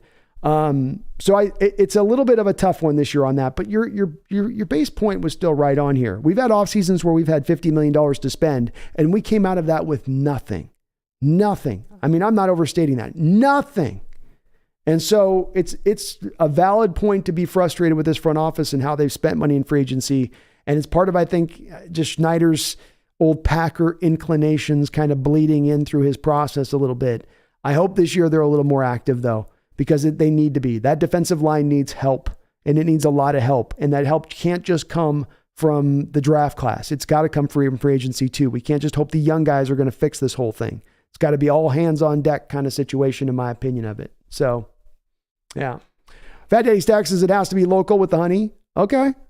That's going to make it even harder. Fat Daddy, they don't eat healthy out here, man. They don't understand what healthy is out here. They barely, I think, at this point understand what honey is anymore. I'm not trying to talk the local peoples out here, but I'm the way they eat, everything is a grease pit out here. Everything is. I've never seen a town like it, quite honestly, especially in this modern era where there should be like good stuff to be found here and there. Instead, it's just like fast food, zips, greasy, fast food, zips, greasy, fast food. Like, oh my God. We do not need more fast food places. But I'll check it out. Local, I got to find the farmer's market. Randall coming in with a $2 donation, says farmer's market for local honey. Okay. I'm going to have to find it then over there. Going to have to go look it up. Going to find my farmer's market. I don't know. I think there is a local one. I don't know where, but there's definitely something. There's somewhere. Randall with another $2 donation says, just get some of those speed pills from a truck stop. Talk about the pills you definitely can't trust. Those are the ones that'll absolutely get you into trouble. 100% they will. It's good to see you, Randall. Hope you're doing good tonight, man. Hope the baby's doing well. All Pro Seahawks, thank you for another $2 donation, brother. Man, thank you for all the donos. He says, I was thinking at least Zach Allen. Yeah, to me, Zach Allen makes a lot of sense because I like a lot of All Pro Seahawks, what they did last year with like Uchenna. That's my relation with Zach Allen, where you're going out there finding a guy that's not thought of in the free agent market as being this grade A player, right? That costs all the money. But a guy that if you're looking at the particulars of the player and where he is on his rise, has a lot of value to add. And you're still giving him some money. You're not spending $3 or $4 million on Zach. He's going to cost you $7, $8, $9 million a year maybe to bring him in. But he's giving you a well-rounded player. He's giving you a guy coming off of his best season who has steadily gotten better every single year of his pro career since I think he came into the league in 2019. And he's giving you a guy like Uchenna, who's only 25 years old when you signed him last year, who was he was coming off the same background with the Chargers, getting progressively better, coming off a career best season. Then he comes here to Seattle this past season, and Uchenna sets even better career highs this year when now he's truly made to be the starter. I really think Allen's got the same kind of ability to him to kind of climb up his game a little bit. So that would be a guy I would love to see them jump on tomorrow. If they announce Zach Allen's their first signing out the gate, that's a great step. And I'm glad to hear you agree on this, All Pro Seahawk. It's a great step in the direction of helping this defensive line out, finding good value, getting a player with some upside who is going to help this defensive line. And it's a situation where we need bodies, not just one body, not just two bodies. We need multiples. We need, I think, like 3-4 guys on this defensive line right now, especially if you're going to include edge into that process. So glad to hear we're same boat. I like Zach Allen a lot. He's a fun player. Fat Daddy, thank you for another $5, brother. Thank you for all the donations. He says, it has cost me $100 to let you know I care about you. And it has to be local honey. Local honey. Pass it on. Still a sugar.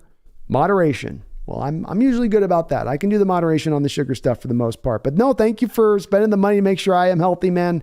I think if a lot of you probably saw my diet, you'd be wanting to...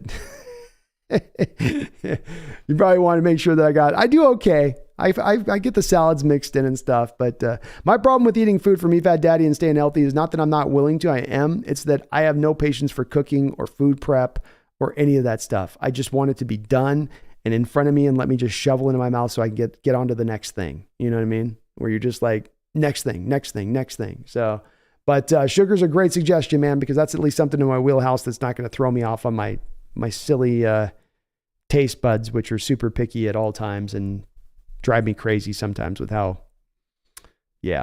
annoying it can be with it. But thank you, man, for all the donos. Especially well over $100 it has. All Pro Seahawks, another $2 donation too, says Zach Allen will probably get 4 years, $36.7 million. Okay, yeah. So $9 million on average. You get the first year cap hit down. All Pro Seahawks, $6 million on the first year hit. You know, get out of the deal if you need to in 3 years. He's only 29 by the end of the deal. If you just want to go all the way through it, I'm good with that deal. And that's that tier 2 phase. I think that's a tier 2 phase signing at that point, or wave 2 signing at that point, however you want to put this. But I think that's about right. That's probably about what he costs. Maybe a shade less than that, but that's probably pretty close to on the nose, I would say, for Zach. I like it. Fat Daddy Sachs with another $2 donation. Thank you, Fat Daddy. Says, thoughts on Alan Lazard. Personally, like the guy. He's okay for me. He's okay for me. I just think he's kind of all right. I don't know what he's going to be paid out there on the open market. He's coming off 60 receptions, 788 yards, 6 touchdowns. I guess a solid season for the Packers, you could say. 40 catches the year before that. PFF's got him at 69. I mean, he's a pretty well-graded player by their standpoint of things. Fairly solid hands overall, I guess. But I think he's going to make a little bit of money. And I just don't want to be in that place. It's like that Robert Woods contract for me on this Fat Daddy, I like Robert Woods at like a 1-year, $5 million deal. Texans ended up giving him a 2-year, $16, $17 million deal. You like the player in this category at this spot, but then there's some team paying him up in this category at that spot, and that's where you go, ooh, that's a little bit higher in the price range than I would have wanted to go for a guy that I don't think is that quite well worth it. In the case of a guy like Lazard, so solid player, but not worth necessarily the price that it's going to cost to make that move and make that roll. Can't quite do it.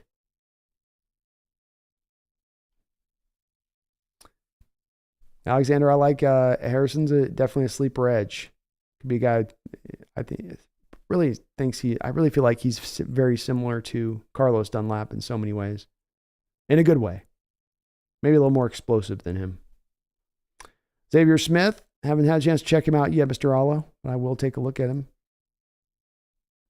Visquez Barkley impression.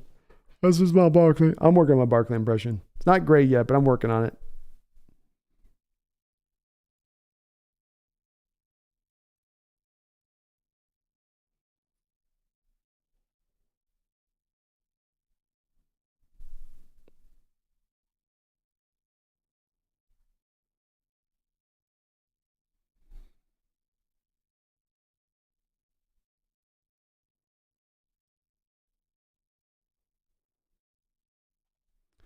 Megan says, B, can you explain to me the whole arm length thing? Why it's so important, please? The arm length is a thing that matters at different positions in different places for different reasons, Megan. The bottom, when you're talking about interior line play, Megan, you have 2 big 300-pound men that are going to collide. The first guy that can get his hands on the other guy first is going to oftentimes be the guy that can win that matchup. Leverage is certainly going to impact this also. But if I can get my hands on you before you can touch me, there's a good chance I can then win that rep. So when it comes to offense or defensive linemen having long arms, that's why you always are going to prefer that. When it comes to arm length, Megan, on the outside, you're going to want corners that are in zone, and at times they're going to have to be reacting, and at times they're going to have to be reacting late, and they're going to be arriving right at the time that the ball is going to arrive. And if you've got a cornerback who's got an extra 1.5-inch long arm to come in there, that's an extra little bit of, he can be a little bit later now to come in there and break up that ball. Or if the receiver's been unable, Megan, to generate the separation by his route running, and you got players that are even at that point, the guy with the longer arms is going to have the access to the ball over the guy with the shorter arms. And so the shorter arm guy is going to have a harder time to then make that catch, or in the case of a cornerback, intercept or knock away that ball if it's on the other side of things on that area of it. So it kind of just depends on it with it. But the bottom line comes down to it's really between the interior lines and the outer play. It's between the guys that are linemen and getting the arms on them first, and then on the outside, it's about at the point of truth, the moment of truth on a play, Megan, where a ball's up in the air, and you have 2 players that are jostling for a single ball. If I've got a guy who's got an 1.5 inches, 2 inches longer arm than the other guy, and they're equal in height, that guy's going to get to that ball, unless he has no ball skills or ability to track, is going to get to that ball theoretically, if I'm coaching him right, quicker than the other guy. And it's proven pretty well true.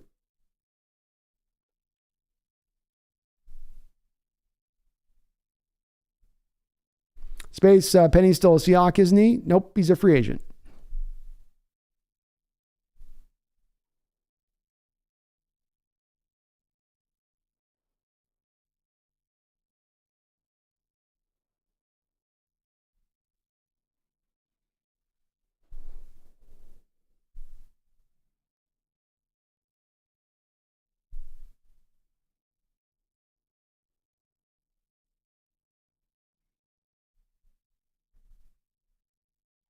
And it's sometimes hard to find the you guys' chat's going so good in here. It's sometimes hard to find where you guys' questions are on this.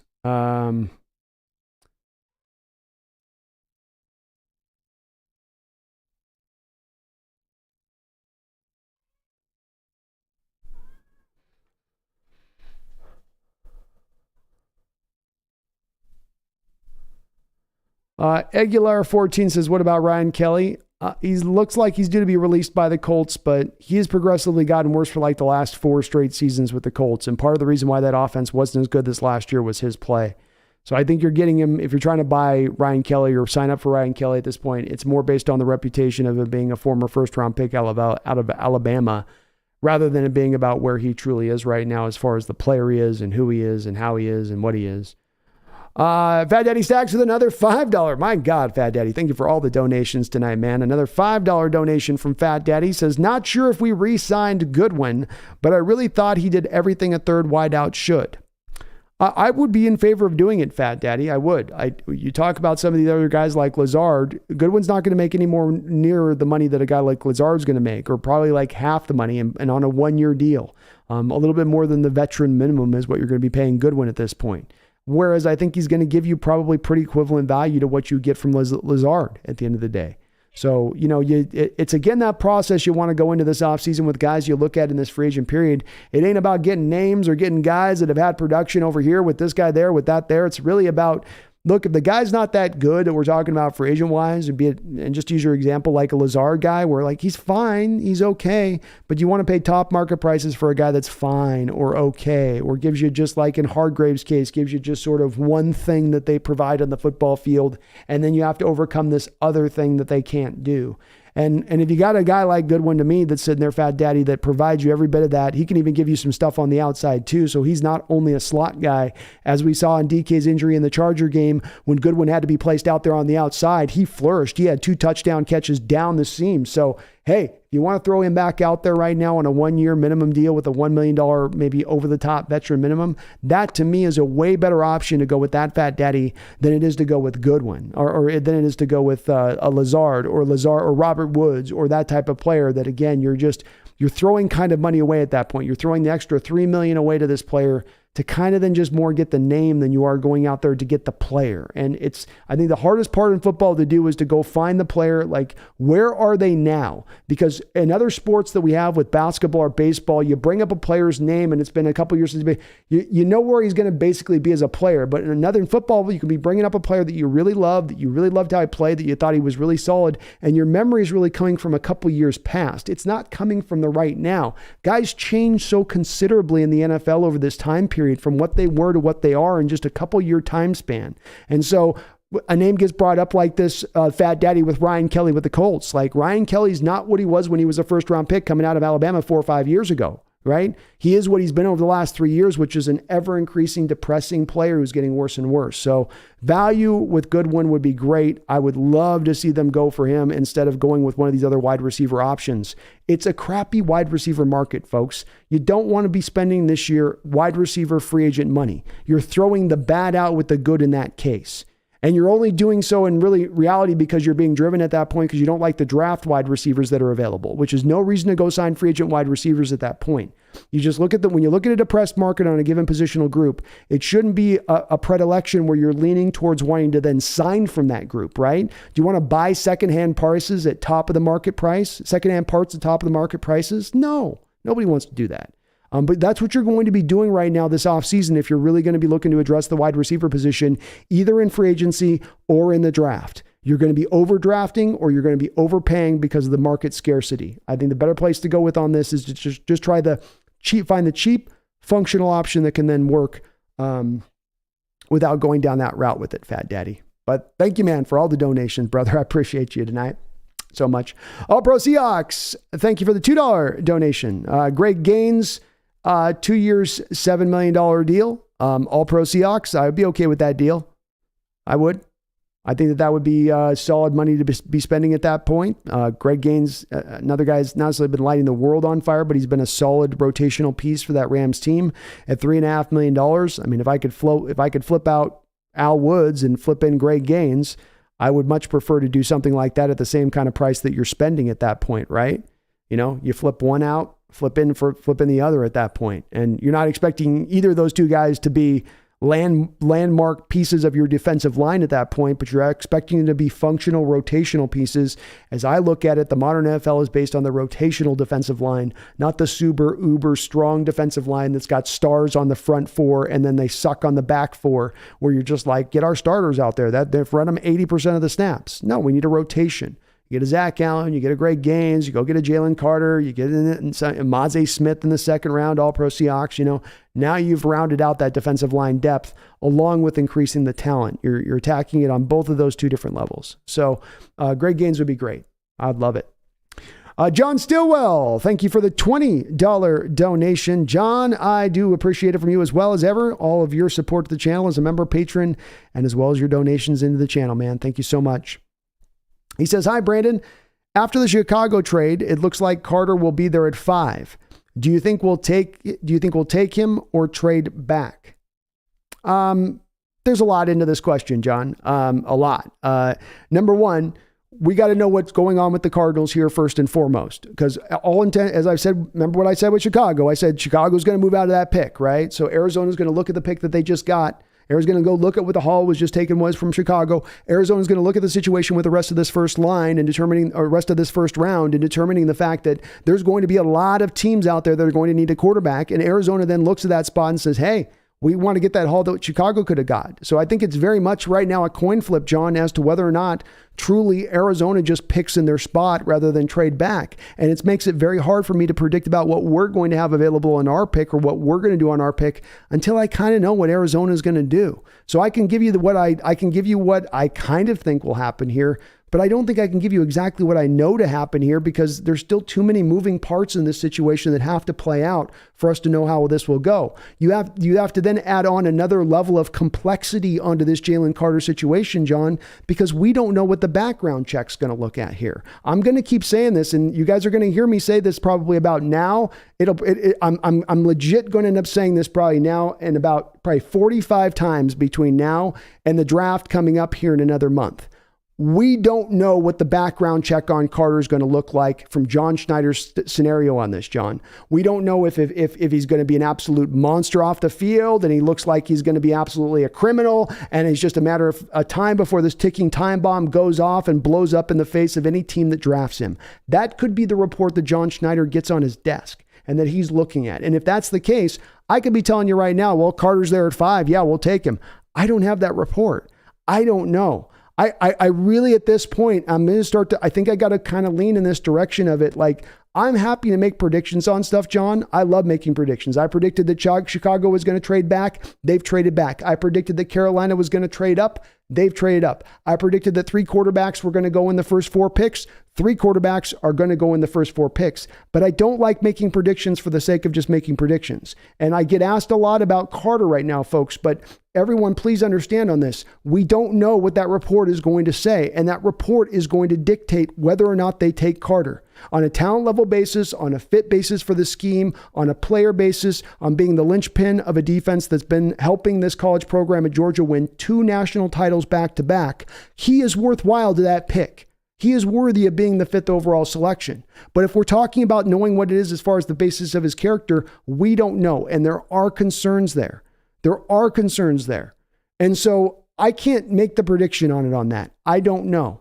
But it also, fact that again, John, this is where it's like, it's such a, to ask what we do at 5 right now is such a hard question to answer. What if the Cardinals do trade back now at 4 and a team trades up, John? Well, then you're going to see 4 quarterbacks taken in the first 4 picks. Well, then Will Anderson is available to you at number 5. Well, if Seattle's then looking at Jalen Carter and Will Anderson are very similarly graded on their board, but they've got Will Anderson as a much character clean guy, and Jalen Carter is viewed as this like off-field menace, well, then you're going to go with Will Anderson, right? So it's the predictions to predict where we do what at 5.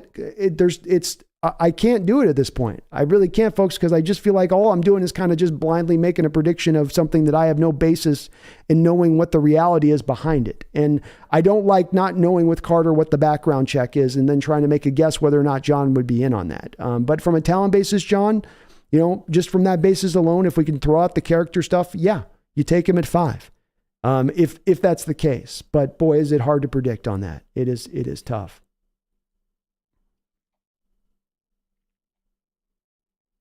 And do me a favor, folks. As I say, we have so many in the chat now with this channel's growth. We're getting well over 350 people in the chat. And so I'm oftentimes trying to go through the chat. And I know before I used to read like every single last comment, but we can't do that at 350. So if you guys have something you want me to like specifically reference to or question that you guys have to ask on me and then you want me to respond to, please do make sure you put a question or put like, hey, Hawks Nest on this, or put something, because it's a lot to kind of, we have inner conversations going on top of inner conversations going on top of people asking, and it's tough to kind of pair through and know exactly who's kind of wanting to know information on it or who's just having inner conversations with each other on it, a little bit.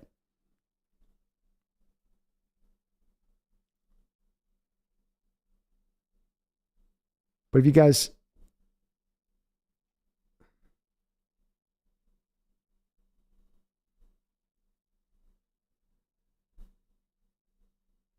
Yeah, it's hard to find where the questions are, folks. We got so much just chat going on.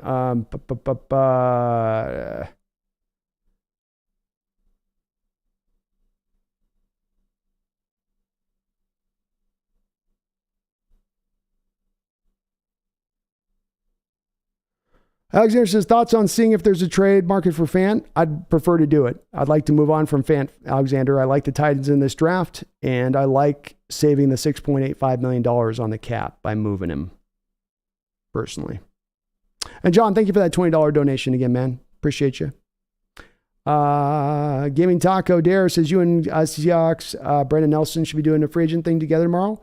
I think he's streaming tomorrow too, at the same time. So we're just kind of both streaming on our end of it. Power Hitter asks if I had a chance to check out Lonnie Phelps yet. Yes, I believe I did take a look at Lonnie Phelps. So Lonnie Phelps, 6'2", 244 out of Kansas, 4.55 40, 1.62 10-yard split, 31 and 32/8-inch arms. So he's got good long arms, 31 reps on the bench, which is good. Power edge, who's got a little bit of burst. I think he'd be good in a rally to the ball kind of defense. He's not really a dip or a bender. He basically uses his hand fighting and power to kind of break loose. But he does have a variety of different moves that I really liked with him, where it's, you get a chop, you get a rip, you get a swim move that he can kind of apply. I think he is a little bit of a stiff guy. I don't think he's very much of a lateral guy. So he's a little unusual guy where I think he can give you some good power in the run game and holding up at the point of attack, and then give you a little bit as a pass rusher with the burst and the hand fighting, which makes him unusual.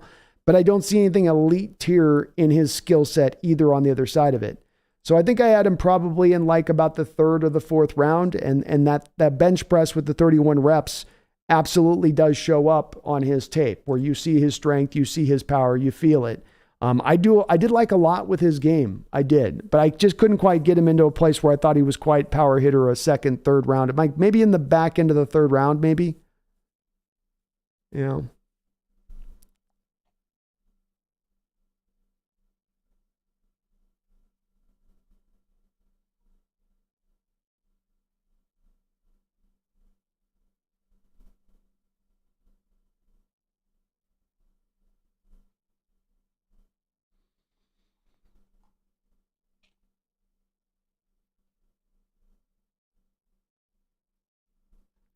Sears93 says, Jets fan here. Seattle will be an exciting team to watch this upcoming season. I think they will be too.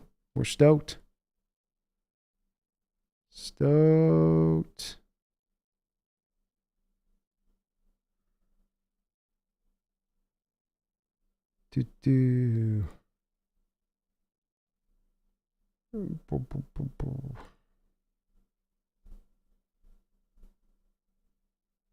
Fun P, I don't know what you mean, Lockett. Third round question mark.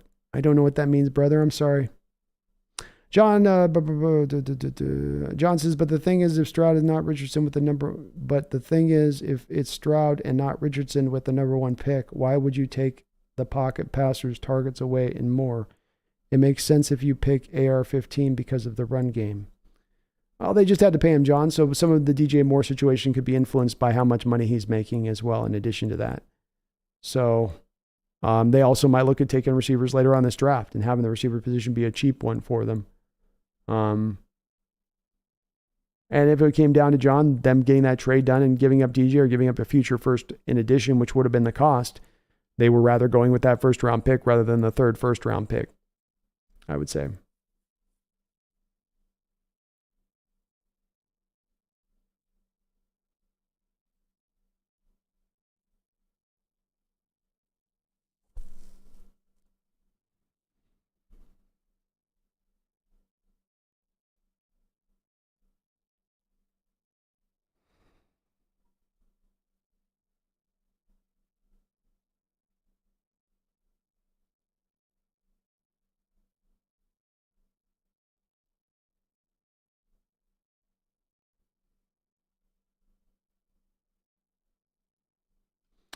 Jay Brumfield says, if we get Carter with 5, then get Simpson or Pitt defensive line, or Washington with 20, Campbell at 37.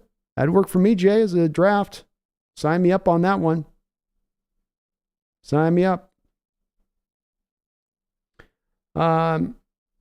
Weston Baylor at Hawks Nest. Every year there are surprise cuts where good players that weren't projected to end up hitting the open market. Do you have any predictions for some of those losses? I think there's some guys already that we're hearing about that I think are surprising. It sounds like to me you're going to see the Vikings in particular be dumping a lot of guys here. Leonard Floyd's going to go at some point here soon. There's a lot of teams that were still over the cap. So, I tried to do a little bit of look into this on what I was hearing about rumor-wise, Weston. What's kind of standing out about this beginning of this free agent period is it's kind of as quiet of a time to begin a free agent period as I've seen in recent years. We've had a couple of trades. You've had a couple of re-signings, but everything overall is really quiet as far as I was trying to deep dive through the rumor mill here prior to the show leading up, and it was really quiet out there. You're not hearing a whole lot. You're hearing some rumors, but you're hearing a lot of just kind of clickbait stuff out there. So unfortunately, I don't have it. I tried to do the research on it to see what I could find, and I just wasn't hearing everything. Teams are being very tight-lipped about what they intend to do. This is one of the reasons why, Weston, I'm going to go live tomorrow at 9 o'clock, is that we can kind of get some rumors going right now, but really nothing happens until it begins at the tampering period beginning tomorrow. That's when the stuff's going to break off. That's when the stuff's going to click in. That's when stuff really, truly news-wise is going to come down the track. Jack Maloney, Hawks Nest, when does free agency and the draft start? So, Jack, the free agent period is tomorrow. I will be live streaming at 9 p.m., 9 Pacific Standard Time. So 9 in the morning tomorrow, folks. We're getting up early. That's when you get the beginning of the tampering period. That's when teams can negotiate with players. The actual beginning of free agency is going to be at 9 Pacific Standard Time on Wednesday. That's when the contracts can begin to be signed.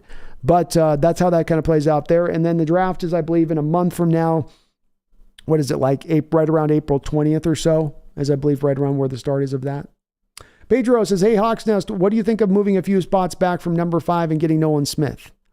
I think that's way too high to go take a guy that's not giving you any sort of certainty from a pass rusher standpoint at that point, Pedro. I like what he gives you as an edge run defender, but you're going to be taking a guy in the top 10 that's not really been very much of a factor as far as a pass rusher goes. You're basically drafting him at that point, Pedro, because of his combine performance. I don't really like taking players because of their combine performance, and especially don't want to take a player because of his combine performance in the top 10.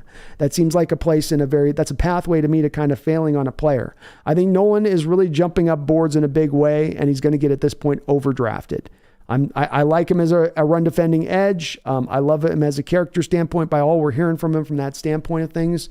But no, I don't want to be taking him in as high as he's now reputed to go. I just don't. I don't like these workout warriors that you end up overdrafting in that respect of things. And he's got some upside to him. He's got some tantalizing traits to him.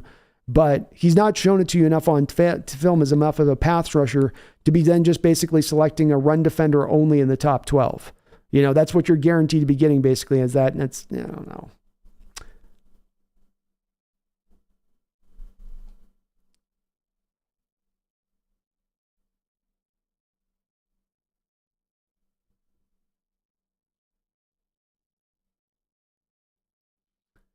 Megan says, the Hawks Nest, me saying I will go back to the Niners is no more sacrilegious than you saying Dave Craig is better than Jim Zorn. I don't know about that. I don't know if that's an equivalency, Megan. That's a tough equivalency there. That's tough.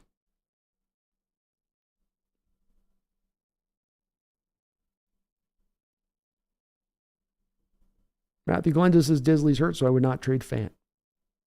Makes sense. All Pro Seahawks, Hawks Nest. I want defensive tackle Carl Brooks from Bowling Green. Dude is a stud. He blew up the Senior Bowl, great against the run, and really good with his pass rush. I know he's from a small school, but damn. No, he's a good player, All Pro Seahawks. I loved his tape quite a bit. So I wouldn't want to quite go into like second, third round territory for him, but fourth, fifth round territory, yeah. I think there's some echoes there of Michael Bennett. He's not got the first step quickness of Michael Bennett, but he's legitimately big and a guy that can both give you inside, outside stuff. He can rush off the edge. You can kick him inside. I think he's got some flexibility there built into who he is as a player, including standing him up from the edge. And he's like legit good 280 pounds there coming off the edge. So fun player to watch. Uses his hands really great, really violent with his hands. Definitely liked what I saw from him.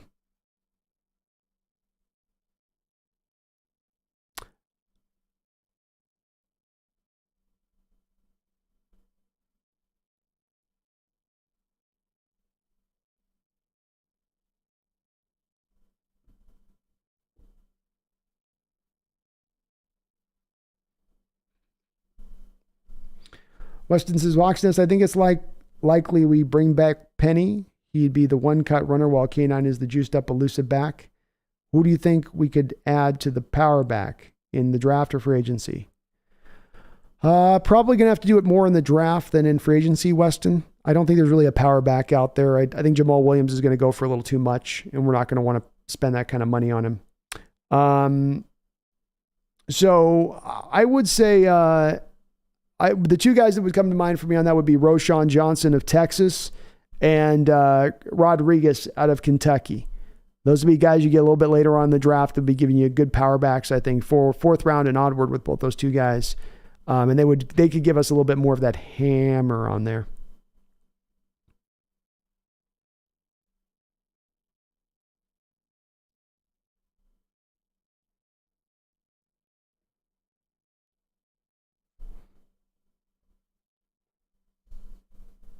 Joker says, what does Seattle do at pick 20? There's many routes. What is the best?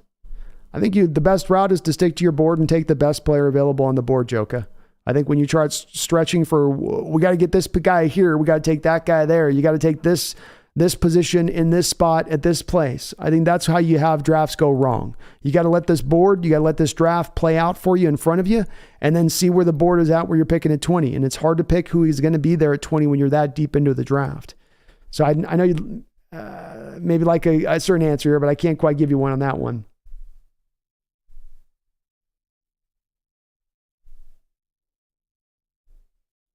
Jay Brumfield says, hey, Hawksnest, is Campbell the best and safest pick in the draft at linebacker?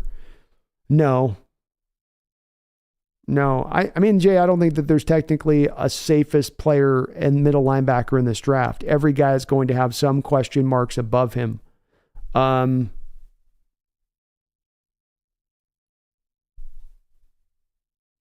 It's hard to say who's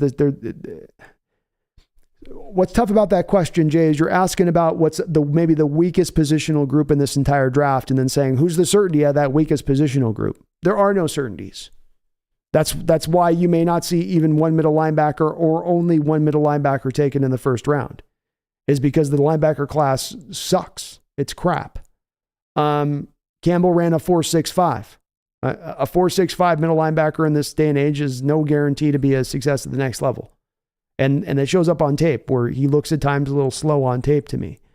So I don't think there's that guy, unfortunately, Jay. I mean, if you want, I'll just say, if I can give you an answer where I just say, Deion Henley, Trenton Simpson, and Campbell are all in the same place as far as their safety goes. They should all be pretty productive NFL players, but all of them also have certainly a spot where they could not become kind of that. Hard to say. Megan says, Hawksnest, 9 a.m. there is 3 a.m. here, so I don't want to hear how early it is for you. Oh, I'll still manage to complain, Megan. You know that.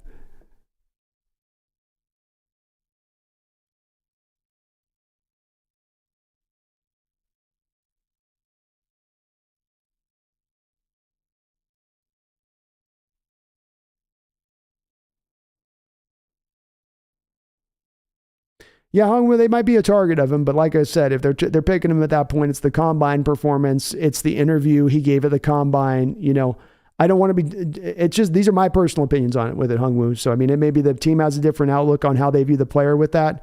But from my standpoint, I don't want to be drafting a guy because of his workout or his interview. I want at the forefront to be drafting him based off of his tape. And while it's great that he's a very good, maybe the best run defender off the edge in this draft, him as a pass rusher is, to put it mildly, is a mixed bag. And I don't really want to be taking a guy that high in the draft if that's what I'm getting in return for that. That seems like not really the greatest of return on that, you know?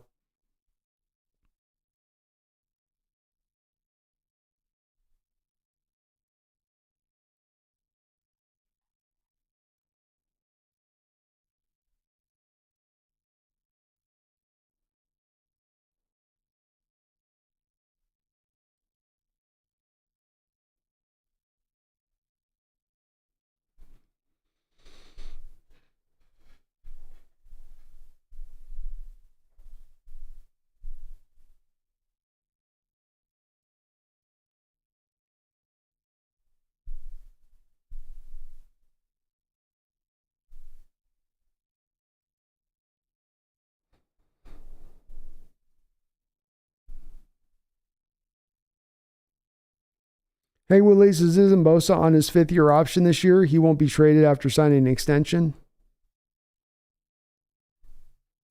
Yeah, I think he's on the 5th-year option, but he's going to get an extension. Isn't Bosa on his 5th-year option this year? He won't be traded after signing an extension. No, he wouldn't be traded. They would trade him prior to the extension being signed, Hungwoo, if they moved him. But I don't know if they would have to move him at that point. I'm not sure.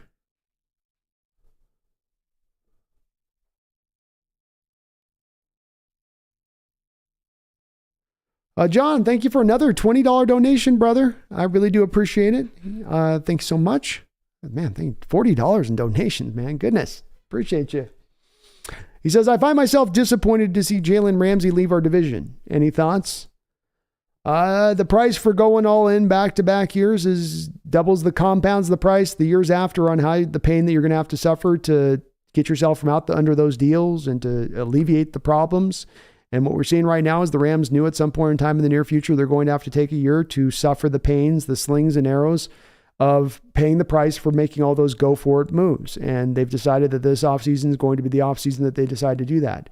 So, John, this move is being made because of the fact that the Rams want to get themselves relieved of the cap space, and they're going to try to do what they can do to get as much value for these guys now rather than wait an extra year on it. So, I love the fact that the Rams did this, John. I love the fact that the Rams are in sell mode, that they're in tank mode. I think we're seeing very much the Cardinals showing you some of the same kind of signs with now we're hearing DeAndre Hopkins on the open market. What this is going to lead to, John, is it's going to lead to our division being weaker. It's going to mean that it's going to be easier, our pathway to getting to a division title. Yes, the Niners are still as strong as ever and not to be undersold for who they are and what they can accomplish and that they're more talented than we are. But we can close that gap this offseason by being very aggressive. And in my opinion, that should inform us this offseason by how aggressive we should be, not only our division, but the conference, John. And that when you look at the two teams in our division kind of not being great, but we only got the Niners to deal with, you look at the rest of the conference being not that great, not a lot that we got to go up against. I think that this is the time where you try to push this in a little bit to the center of the table. You have the first year cap hit, John, of Geno down to $10 million. All that goes together to me is like, let's push for this year. Let's try to go win this year. Let's try not to just say, well, we're in year 2 of this rebuild, so now we have to remain patient and can't really try to draw this anymore forward. No, go for it. Let's push. Let's drive, I'm glad to see him out of the division, though. He gave us problems when he was here, John. It seems like the DK battle with him and DK would go a little bit back and forth a little bit. But it opens that door a little bit more to us. And I know there's some people out there that want to fall into this camp, John, where they go iron sharpens iron. You want all 4 teams in your division to be amazing because then you'll be your best team at the end of the year. I disagree.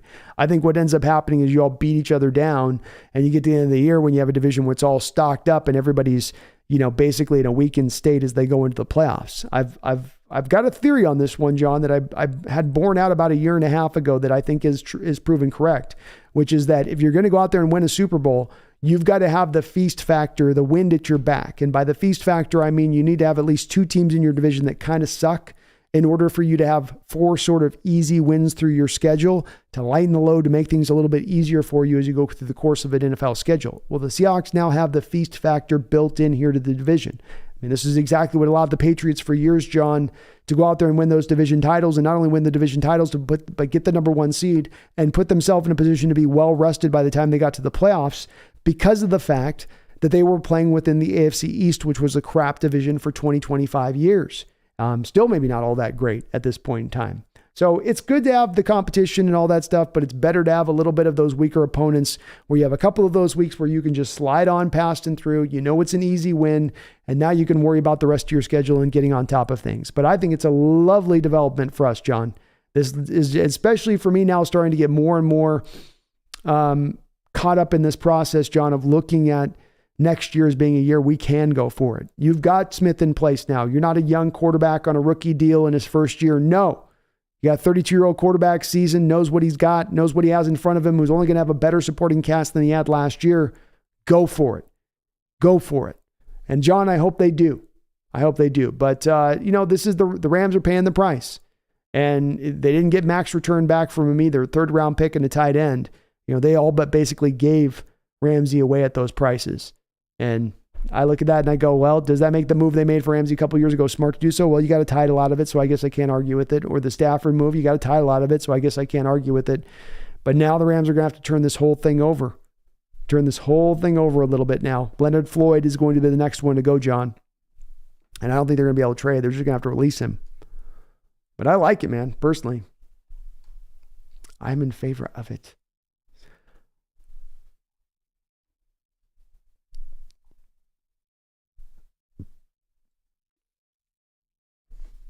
Wicked Garden says, Brandon, I haven't been around this week.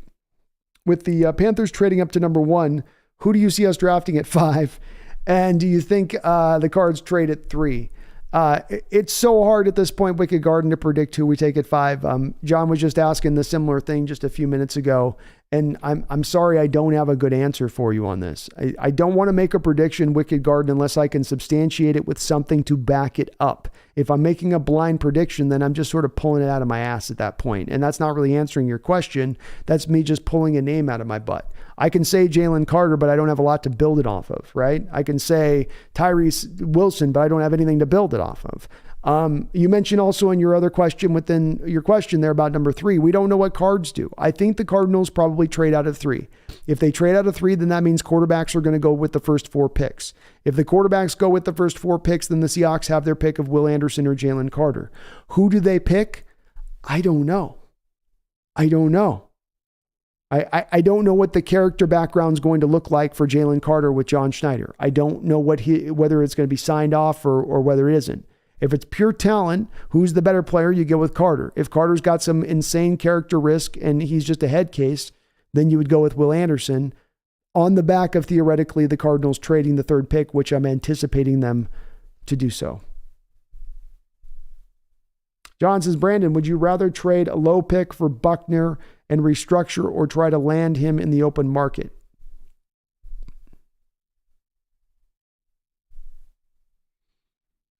John, if I could do Buckner for a 2nd-round pick to do what you're talking about, I would do that. If we're talking about the cost to be a 1st-round pick, then I would rather let the Colts try to send him somewhere else or release him on the open market. I don't want to give up a 1st-round pick at this point for Buckner. I've thought more and more about this, and I think I'd just land on just take your picks at 5 and 20 and do what you do with them. And if they want to move him, then they're going to have to move him for a 2nd and call it good on that. I'd prefer going that route.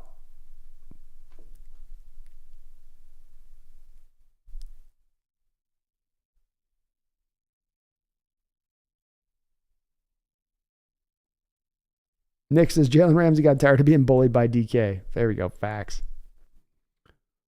Big facts. Brian O'Connor says, hey, B, what about trading due to 12 and take Brian Branch or Bijan? What do you think? And everyone hit the like button. No, thank you. Please do hit the like button if you haven't already. I would really appreciate it. Trading back to 12 and taking Bijan or Branch, I would be okay with that, Brian. I love both of those players. They're both probably my top 7, 8 pure best players in this draft, Brian. So to get either at 12, I think is great value. And I have a lot of faith that I think Bijan can do some slot things for you at times, operating from that manner where you can have both him and Walker on the field at the same time. So I'd be okay with it, Brian. I'd be fine with it.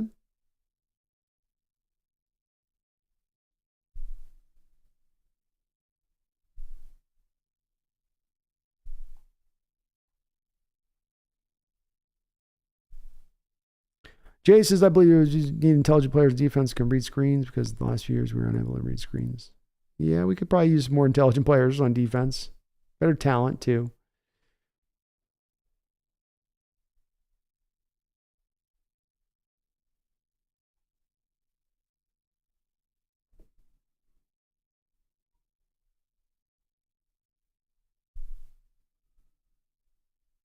Jay says, what about Jones from Denver and Allen from Arizona? They only cost us about 16 to 17 million. I think Draymond Jones is going to make more than Allen. I think he's going to get paid by somebody like 11, 12 million a year.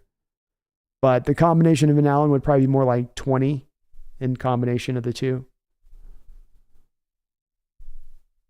Might be a bit rich at that point by a bit. Alexander says, the real elephant in the room is restructuring Prez. That needs to happen. Maybe. I mean, the other thing with restructuring is then you're making it that much harder to cut him next year. If you're done with him after this year, you're going to want to be able to have the opportunity to cut him and get out, cut bait. You're not going to want to marry yourself deeper into the Prez going forward with his injury situation. I think that he's probably likely to stay at a certain cap and he's not going to restructure. I would be shocked to see that.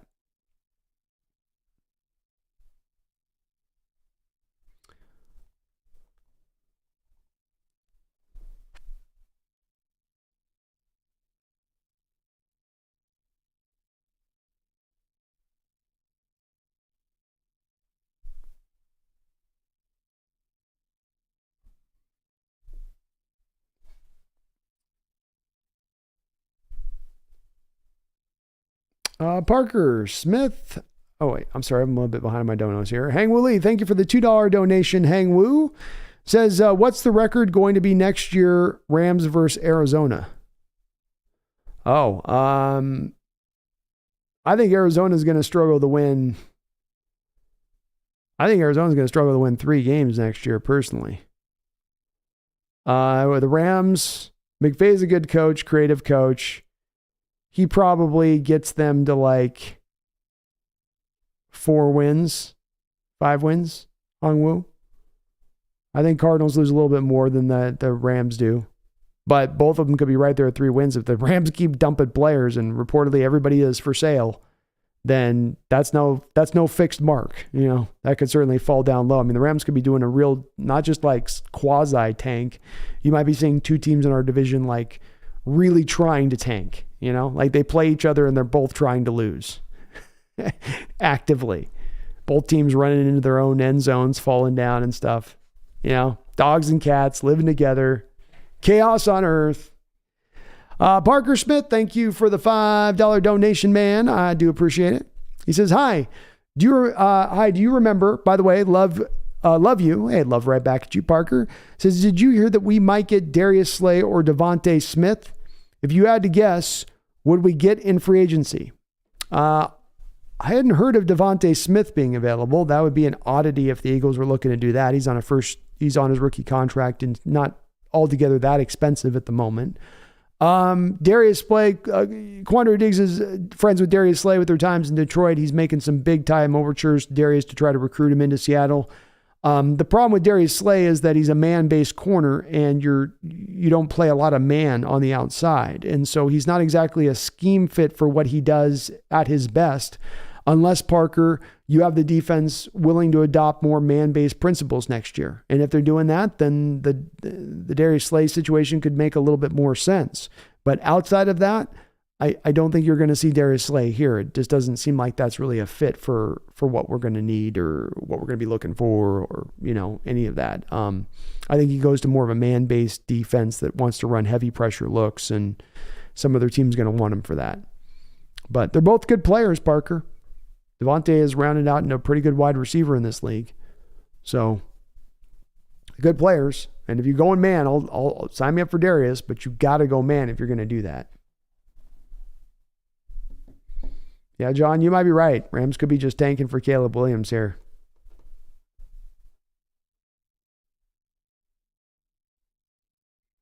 Yeah, Hungwood, that's why we can't restructure Adams. The money that you're mentioning about if we could save $9 million if we cut Adams next year, but $14 million dead money. So that's why you just want that to stay at the market is. You have the ability to be able to get out from Adams' contract. If you convert his base to bonus this year or try to restructure him through, he's not taking less money. So like we're expecting Adams to take a discount and be like, well, I'm injured, so I guess I'll take less money. No, he's not, because he knows we can't cut him. So he ain't taking less money. And if you're going to convert base to bonus, well, now you're just that much more married up to Adams when trying to consider cutting him.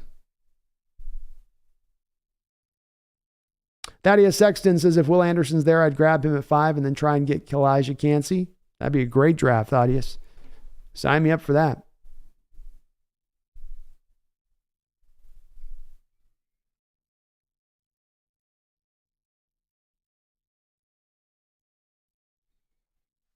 Boy, John, Tulapota sure came up much lighter at the combine than he was listed at on his weight. Addicted Ox. Brandon, does Will Anderson help us with our abysmal run defense? I know he is a stud pass rusher and great to have. Yes, he absolutely does. He is a grade A+ run defender. So no two ways about it. You leave him open on backside plays unblocked, he'll run down backside plays. You try to go at him at the point of attack, and he'll absolutely kill you, set the edge, and then still go make the play. He is a well-rounded player all the way around. He's not just a one, pass rusher only kind of guy. He's a problem. And the thing that stuck out to me about this year with him and the slight dip that he had in production from the previous year is if you go watch the Alabama tape, go watch how often teams are running away from Anderson's side of the field. Nothing tells you more about an edge defender and their ability as a run defender than watching through 3 quarters of game tape and not seeing one play ran in their direction, or maybe only seeing one run play go to their direction and they stopped it for a negative 1 yard play. So Anderson is the complete beast. He can do it all. Wicked Garden, if Anderson isn't there at 5, I really want to trade down and pick up an extra second rounder. We just have to have a quarterback then there if that's the case. Which, if Anderson's not there, Wicked Garden, is likely to be the case. The quarterback will be there at your spot, which a team will want to trade up for. You get your second round pick back at that point. So that's kind of how that logic works. It's got to be, Anderson's got to go before us, ahead of our pick. Then there'll be one quarterback available. Then you can do that kind of move. Hank Moose, it'd be funny if Rams and Cardinals try to both lose games and ends in a 0-0 tie. It would be funny. Oh. Sean says, with the Rams rebuilding, do you think Aaron Donald comes back or retires? Kind of hard to see why he would want to come back for a team that is in the state that they're looking to be at next year. I mean, is he looking to play another 2 years? Does he want to wait along for this rebuild to come back around if they're going to dump like they're going to dump? Hard for me to see Aaron willing to kind of do that. I think the one thing that's maybe the part that impacts this above all else, though, is he just signed a contract. And so there certainly is a little bit more of a financial incentive for Aaron to come back and it's kind of like Aaron Donald's doing the Sean Payton equivalent. He's coming in there, he's into a situation that's not going to be great, but he's being paid a substantial amount of money to deal with the pain in the butt situation as it is. And I would think he wouldn't want to, but that amount of money to go and retire and turn down that kind of cash is probably not worthwhile from his standpoint of things.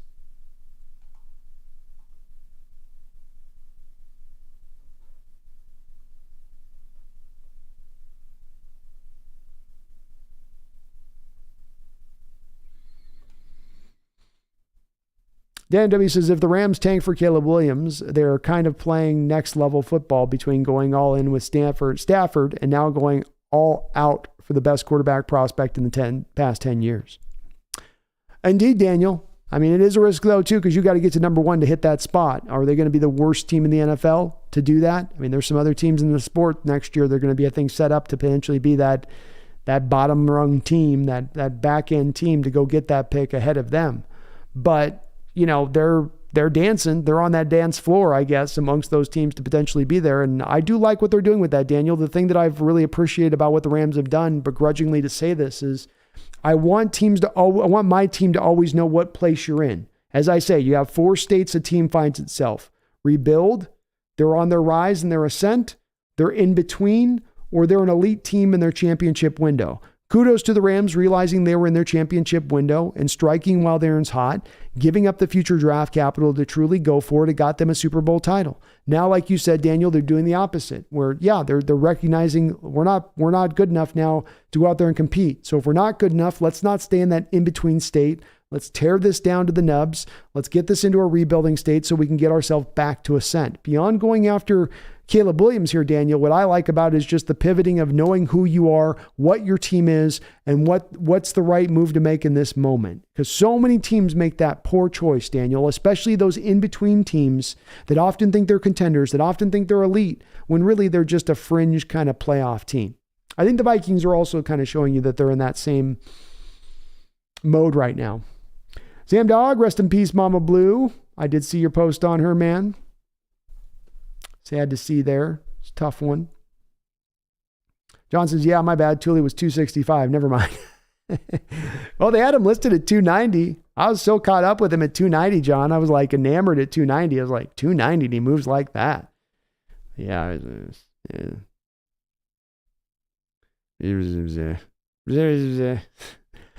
Digitox, thanks, Brandon. Wasn't sure about Will Anderson on the run defense. Maybe I like him more than Carter now. Love John Schneider's job. Yeah, I do too. John's going to have a good pick no matter which way he leans towards. But Anderson's a fun player. And he is, I think that the problem with Anderson has been so many people wanted to perpetuate the generational label upon him that now if he falls anything short of that, it's like, oh, well, he's just not anything. But no, I mean, he's still a tremendously awesome player in this draft. Maybe not quite generational, but still a great overall player. What I've always said with this too recently on this Addicted Ox is it's rather than looking at Will Anderson as Derek Thomas or as Von Miller, how about Charles Haley? You know, not quite into that place of like one of these best edge all-time quickie twitch guys off the edge, but just a guy that's basically a Hall of Fame level player in what he's given you, good all-around player, you know, could win in a variety of different ways off the edge. And certainly nowhere near the head case that Haley was, because Anderson's got his mentals together, it sounds like. Good player, though.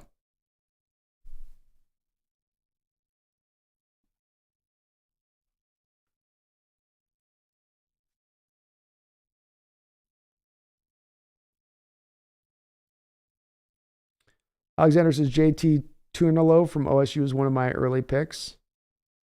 I haven't looked at him, man, but I'll add him to my my list. There's guys to take a look at. Hadn't heard his name yet. First time I'd heard him.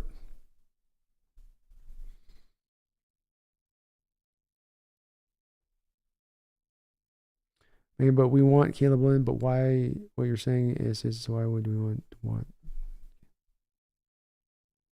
You're talking to Mills. John Stillwell, thank you for another $10 donation, man. $50 donation tonight, brother. Thank you for all those donos. Very kind of you. Says, what do you think of Dalton Kincaid? Stickiest hands in the draft at the tight end position. So you're not going to find a guy that's, I mean, this guy will he refuses to drop a pass. He absolutely refuses. First 4 or 5 yards off the line of scrimmage, he's as quick as just about a receiver, which stands out to me. 6'3", 250, so he's not a big tight end, but big enough size-wise at that point. And certainly that suddenness jumps out to you because that's the main thing you're looking for a tight end, and their receiving ability is before you get to route running and hands and all that. That stuff's all important, but you want to see the burst from the tight end because you're wanting to see a tight end with that burst who can then generate that quick separation on his route running because tight end routes tend to be small, shorter routes. So you want the guy that can create the quicker separation from that. He can do that. He's great in that respect of things. So the great hands and the quick burst work really well together. It's easy to see why many have him as a second round, and I have him as a second round prospect. Some are starting to elevate him at a point, John, where they're putting him up in that number one tight end territory. I think he still does fall just behind Darnell Washington and Michael Mayer for me in respect of where he is. But he is, again, the smoothest, best pass catcher in this draft on a variety of different levels. Might be the best route runner at the tight end position. Mayer probably hasn't beaten route running, but he's right there with Mayer as a route runner. He wins in contested catch situations all the time. So he doesn't just have really good hands. He has good hands when guys are hanging off of him and jostling him and knocking him around. He can still get his hands up on those football, and it's just like he's got stickum on his hands. Okay as a blocker, not great, just kind of okay in that respect of things. You're drafting him for what he does really as a pass catcher first and foremost, but he gives you a complete skill set there, not just like a good route runner, not just like Luke Musgrave, where really fast and with the big frame, which is just unusual. He kind of puts it all together a little bit from the receiving quotient of his game. So I like him a lot. Like him a lot. Good natural football player. Just knows how to get open, knows how to catch the ball, knows how to shield guys away like a power forward down in the paint. A lot of little good things he does in the receiving game, John, that stands out to me with him. Solid player. Fun player. John, thank you for all the donations, though. Tremendous.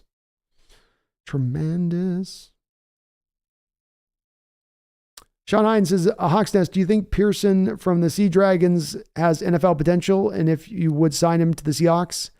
I've got to be honest with you, Sean. Every hour of my day right now, basically a free time is going into this channel right now, and it's on looking at this draft. So I'm looking at this draft. I've got to prep for, like this week, I've got 4 shows of prep work to do prior to the week to get this stuff aligned. That means 4 thumbnails, 4 titles, 4 descriptions, 4 tags. What's happening right now is I just don't have enough time in the day. And so I can't create more hours. I just don't have the time to go look at Sea Dragons and stuff. I need like 30 hours in a day, and I got 24 hour right now as far as it goes. But I'm sorry, man. I just haven't had a chance to check them out. I've been knee deep in this draft stuff and prepping for free agency. Dickie Knox says, Brandon, yep, love me some Charles Haley like playing our defense. Hey, he was a good player. He was definitely a really good player back in the day. Bounced around a little bit of head case, but between the white lines, he let him have it. Alexander, he's still in college B. Oh, he's only a sophomore. Okay. We'll take a look at him. Never too early to start getting out ahead of the prospects next year. I always try to, Alexander, get up ahead of these guys and not have to do this thing that I'm doing like right now where I just got to haul ass through all these prospects on the film watching. It's tough. John says, I could totally see the Haley comp. Just a solid edge who does everything right. He won 5 Super Bowls too, right? He did. On different teams, not just 5 Super Bowls with the same team. He won on a couple of different teams. And yeah, I thought a lot about it, John, because for a long period of time, people kept hammering the Derek Thomas, Von Miller comps to Will Anderson. And I'd watch the tape and I'd go, that's not who he is. He's not them. Those 2 guys comp to each other. Derek Thomas and Von Miller are, Von Miller is the new iteration of Derek Thomas. That's who he is. But he does have still something kind of special to him as well, right, John? With that, there is that burst to him. There is that quickness. It just isn't first step quickness. It's, as I said in the video breakdown on him, it's like 3-4 step quickness. By step 3 and 4, he's as fast as anybody on the football field for that little burst there. But yeah, I think with Haley and what I saw from Haley, you watch Haley on his old tape, especially John as a stunter, and the way he would kill teams in the stunt game, wrapping back inside. Same thing from this kid that you see when he stunts. He's coming like lightning off that A gap. And when he's flying like lightning through that A gap, the center guards, they got no chance to touch him even at times. He's just flying.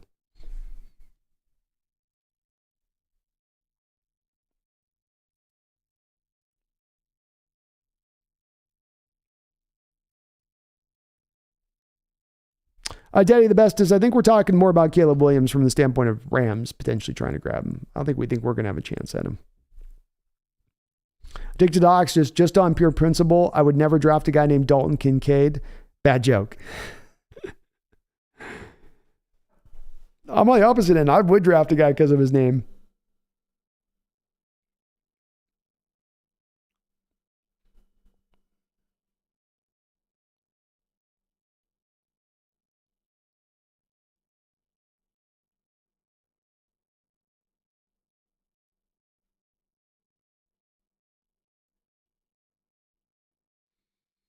John Robinson says, I'm still not out on Carter. Somebody's going to get a stud, man. What kid wouldn't lie about racing after somebody died and you're terrified? Also, what kid doesn't race? Wake up call. I'm not out on him either, John. There are some, but I'm not going to. Unless I see something substantial. And that's why I say, though, John, we lean back on what John's assessment's going to be. But on a talent basis, He's worthwhile.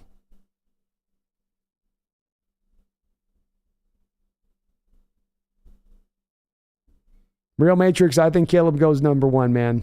It won't matter. He's just too good of a talent not to go number one way or another. If a team trades up or whatnot, there'll be a team that wants him at one. No doubt about it. It's too good. King Bomber, I hope they know that we are currently have 3 players on the roster who play the defensive line, 2 of which are over 30 and have 1 year left on their contract. I think they do, King. I'd be shocked if we're not addressing this in free agency in a major way on top of the draft.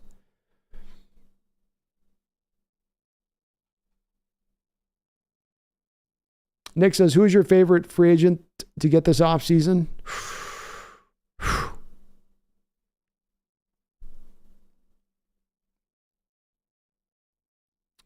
Probably B-Wags or Clowney, really. Those would be about as big as I'd look to get. Zach Allen, that we get Cardinals. There's not a lot of great free agents out there right now from my standpoint of things, Nick. It's kind of a weak class. Sean Hines, Hawks Nest, who do you think is the Seahawks' number 1 free agent target?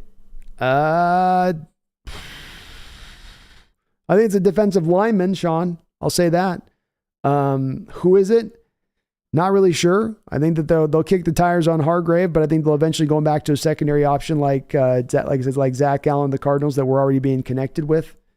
But I tried to do a little bit of legwork on this, Sean. I tried to do a lot of research last night and today and looking at what we're hearing about out there rumor-wise and what we're seeing out there as far as indications. Kind of outside of a vague stroke of saying we're going defensive line. I can't get very specific with you because I'm not hearing a lot about anything substantially with us being connected with this guy or with that guy. Allen's the only guy I've heard us really talked about with at this point. John says, Will Anderson does come at you like a Terminator, though. He does. He absolutely does. It's a perfect nickname for him.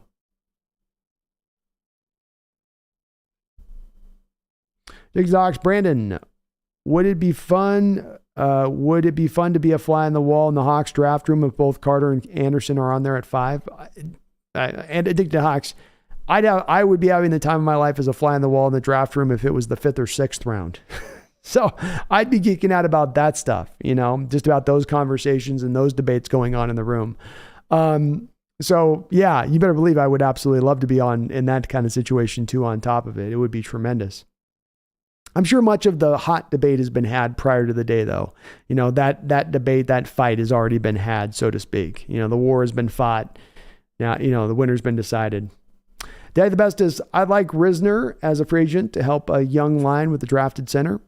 He can make some sense, Daddy. It's not a great right guard class. He didn't have the greatest of years last year, but maybe at least kind of a stopgap guy you could bring in. It's not a lot of good options, so you got to kind of get what you can grab, Get what you can get. Just kind of a weak right guard class. So I'm okay with it. The Real Matrix says I'd rather have Carter over Anderson. Me too.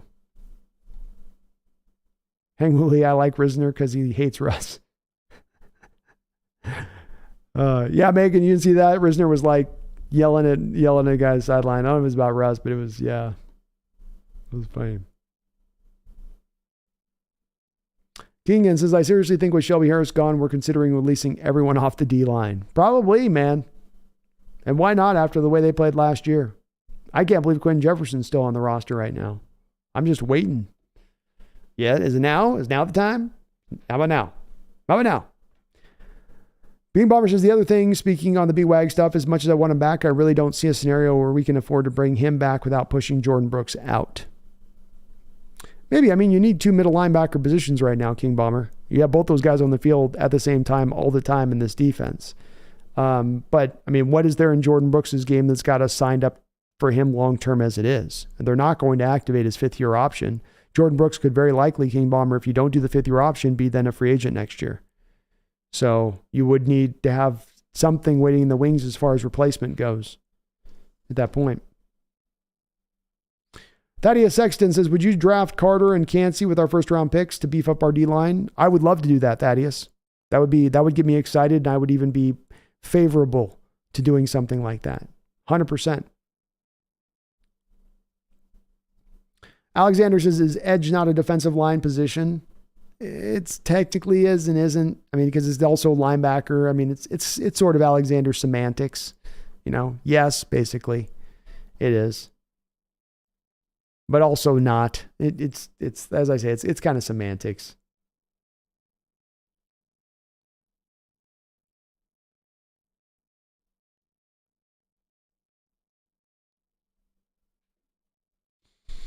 Adigiox says, Brandon, good point. Watching the lower round picks would be fun to watch the draft room too. Agreed. The decision at 5 is predetermined. Yeah, they got that one figured out. And I'd love it. Just to be in the draft room, just to sit there. I'd be quiet. I'll just sit in the back, just watch. Eyes like saucer the whole time. Big Cheshire smile on my face. Cut to me on the camera, and you guys would be like, who's the psycho in the background? That's Brandon. Oh, yeah. He's just hyped.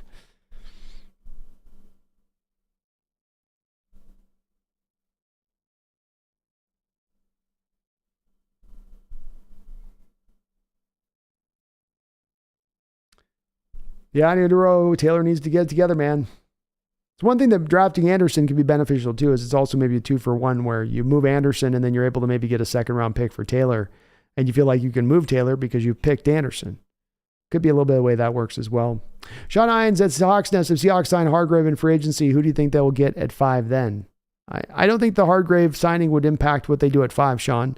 If Carter's still on the board for them and his character concerns sign off, they still take Carter at that point. I don't think that, you're bringing Hargrave in to play one of your defensive end positions, but you're still going to need one of your other defensive end positions filled. So I still think that there's a chance you go defense at that point and go with the best player available on your board, whoever that may be. Hard to predict, Sean, who that guy's going to be at this point until we know what the Cardinals are going to do with their selection.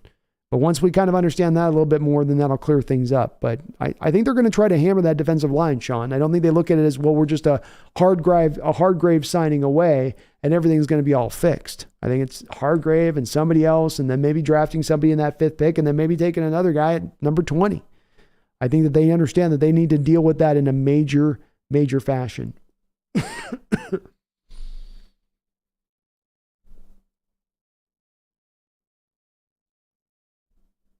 Yeah, the best is, anyone know what the cap hit is after? Anyone know what our cap number is after Geno? You're approximately around $20 million. Daddy's the bestest, but you have even more money than that really to spend. So you're sitting kind of right around there, give or take. Steven says, who is the best middle linebacker? Spend all our free agent money on him and get the rest in the draft. That would be Tremaine Edmonds of the Bills. You got to spend about $18 million a year to bring him in, but he would be the best. Multiple time Pro Bowler, still very young, but he would cost all the money, Steven. Real Matrix says, why don't we just draft Carter and Miles Murphy? Could do that. Great talents. I like going that route too. AB says, so let's say we choose Carter at 5. Who do we choose at 20 if the options are between Jigba, Flowers, Osiris, Murphy, and Cansey? I take Cansey, AB. If I can bring Cansey and Carter and put them on my defensive line, I'm going to be able to build a defense around those two guys. I like those other players, but I feel really strongly about that. I like my chances. My chances at that point. Megan says, do we find out either way about B-Wags tomorrow, B?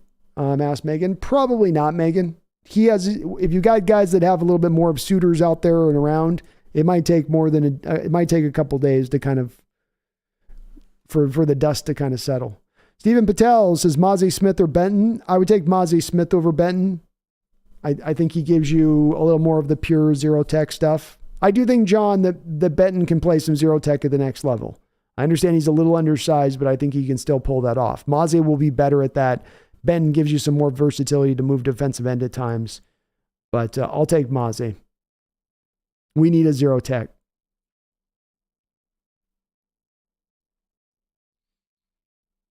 Weston says, at Hawks Nest, how would you feel about Carter at 5 and Nolan Smith at 20? Smith with his leadership, could help keep Carter straight. I mean, he didn't keep him straight at Georgia so far, Weston. They've been on the same roster up until this point. How come if he's been able to, why wouldn't he be able to have kept him straight up until this point? I feel like 20 would probably be okay for Nolan Smith, but I got to feel I'm still a little begrudging on that one, Weston. I mean, if I got Nolan Smith there or Kalijah Cansey, I'm going to want Cansey. If I've got Nolan Smith there or Brian Breezy, I want to go with Brian Breezy. You know, I'm going to want to look for more of the defensive line talent. Miles Murphy there or Nolan Smith. I'm going to want to go Miles Murphy. I just because, again, I think someone is really drawing Smith at this point is this workout that he has and that he had this past week and a half at the combine. But I wouldn't curse it if it was 20.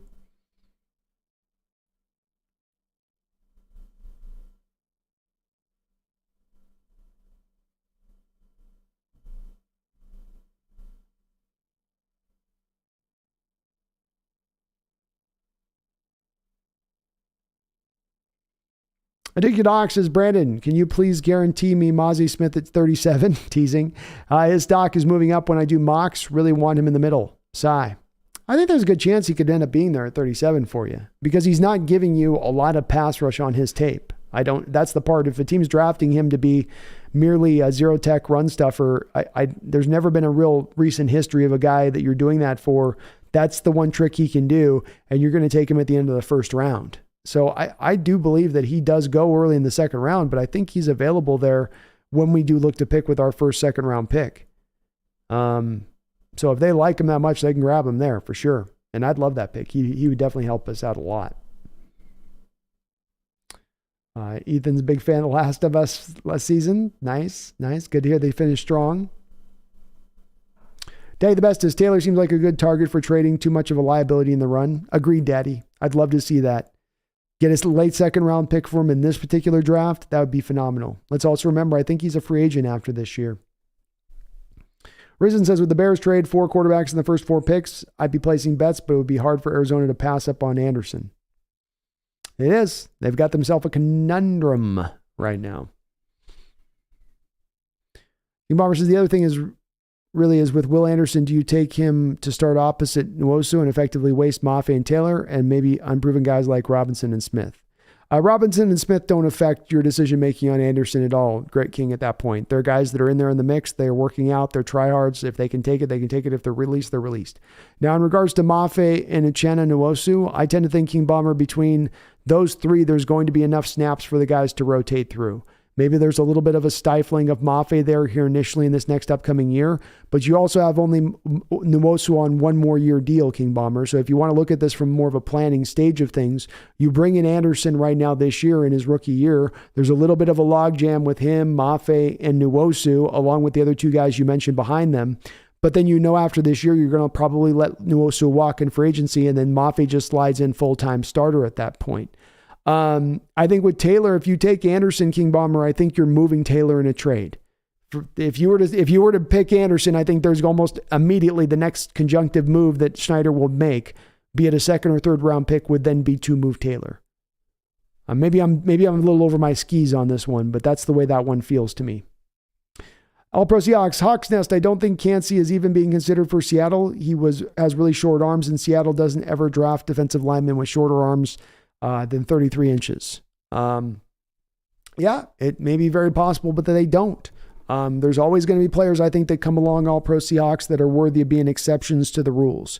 And I feel like when you look at Cansey and wonder, how could he become an exception to the rule for the Seahawks? Well, when we talk about him being upper level quick or upper level fast, we're talking about him being rarefied air, 1% level of quickness and fast for the position, which is truly, truly unique and maybe enough for our front office to look at the guy and overlook a little bit of the short arms that he does possess there. The other part that I've thought of this All Pro Seahawks is that you had a team in Seattle for the last 10 years that has had a front row seat to Aaron Donald absolutely smashing their offensive game plan every time they play the Rams whenever he's healthy. Maybe that will have a bit of an intended effect here.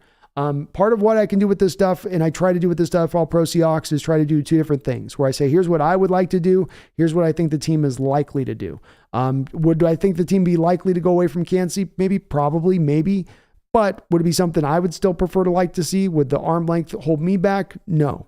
No, because he brings enough of a specialized skill set in other places with the quickness and speed that I think he can offset that. But you might be right. He might, just on the arm length basis alone, with their given history, be enough to remove him off their boards. Daddy the bestest, if Bijan is there at 20, would you take him even having K9? Yes, Daddy the bestest. Our running back room has been decimated for years. I'm a believer in difference makers at the running back position. I like the offensive line you're building up in front of these running backs.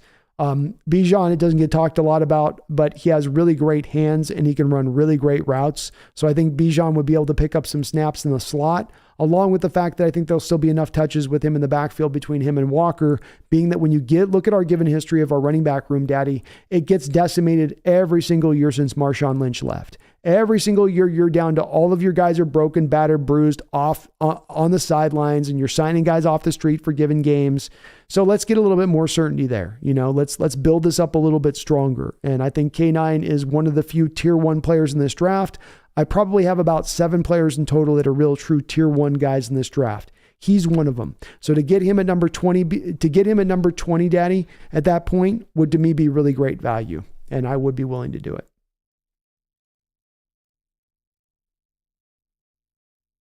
Michael Pondakowski, the Hawks Nest. The knock on Gervon Dexter is his slow get off. Would that be bad or good for a nose tackle? Bad. Because he's not a nose tackle like Maze Smith where he's holding up at the point of attack like a wall. What happens is, this is not hard, go watch any tape, just type in Florida defense and watch him on a given snap. And what happens is he's slow off the snap and then he doesn't initially have like heavy hands or a really nice punch.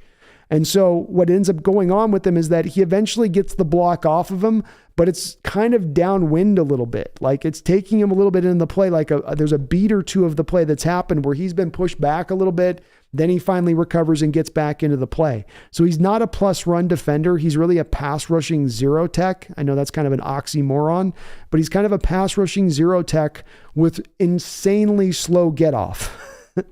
But this is why, Michael, I'm very much not pro Gervon Dexter, because I go, okay, what do you do here really? And he's over there like, I'm a GD people person. It's like you're a zero tech that doesn't really stop the run. You get pushed off the ball, especially with double teams. He cannot hold up against double teams.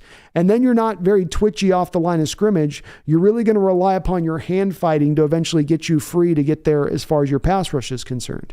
So I think Dexter is one of the more overrated prospects in this entire draft.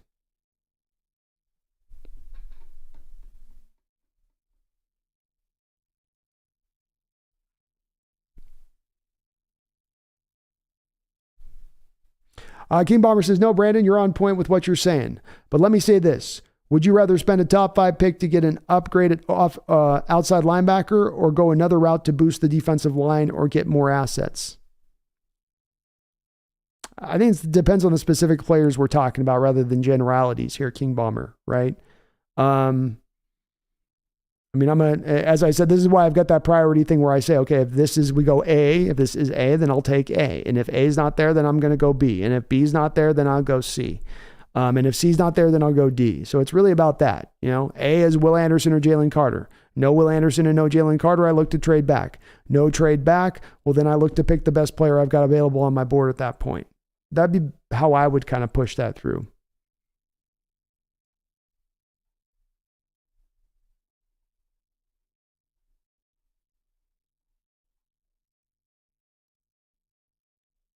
Steve Smith says, this is by far my favorite YouTube channel. Thank you, Steven. I appreciate that, man. Very kind of you.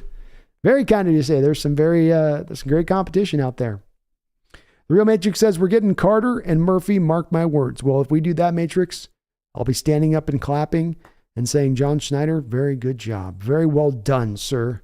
Very well done. King Bomber says, while best player available is definitely something to consider, I still think as of now, with what we know about Carter in his situation, he won't be facing legal issues. Agreed. It does not seem like there's more advanced legal issues here. I've said he's not going to remove me from my list on this one, but for some it will, but not for me. We'll see with John.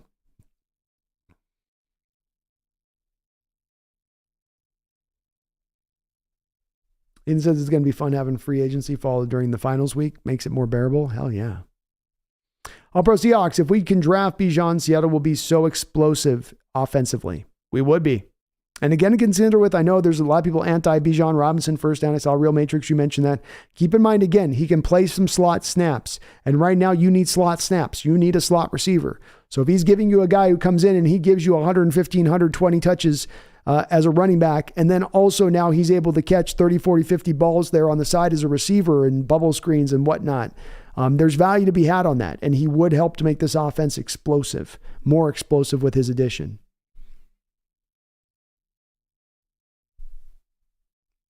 Real Matrix says, I don't understand getting offense in the first round. Makes no sense. We lose because of defense. I think what you can do with this, Real Matrix, is you're picking 4 times in the first 52 picks. And if you're making Carter the first pick at 5, and you came back to 20 and took Bijan Robinson, and then you came back in the second round and took Maze Smith, and then you took another defender back in the end of the second round, and 3 of your first 4 picks were devoted to the defense, I think you're still in a big time way at that point addressing your defense. You are attacking your weaknesses at that point. It doesn't have to be, I don't think, all 4 picks towards the defensive side of the ball. And just from my standpoint in this Real Matrix, I'm a guy driven by BPA. I think when you get driven by need and you go into a draft and you say, well, this is what my need is. I have to have this. I got to get this. Well, that has you then stretching for players, stretching to pick players for positions that now you're doing out of sort of a sense of desperation rather than intelligently doing and really just trusting your board. And at that point, I'm going to lean in that direction a little bit with it. So I'm with you on that. We got to deal with this defense. We do.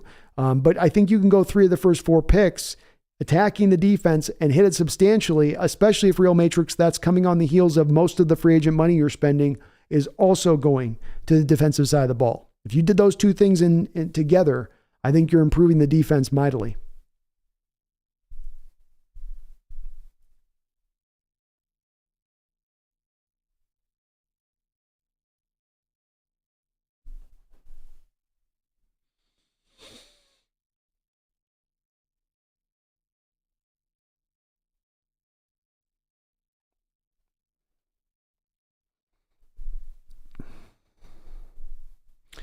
Michael says, Hawks Nest, on that note, who do you see as the best nose in this class post-combine?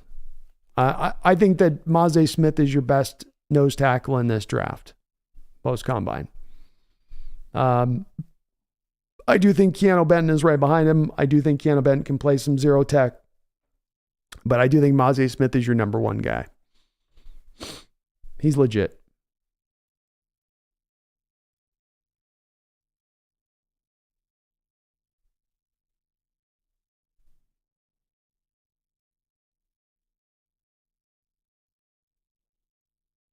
All Pro Seahawks says, if all 4 quarterbacks go in the top 4, then Seattle will have no reason to even look to trade back. There's no real value at that time, so just stick and pick. Well said.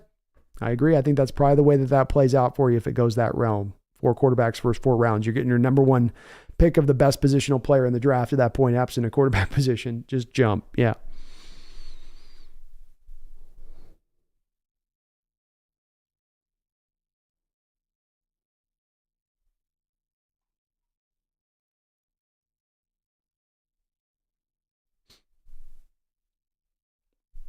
Save the Geese's last draft was all BPA, even though Woolen should have gone in the first. What was tough with Woolen is that he didn't put up the kind of tape, though, that matched what you saw this year. As Carroll said, that tape was rugged, rough, a lot of holes to be cleaned up, and he cleaned them up really fast. It's a testament to Tariq Woolen's work ethic that he could get all of those film problems, handled in basically one off season. But your point is absolutely right. Best player available is what drove last year's success in the draft. John Schneider has mentioned it multiple times over, and it's something that he should keep at the forefront of this draft because it will once again lead to success. And I'm very much a guy that gets very almost obsessed with BPA at times, and I think rightfully so. Because if you see the teams led in that direction, that lean in that direction year after year in their drafts, and those tend to be the teams that remain consistently good going through years and years and years of time frame. I think the Hawks says, Brandon, I'm teasing, but really do need 4 defensive guys in round 1 and 2. Seriously, Bijan might be a good pick at 20. I kind of like Osiris Torrance there, but you aren't sold on him. Yeah, if I'm taking a guard in the first round, man, like somebody else mentioned before on this, like Hutchinson, back in the day, Steve Hutchinson, you got to think pick 14 or something in the first round, or later than that, even I think in that first round. If you're getting a guard at that point in the first round, they better be clean like that. And Torrance is not clean like that. That is for sure. But I'm okay. If they go defense for all 4 picks, I'm okay with it. Real Matrix, I'm good with it. If they go that route with it, man, I won't be pissed or angry about it, but I'll be okay if they want to go with Bijan at 22, Something about I'll say about this draft over and over. Like, it's going to be hard for them to put me in a position of being angry about this draft, absent us reaching for guys at every pick, picking for need or whatever. Denko says Bijan's a stud, but I'm just not a fan of first round running backs. I get it. My one counter on this has been Denko. You're going to be able to use him out of the slot because he gives you receiver-like skills from the running back position. So there may be some more snaps in there that you can get out of him more than just a normal running back because he has such good hands and he runs such great routes. And the one other thing I'll say about this, Danko, is that the analytic folks that have pushed this argument to the forefront, the argument being that you shouldn't go out there and take running backs in the first round. The one exception that they put to that rule, the one little asterisk that they'll put on top of that is that they'll say, the one place where you can really be able to take advantage of having a back that's uber talented is if you have that upper crust offensive line in place. You've got the dogs up front. You're getting the most out of that upper level talented running back. And now you're really getting the returns from that, which the Seahawks building their line as they currently are. And if they really address it this offseason, could be putting both of our two next running backs in that kind of position going forward. Just a little bit of food for thought, but I understand if I can't convince you.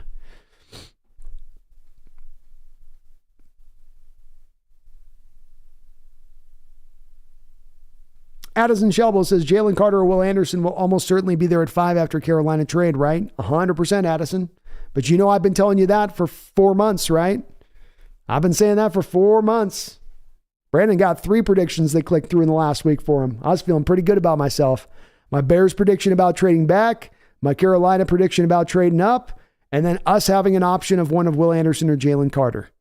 All 3 of those this past week got confirmed, and I've been on those for months. Months. I've been trying to tell you.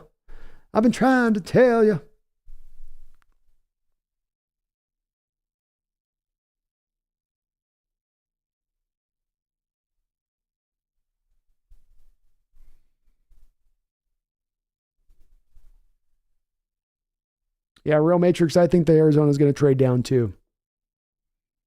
I do too. It seems just like it's going to happen. Prezone, besides drafting Bryce, what options at 5 would you dislike Seattle going? I think Miles Murphy at 5. I wouldn't like that. I think Trenton Simpson at 5. That's a definite, you're reaching for need there if you're taking that. I wouldn't want Quentin Jefferson at 5. I wouldn't want Jackson Smith and Jigba at 5.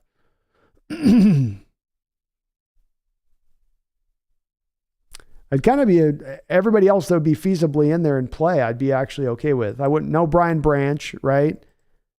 I wouldn't want to go corner. I like Gonzalez a lot, number 1 corner in this draft, but I don't want to go corner at 5. So yeah, there's really not a lot of guys that I'm like really anti no there. Press on. I think I'd be for Tyree Wilson. Great, I'd be comfortable with that there. You want to take Skoronski and move him to guard? Okay. I'm okay with that even at 5. It's a little bit crazy, a little bit high. It's a little bit much. But you're turning your offensive line into a top-end unit with that kid as an addition.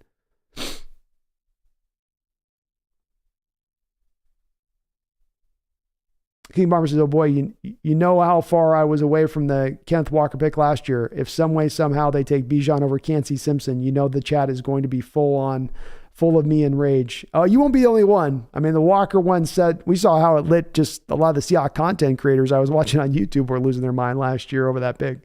Certainly taking Bijan another year afterwards would absolutely only reinforce that. Mason Dale says, if Anderson and Richardson are off the board, and who's my preference? If they're off the board and I can't trade back, well, obviously Carter. I'm guessing, Mason, you mean Carter's not there too, because I would just take Carter. But if there's no Carter, Anderson, or Richardson there, which would be maybe Bryce Young, would be there, I would probably go Tyree Wilson at that point. Obviously, the preference would be to trade back, but if I had to, I would just go that route with it.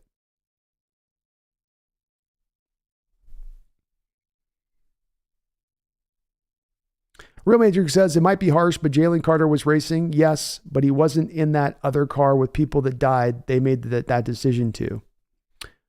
It's true. I can't, there's been a little bit of this adding on charges to Jalen Carter's deal in this situation a little bit, which I don't think is necessarily the most fairest thing to apply here.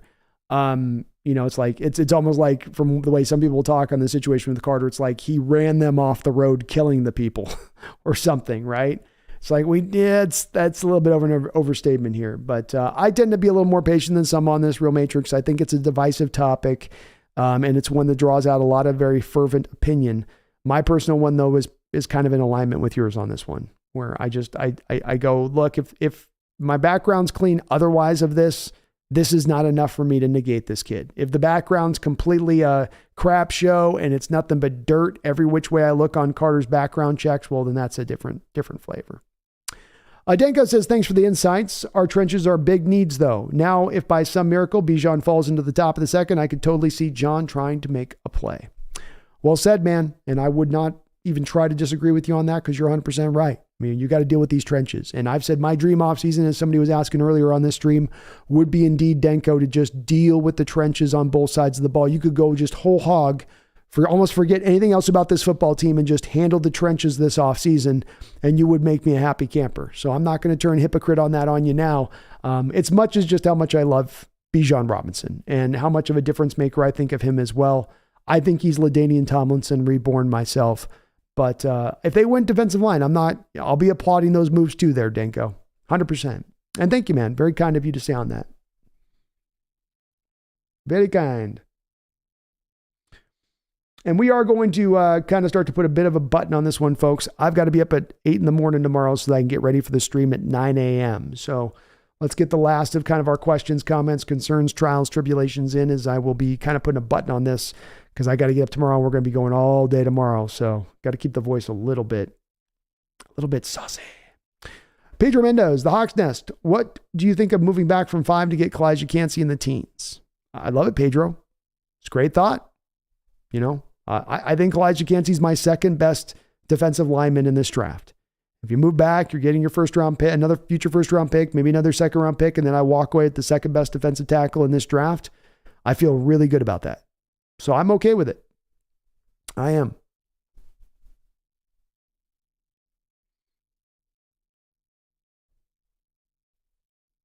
Newlax is why Walker was a stud, and I can't believe he fell to the Hawks. Him and Woolen were the two players I absolutely wanted. He is a stud.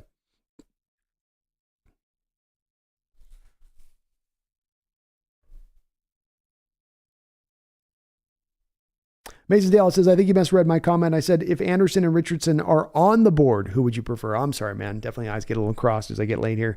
I prefer Will Anderson at that point. I'll take him. Pretty easy for me on that one too.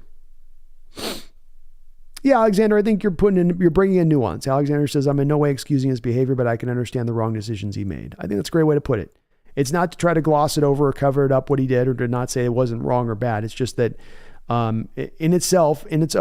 its own, this one decision, for some people, we can kind of go, okay, I can kind of look beyond this. It ain't good. It ain't right. I don't feel awesome about it, but I can understand it a little bit versus other things that you might be a little bit more, hitting a woman, rape, something along those lines, a little bit less of where there would be no patience at all.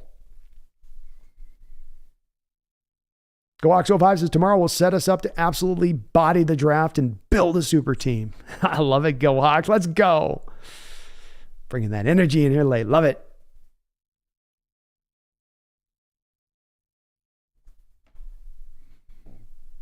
Articulate Ox says, great show, Brandon. Going to be fun until we reach the draft. It is going to be a great time. Lots going on, too. Addison says, if he has charges all over his record, then maybe I'd be off on Carter. This was one incident. Great point. John Robinson says, last question. Give a few free agents Schneider would make an exception for this upcoming free agency to sign day one. So I give a few free agents Schneider would make an exception for this upcoming free agency to sign day one.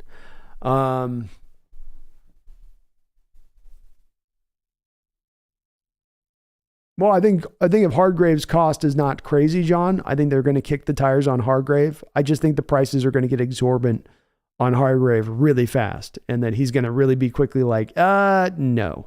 Wagner, Clowney, Allen, Zach Allen with the Cardinals. These would all be three guys that I think, John, that they could target here in this wave one period of it. I don't think they'll go with the Trey Edmonds. I think he's just going to be too costly. The tough part is, as I come back to on this, John, and I look at these free agents, there's just not a lot of really great names out here. There's not a lot of great, especially we're talking like you're saying, John, day one guys. There's not this great, huge load of great day one guys that fit positions we need. That's the tough part here. There just isn't really clear fits. There's good additions. There's good second guys, tier 2 guys, maybe even tier 3 guys, but there's tier 1 it's light. There's no right guards, John, maybe Connor McGovern, center for Jets, but I haven't seen us connected to him at all at this point. So those would be probably, I don't have a lot of confidence in that though, John, that list I just gave you. I think we're going to try to be patient for the most part. New Black says, at this point, I'll just trust JS and Pete on the Carter decision and accept it either way they go. New Blacks, I'm in the same boat. I'm going to trust their decision on this. They're going to have way more info than I will on the questions we all have in our mind, because we're all having a lot of conjecture about Carter. That conjecture is not going to be at the same level with Pete Carroll and John Schneider. They're going to know the tale of this story much more clearer as far as what's happening with this kid. And it should provide us with that much more confidence in whatever decision that they do make. And as I've said, too, they're on the heels of that Malik McDowell situation, which is only going to have their antenna up that much higher for this situation with Jalen Carter, which makes it that much more unlikely they make a mistake in this situation or they make a poor call in this situation.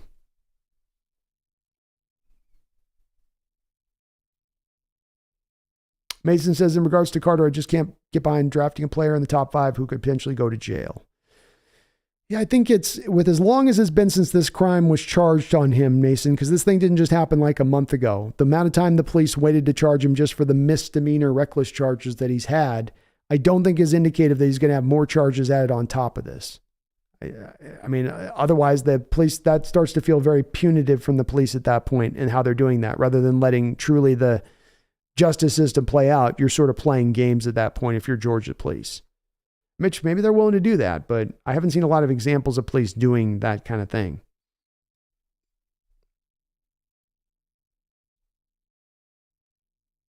Alexander says, good stream B. Can't wait to see what presents Schneider Claus brings us this week. Me neither, man. It's going to be, hopefully he's got a bag of gifts for us. King Bomber says, just saw a recent tweet about a video of Carter getting pulled over for speeding months before his whole incident. Not looking good. Yeah, I saw the tweet. I saw the video. He's pulled over for speeding and he's cooperating with the law. Doesn't seem to be drunk or anything. He's just kind of like, okay, what are we doing? He's got a lead foot. He's got to get that part fixed.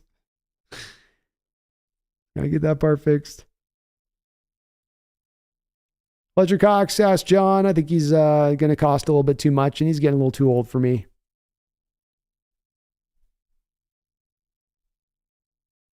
Just a little bit. John says, man, I want Tremaine Edmonds, but I don't want to throw money into a linebacker again. He's going to cost 18 mil, John. Like the cost on this kid's too much.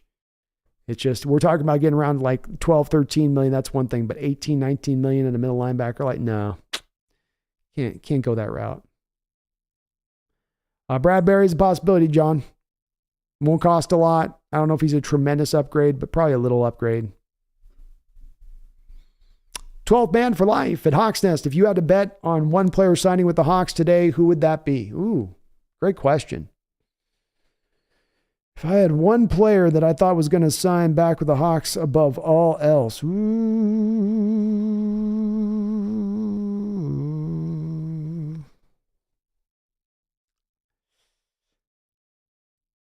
going to go with Zach Allen on this one. I know that's the only player we've been really connected with initially, but that one makes a lot of sense. And it matches up to what they did with Uchenna Nwosu last year, which was a relatively early signing in free agency. I'm not sure enough with Bobby Wagner because I think there's going to be a bit of a market there for him. And I don't know if they're going to pay the price that another team might be coming in willing to pay for Bobby. But I think with Allen, the money's going to make sense and they're familiar with him and they've got an aggressiveness behind looking to go after him at that point. So Zach Allen with the Cardinals would be my guy. If not him, I'd see maybe Clowney, be a guy that they would go after at that point instead.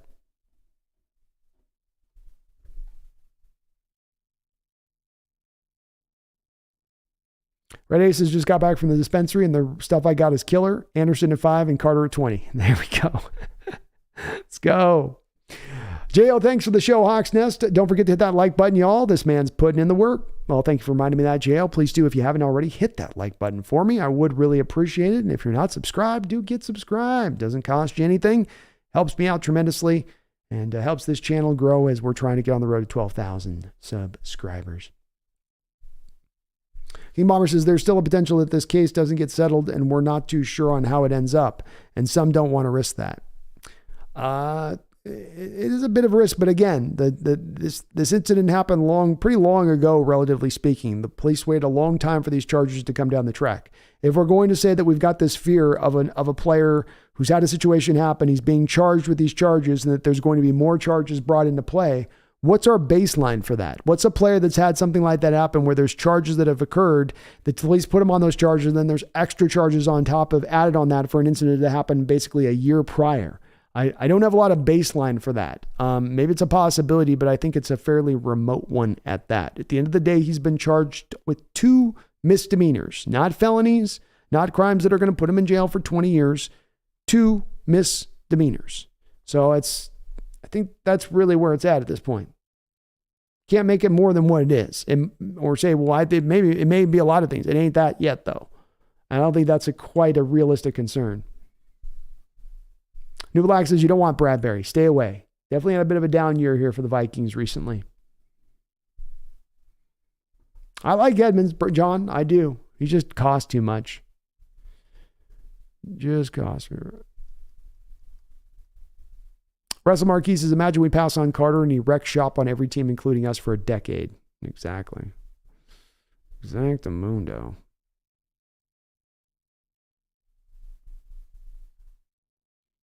Hey, we got a couple new subscribers. Thank you for answering my call out there. News and analysis with Arturo. Thank you for subscribing to the channel. I do appreciate you.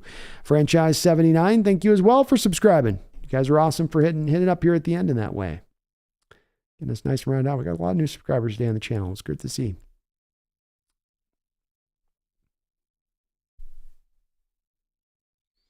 King Bomber says your job is potentially on the line if you make a stupid mistake like taking Carter and he ends up busting, terrible PR, crapshoot, etc. Agreed. It would definitely reflect bad on you if he fails out in that way. No doubt about it. No doubt about it. 12 man for life. Hawks Nest, do you think Bobby will come back home if the Cowboys get him? We better sign Leighton Vander Esch. I think that the Seahawks want to get it done, but I think they're also recognizing the fact that there might be a market for him. And I don't think that they're looking to pay him top of the market prices at this point in time. And if he's going to be paid $15 million on average per year, even if it's a funny money contract that he'll never see more than 1 year of, I don't think Seattle will quite get there with Bobby on that. So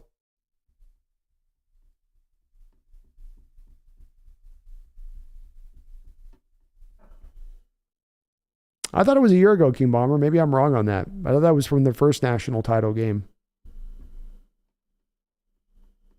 Low Rider said, this isn't going to be your typical 5-6 hour stream. Now I'm 5.5 hours in. I know. That's so true, dude. Like, I got to get to bed early at night. You guys suck me in, though. You suck me in. We got a call out here. New Blacks, I'm also a Vikings fan, so I know about Bradbury. I haven't ever really been able to quite get warmed up on him this offseason. I've leaned a little bit more towards the Posick McGovern thing. Addison, you have yourself a great night. All right. Well, let's go ahead and wrap up on that. WTC says, do the Seahawks take a cornerback in the draft and maybe free agency? Do we do?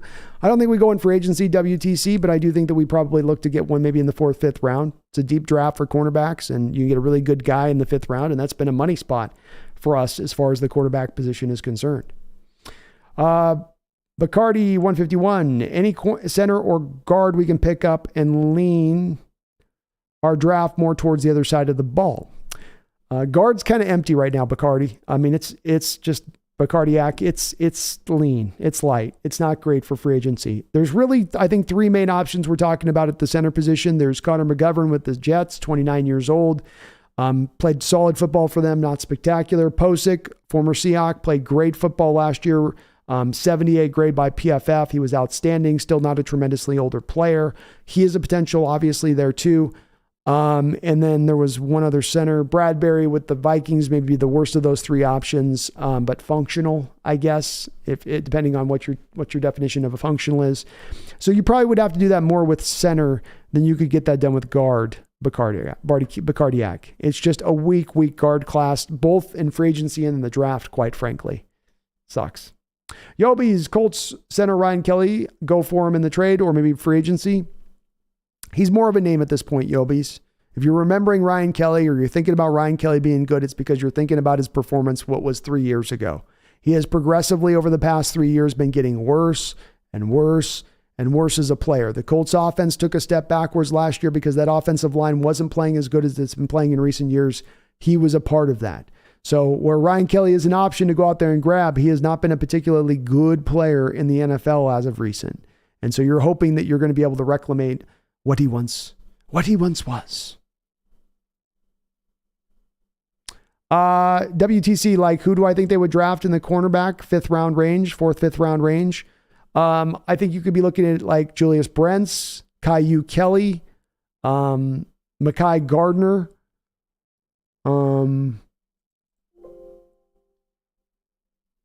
kid out of USC, Blackman. That's a kid who I think stands out to me as another potential that you get a little bit more in the fourth, fifth round range. There's a good collection of guys there that could fall into that range because it's such a deep cornerback class. Nate, would you be happy with the Shaquille Griffin reunion if Seattle signed him with Tariq on the side? No. Shaquille Griffin is not a good cornerback. So he's not good. Put Shaquille Griffin in the same place you'd put Frank Clark. Just put a big fat no on them and put them up in that layer. That's where they need to be in your mind.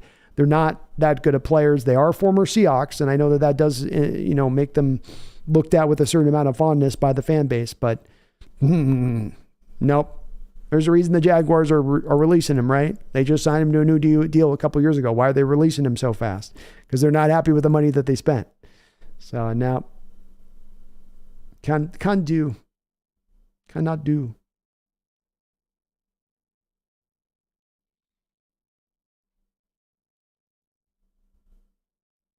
Mekhi Blackman in the fifth. That's it, Bacardiak. Yeah. If we give him the fifth, I'd take him in there. And I think he'll be around that spot. Fourth, fifth rounder, somewhere in that neighborhood. New Blacks, do I think the Seahawks would pursue Patrick Peterson at a lower price? No. He still can take away the ball as far as getting picks go, but he gives up as good as he gets as a player. D-Boy, what's up, man? He says, what's up? I'm going back to work. Much love to everyone. Have a good night, y'all. Love you guys. Brandon, what's up? Sorry I missed the show. I'll text you later. Have a good night. Well, hey, have a good night, man. We'll catch you tomorrow, D-Boy. I'll be back on tomorrow at 9 o'clock a.m., so we'll be back at it here in no time flat. Bacardiak, are we trading down from fifth or grabbing Carter if he falls to us? I think we're going to tend to probably just grab Carter if he falls to us. I do think Bacardiak, you'll have potentially the fourth quarterback. There are only four quarterbacks that are worthy of being first-round picks in this upcoming draft. You might have one you're sitting on at number 5, which would then draw the impetus from another team that is quarterback desperate, quarterback hungry, quarterback starved to come up there and move up in the draft and then trade with you. So that could be something that overrides all of this regardless of what goes on with Carter. But me personally, what would I do? What would I like to do? What's my preference? I would just go ahead and take Carter at that point in time. But I'm very, very, very, very high on Jalen Carter. Nate, what would you guys keep together? I'm going to wrap this up. Here's 15,000 more questions now that just get pushed through. I got to get up tomorrow at 8 o'clock in the morning and do another 5-6 hour stream. So we got to wrap this up on it. Nate, who's a good third wide receiver Seattle can look at to help DK and Tyler? I don't know if there's really one in free agency absent going back and looking at Marquise Goodwin because you don't want to spend a lot of money at the position. You're already spending a tremendous amount with DK and Tyler. You have a draft that is loaded up to the hilt, absolutely loaded up to the hilt with slot wide receivers that you can get anywhere from the first round all the way into the fourth round. take your pick, man. I mean, look at any of those guys in there. All of them would be good functional slot receivers. They're only slot receivers only, so they're not going to be outside guys, but that's the route you go out to get that done. Danny McCormick with a $7 donation. Thank you, Danny McCormick. And please, no more questions. All questions done. No more questions. Questions off now. We're wrapping up, folks. Danny, thank you for the $7 donation to wrap us up strong and wrap us up right. I really do appreciate it. It blows my mind away when you guys love to hear me talk 9 hours. You guys like, just keep going, Brandon. Like, you guys let me go for 20 hours. It'd be like, you'd be riveted. It's amazing. I love you guys. Danny, thank you for the $7 donation. Says, seems more likely that Will Anderson will fall. Such a safe pick.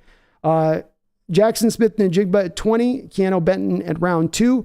Let John Schneider do the rest. Laughing out loud. All love, long time no see. Well, yeah, long time no see, Danny. I haven't seen you in the chat in quite a bit of time, man.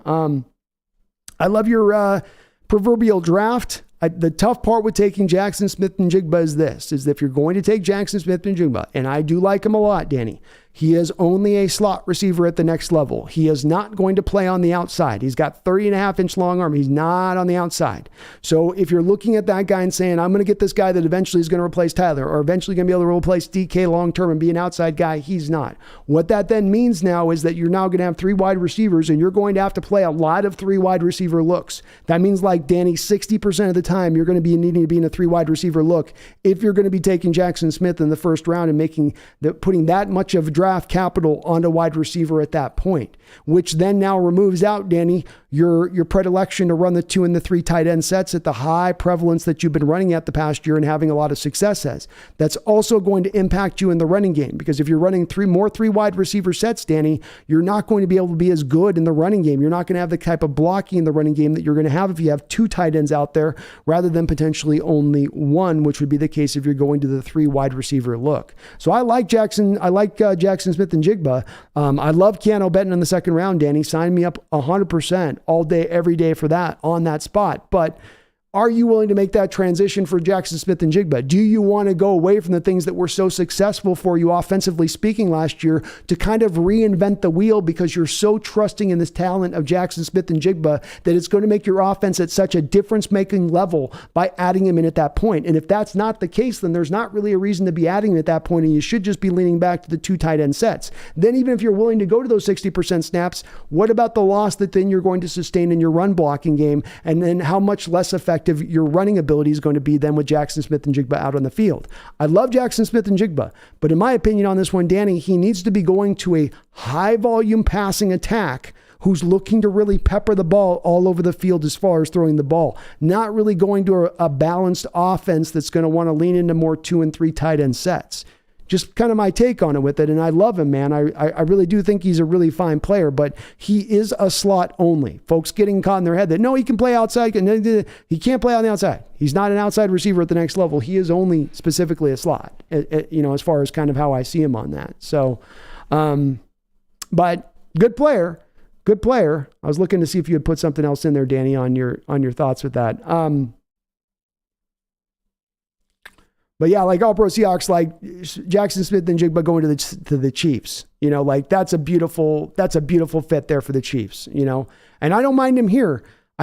It's a little bit of you're going away from the things that made you successful last year. And for a team that wants to remain balanced, having the two tight end sets and the 3 tight end sets in the back pocket to utilize is very, very helpful for us. I think at times it could help to eventually, especially once our offensive line gets better on the inside, it's going to help to make us even more dominant in the run blocking game at that point with that kind of commitment and having it that way. And I could be wrong on this, but I do feel like, Danny, you're always taking a little bit of when you go to 3 wide receiver steps, 3 wide receiver looks, you're always at that point taking a little bit to me of a hit as far as your ability to run with the same kind of efficiency you could by going to a different type of personnel grouping.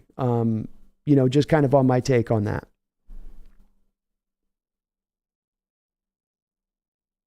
I think Danny, were you bouncing in and out? I was going to see what your thoughts were on that. I agree, says Danny. Okay. I wanted to see what you thought on that, man. I appreciate the donation. And I love him, man. But I thought a lot about Jackson on this. I've really given a lot of thought with it and watching his tape and seeing how he plays. And the combine scores, he shows you that you bring him in, you can be bringing in a guy who immediately, from the day he steps off the bus, walking into your organization, becomes maybe a top 3 wide receiver slot in the entire sport. Immediately. Bam, right from the jump. But then does come that deal of I gotta then transition my offense to take advantage of that. And then everything that, like I just said, that kind of comes, with that just a little bit. Let's get some ingredients on that, Jane. Danny says maybe a tackle or guard, or maybe a tackle or guard to play guard at only 20. I'm much more in favor of something like that, Danny, because now you're still staying constructed within you're still keeping what you've done before and you're adding to it. And yeah, I mean, if you go to the guard, I'm not a big Osiris Torrance guy, but I think he's a pretty safe high floor guy who comes in and gives you better performance than you've gotten at the guard position recently. And he's got some upside. Or if you wanted to go center, Danny, just go for the center, get John Michael Schmitz, which from some people's aspect at that point is a little bit of a overdraft or an overreach or whatever at that point by taking a guy that didn't have a great combine performance, but he's a safe pick. You know what you're getting in that guy. And he's going to come in and instantly upgrade your center position, giving you the best center that you've had since Max Unger at that point, which would in a much more substantial way to me, Danny, increase your offensive performance and productivity versus bringing in Jackson Smith and Jigba, and you still have that hole there at that center position. And F the Niners is a good way to finish this off. I like that. I like that. Danny, thank you for finishing us off with that donation. I want to thank everybody out there in the chat. Again, we had just unbelievable amount of support on this show, as we always do. I can't even sometimes keep up with the donations. We have so many people coming in on that. Thank you to all of you guys for all of your support on this channel. It is great to be able to walk into this off season and not just have to go pick up all of my tech work, but be able to really kind of double back down. In fact, as soon as this show ends, I'm going to be dropping a short on the channel, but just being able to kind of keep the content coming out to you guys and keep expanding it and how I can keep this growing. Your guys' support on this is allowing me to do this bottom line. Without the support, without the donations in here, the ad revenue would not be alone to do it. I'd be out there having to run 24/7 on a job, a boring ass job, not being able to do this channel and that thing that I truly love in this world. So I say it, I mean it from the bottom of my heart. Thank you guys for everything you do as far as your support to this channel, putting us in this position we are to be able to do this, because I'm going to be able to hammer this free agency this next week. Tomorrow I ain't going to my job. Tomorrow I'm going to get up, I'm going to rub the sleep out of my eyes, I'm going to shotgun 2 glasses of coffee, and we're going live, and we're going to be at it all day. And that's because of your guys' support on this channel, your unfailing support since day one of starting this channel well over 4 years ago. It has been tremendous. It's been there at every step of the way, and I really want to thank all of you guys for it, because it's a big part of what keeps me going forward on this channel is that support, that encouragement as you guys do. You're wonderful, you're amazing, but you're always so, which is the most incredible part of it all, is that it's never not that. Every single show I go live, I've always got that in my back pocket from you guys, and it's a tremendous feather to have in my cap. I appreciate you guys. You're not going to have to wait too long because I'm going to be back tomorrow, but in the interim of that time now, while you're going tonight and you're dreaming big, dreaming large, dreaming about Super Bowls being hoisted, dreaming about all the players that John Schneider is going to be out on over the next couple of days. I shouldn't have to remind you of this. I shouldn't have to tell you of this. I shouldn't have to reinforce you of this. But I hope you're remembering. I hope you're keeping at the forefront of your thoughts here now as we go over tonight and wake up tomorrow to learn about all the great signings that are due to come on board. I hope you're remembering. I hope you're getting ready to say, I hope you're keeping at the forefront of your thoughts as we're about to go now on our Super Bowl run. And Brandon Davis, thank you for subscribing to finish us off. Right, brother, you're awesome. But don't you ever forget, folks, not in this next 6 hours that I'm going to be away. Don't you ever forget, as your Seahawks are about to kick this sun up another notch, as you're about to hit that NOS button this offseason on your car and shoot past all those competition, shoot past those tanking teams like the Rams and the Cardinals. Don't you ever forget. Don't you ever forget. Go Hawks.